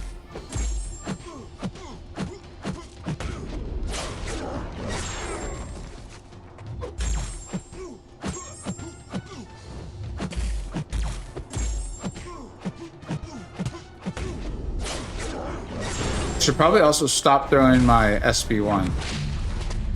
A smarter man would have caught into that sooner. Sorry. I've reached that point in the stream where I many voices in my head and only one comes out, and they keep interrupting each other. In particular for war, right? Because as you know, I have not really done tier 1 war for a bit. So that's part of my struggle with the current Battlegrounds meta, actually. It's just kind of understanding the tactic. You know this, we've talked about this. So is any of those more likely to be better for war next season? Because like I said, I think I have a lot of ascensions coming my way. And so these are all champions I will eventually ascend. So if one, may possibly be... They start with 3 bars of power? This is why I remember someone saying the Undying boost. I remember that now. Although, I don't know if I have that.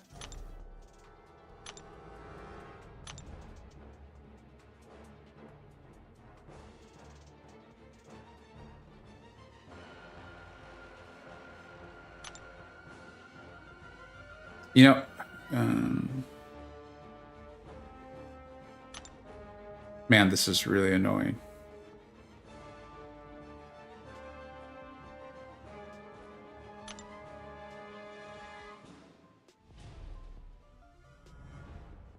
Trying to go through this because it resets, and I get why it's doing that, but man, is it annoying.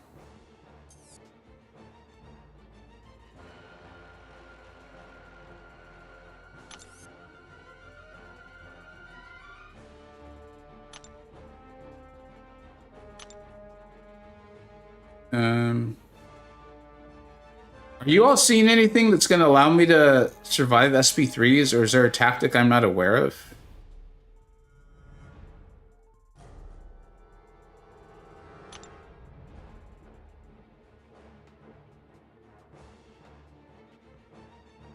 It's at the bottom.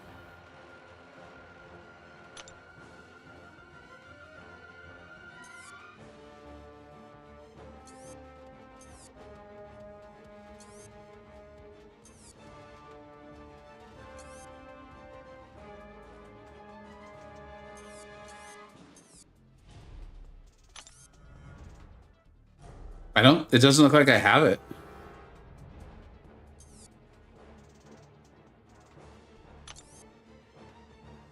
Just pair and hold block.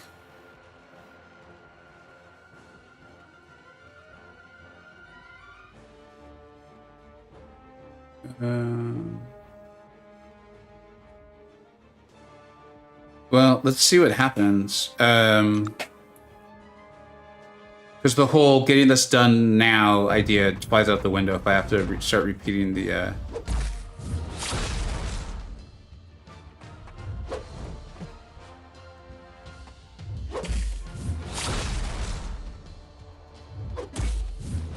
Good call on the holding block. Thank you.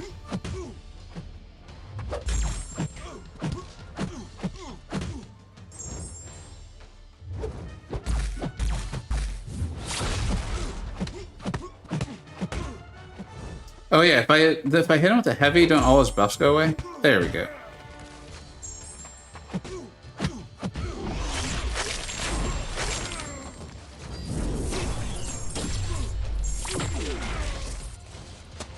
What's that unblockable all about, Red Skull? That wasn't cool. Gotta kind of pay attention now. Kate is taxing very good. I think I'm gonna go Kate. I'll curious what the poll ends up saying. Or did not do Absorbing Man, dude. So this is kind of like going back to the Battlegrounds portion of this all. I feel like an Ascended Absorbing Man gets banned. And he's so versatile. I love him for it. So I feel like he gets banned, and if I don't want him banned, probably shouldn't ascend him.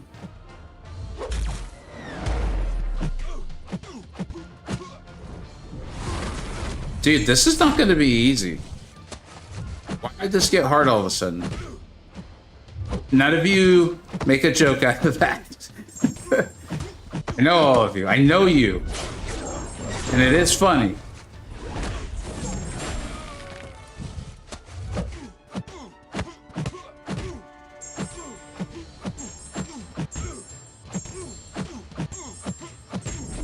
Why am I not healing? There should be a heal.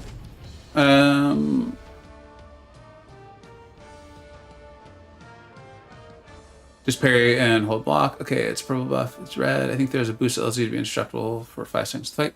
Instrumental icon not invulnerable.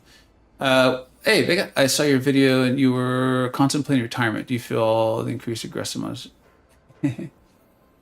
No, and in fact, I have different thoughts on the monetization. You'd have to go back probably about 30 minutes or so. I personally believe that the monetization of the game is significantly better than it's ever been, and I feel like there's been a dramatic shift over the last 3 years. But I can still also agree, and I can understand why it feels aggressive. I can 100% why it feels that way. I think it's just perspective. Or for me, it feels more fair, it feels moral, and it feels like incentivizing spending if you're having fun, as opposed to where the game came from. So I can understand that. I can understand that idea. So no, that was not part of why I was considering retirement.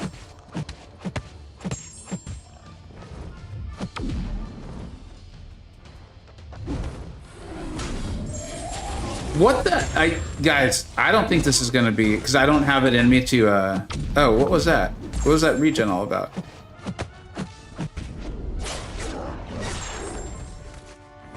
I don't want to just quit the stream because we're so close, but I also don't have like another 40 minutes to do this. I'm sending my kitty next. Kitty's amazing. There's a blue boost. Okay, you're going back to the why did this get hard out of nowhere? Why did this get hard out of nowhere? Orzaron is the best dual threat. I just like Kate more. The boost you need is the purple and diamond boost for the first 5 seconds. You'll be indestructible and unstoppable. Yeah, I mean this. How many more fights are on this path?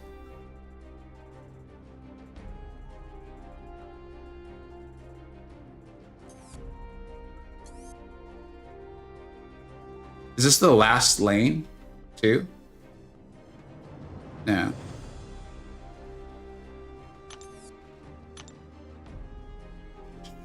Here. So this is the last fight. If I can get this down, we'll keep going. If not, we'll have to stop. Say, Bossy, so I appear to not have the one boost that I need, unfortunately.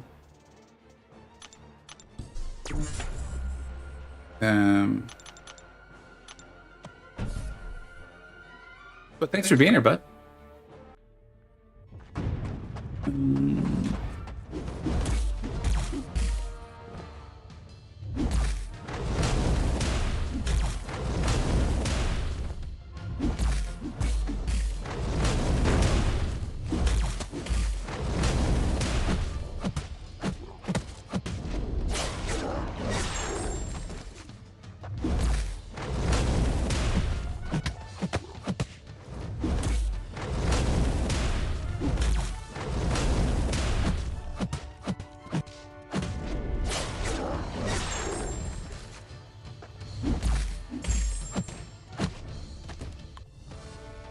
All right. Nothing like the guy who walks in at the end of the conversation with his... It's all good, bud. It's all good. I know how it is. Everyone's just trying to, especially you. I know you. You're trying to just be helpful. Yeah, it would have been nice if you were like, well, what you should try to do is hit them more than they hit you. It's typically what I do, and it works out really well. That would have been fun. But yeah, I just don't have that one boost. Either I never got it, or I just... Because for my own fault... of not paying attention, I used it.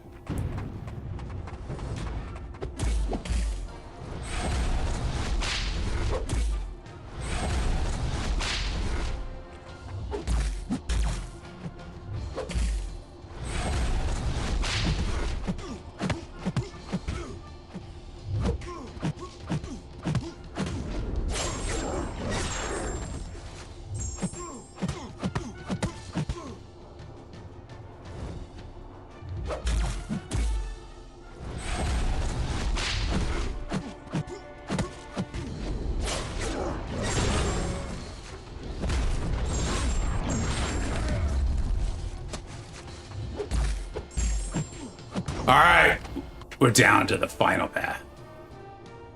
Hopefully it's not hopefully it's not as hard as the other one. Yeah, the Undying one. All right. Well, it's my own fault.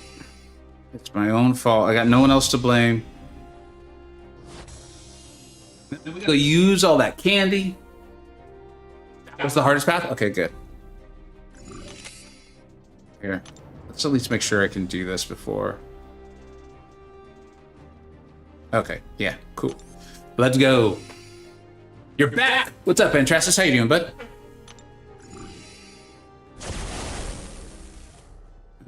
Do I have all the boosties on? Boostiers? Let's go. Alright, so it's feeling like it's gonna be Kit Kat. This Bishop. I do love playing her. And one of the things I thought about was, you know, if I ascend her, will she just get banned all the time?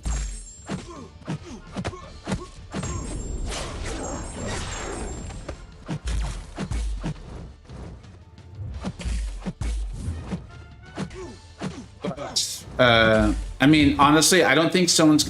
What I'm thinking is, she may help me get to keep my Massacre on my side, too. Because no one's going to ban both Massacre and Kate, I hope. And if they were probably going to do it whether they were Ascended or not. I'm actually starting to get, what's really strange is with the current tactics and all that stuff, I'm getting to keep my MCoC way more now. I would think he would be banned so fast, but he's not. And it's been really fun. Me and Mr. MCoC have been having a good time.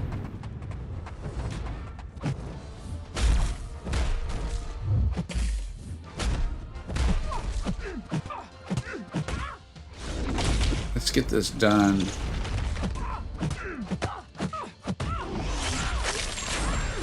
Ooh, that hit like a truck.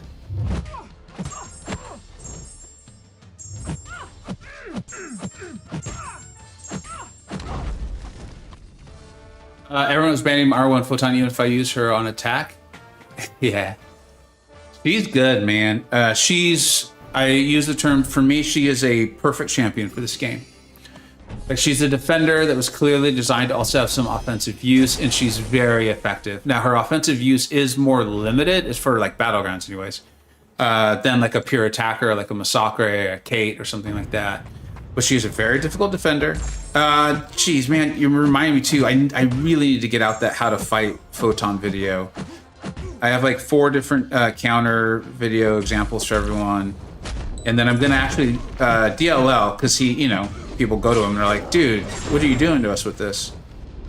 He put out a video on how to fight her. It's very good, and Simula did one, so I'll link those. But there are pure counters to her. You can actually kind of just turn her off. So that's really helpful. But if you don't have the counter and you don't, and even the like quote unquote right way to play her, still takes some finesse, and it takes time. It takes time. And because she's a problematic defender, things can go wrong if you mess up at all. So I definitely get it. Dennis Rodman, you hate them until, dude, that's a great call too, right? Because everyone just thinks of Rodman as only like a scorer, or as only a rebounder or a defender, but he could put in those buckets.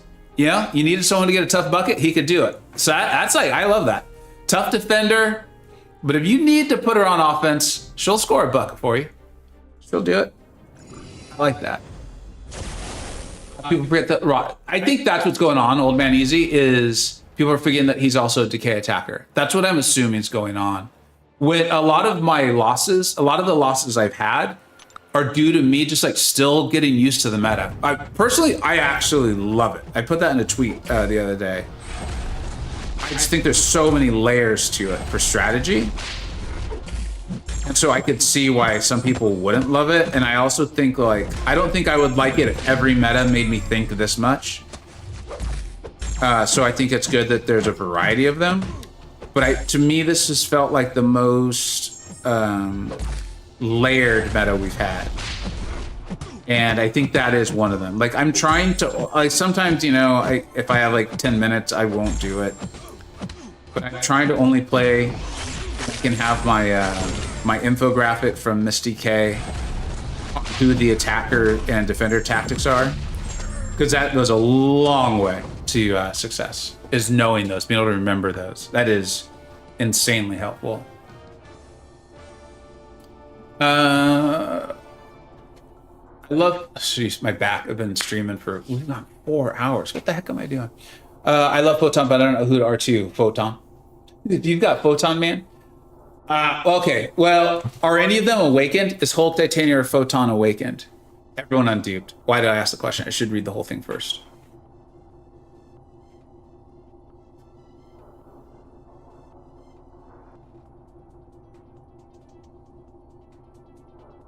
Gosh, that's a tough one. I think it comes down to like what mode you're wanting stuff. The other problem is like if you really love Battlegrounds, and because you're already talking about them banning your R1 already, you take an R2 Photon, you are not going to get to play her. Like, I hope you enjoy doing arena or question with her, because she ain't seen the light of day in Battlegrounds. Very few players would let you play with her. Yeah, that's kind of how I'm feeling K-Dog too. Is like my jealousy will not allow me to help you. That is a difficult one. I think just go with who you enjoy, because like I found myself going down that rabbit hole sometimes a little too much, where I'm like, oh, who are people going to ban? Who are they not going to ban? And then I'm like, I don't know what other people are going to do. So like making my decision based on it, and then if they don't do what I thought I was going to get them to do, it's just too many layers. I'd say just go with who you enjoy. All right, so now we got to go to the candy shop.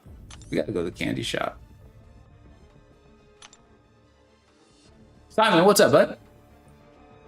I don't like. Yeah, I definitely don't expect everyone to like the meta. I 100% don't. I think it's going to be just like what you're enjoying out of all this stuff. You know what I mean? You must have a lot of those undying boosts because I already finished the side quest and have 3 of those. My friend, we looked, we scoured, and did not find any of them. So, what are you gonna do? What are you gonna do? Let's see. Let's close the poll. Zorby Man actually won 31% of the vote. Scorpion 27. Kate Bishop coming in at 22, and Phantom Man coming in with only 20.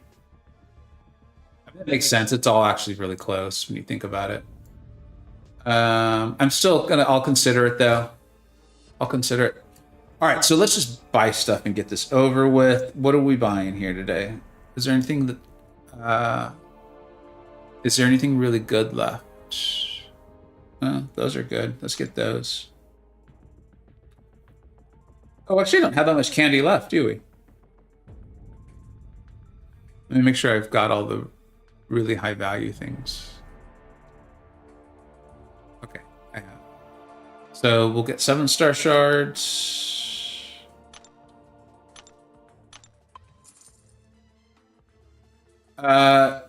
Why would you assume not, Simon? That's an interesting assumption. I'm curious. Instead of me assuming why you would say that, I will ask you why. I enjoy Hulk a lot, and this meta is. I'm enjoying Titania a lot. Photon is the new first champion, quite fun too. I'll have to think. You've got 3 absolute bangers. Essentially, what's going on there is you have 3 phenomenal champions, like all in the top of tier lists and all that good stuff. So yeah, I think just try to think of it the way I was talking about my ascension here. This is the next champion I'm going to ascend. It's not the last one. So yeah, just try to enjoy it. And I know that's part of the fun, right? Is thinking through who it's going to be and getting opinions and all that stuff. And so I wish I had a strong opinion for you, but I just don't. They're all phenomenal. They're all amazing. I didn't mean a negative. Oh, dude, I didn't take it in a negative way. That's literally why I asked. It's people are pretty familiar with the was it Ted Lasso? I think it's Ted Lasso, right? A lot of people watch that show. There's a pretty famous scene in there where he's playing darts. I won't spoil it, but he ends up playing darts with one of the villains of the show.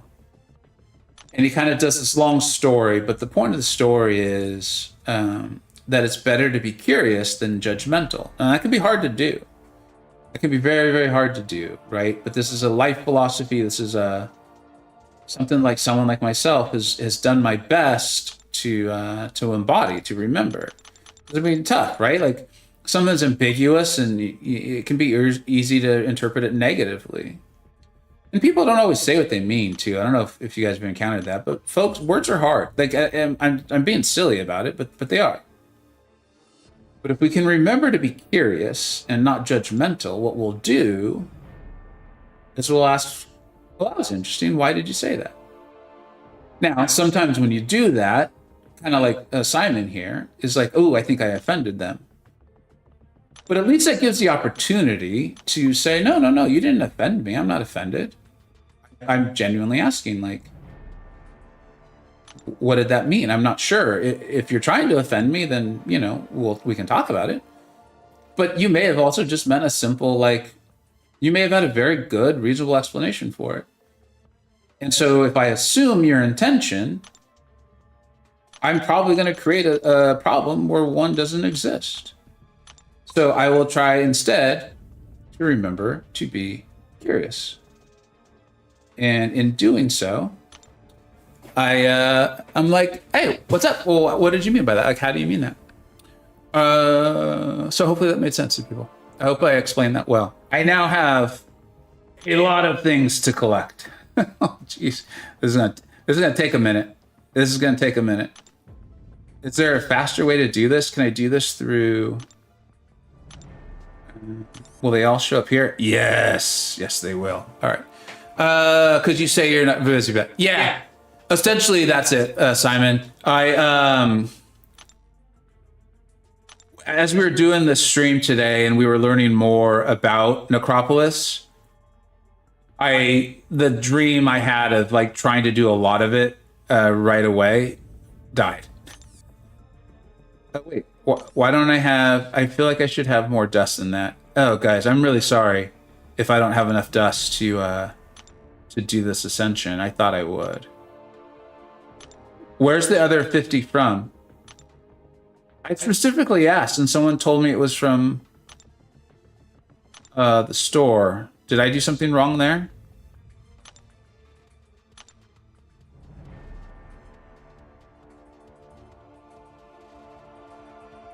That's a good idea. Yeah, absolutely, guys. I know that chat's delayed too, and I know I've been looking down for a while.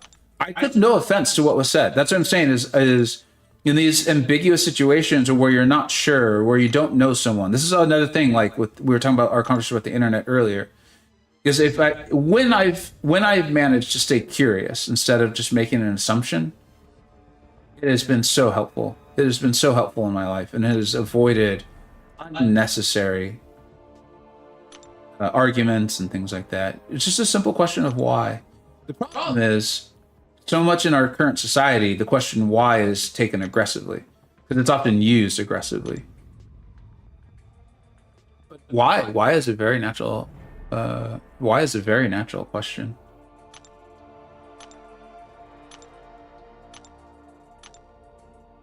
I'm also starving, so if I came across as offended, please know I wasn't. Man, we're getting some good rewards here, huh? This is nice. I can play this game a lot. Just sit here and hit this button, and good things come to me. I could play this. I could play this game. I could play this mode. Kabam! You want to make this a full-time mode? I will play it for you. Eventually, I will want to play the game too, though. All right, come on. What is this? Tier 6? Are you kidding me right now? Yes, that is for Kushala. That is for Kushala. I'm not gonna say. I'm not gonna say that we're gonna go out and get her. This is the days of the we just go out and get the champions. Those days are long gone.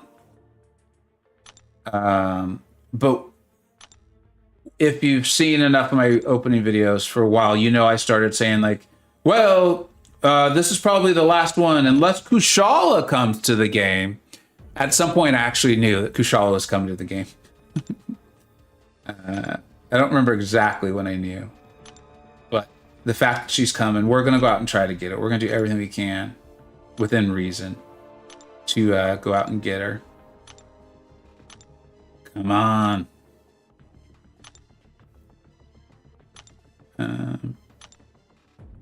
I do need to be doing this, right? It just literally seconds ago dawned on me that I might not actually be needing to do this. Because my intention isn't to make you all watch more than too much of this. Come on.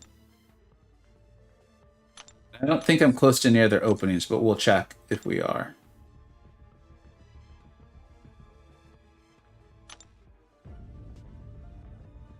Yeah, dude, that Maestro looks brutal. So they showed an awakened Maestro, but I think that was just for the aesthetics. I asked DLL if we were actually getting two versions or if it was an awakened one. He said he was pretty sure it was just a single Maestro and will not be awakened. So keep that in mind. I still think, he's going to be a great defender, though, or at least that's the way they're making him sound. We'll see how it actually plays out, right? Okay, I'll just finish these and then... What's this? It's an awakening gem? Ah, man. All right. I don't think we've got anything else to open. Let's make sure real quick.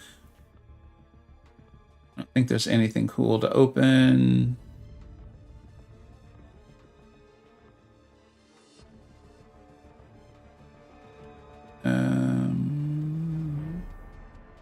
I'll open those off stream. I'm sure you guys aren't interested in seeing that. Far away, far away, far away. All right, cool. So, let's do this. Still cheering for more of the Scarlet Witch. Hopefully you all are kind of pretty sure, you know, why I've all of a sudden started wanting the Scarlet Witch relic. I don't know. All right. All right. That's what you love to see. That's what you love to see. That's nice. I don't think that's an initial awakening, though. What is that all about? I think I just pulled her the other day. She will not be on Mordo long. She will not be on Mordo long. She's at Sig 80. Apparently the awakening just shows up every time. I am a very happy person there. And it is now time for the awakening. The chat had Absorbing Man winning, and I do really like Absorbing Man. I think I do eventually want to take him up. I think he's going to get banned, though, and part of what I love is his versatility. Even defensively, you'll be able to place him. But there's just so much like content and things coming out. We've learned so much today that I think I absolutely have to go with the skill class for this. And, you know, I appreciate you all chat. You all have been incredibly helpful, and this has been a lot of fun. But, you know, I've gotten advice on this from so many people. I've asked so many questions, and I just don't know everything, right? As we talk about, like, the last few seasons, I've just been really concentrating on Battlegrounds. And so I asked DLL and Na, you know, who should I ascend? Who's going to be the most helpful to me over the next couple of months with all of these really difficult things coming? And they said, I got to go skill. And I got to go with Kate Bishop, because she's a tactic attacker, and we got war season coming up. And that's the tough content that I'm really excited about. So we are definitely upgrading and ascending Kate. And I appreciate the advice. She's phenomenal. She's amazing. I've gotten those videos out. I think we're at the point where, you know, the best, right? Like when I put out the video that's saying that, like, Kingpin was the best skill champion. At that time, I kind of meant, like, he's the best. Like, I really think he's possibly the best, better than Fury. I feel like the game has just grown in good ways so much since then, although it doesn't feel that long ago, that when I put out the video saying the new best skill, figuratively, I meant it, but what literally I meant was in that top 5. And I think she very much easily is. I love Shang-Chi, but I wanted Kate to be available as a 7. She obviously didn't win, so she'll eventually come as a 7, I think, right? At least Kabam's open to the idea.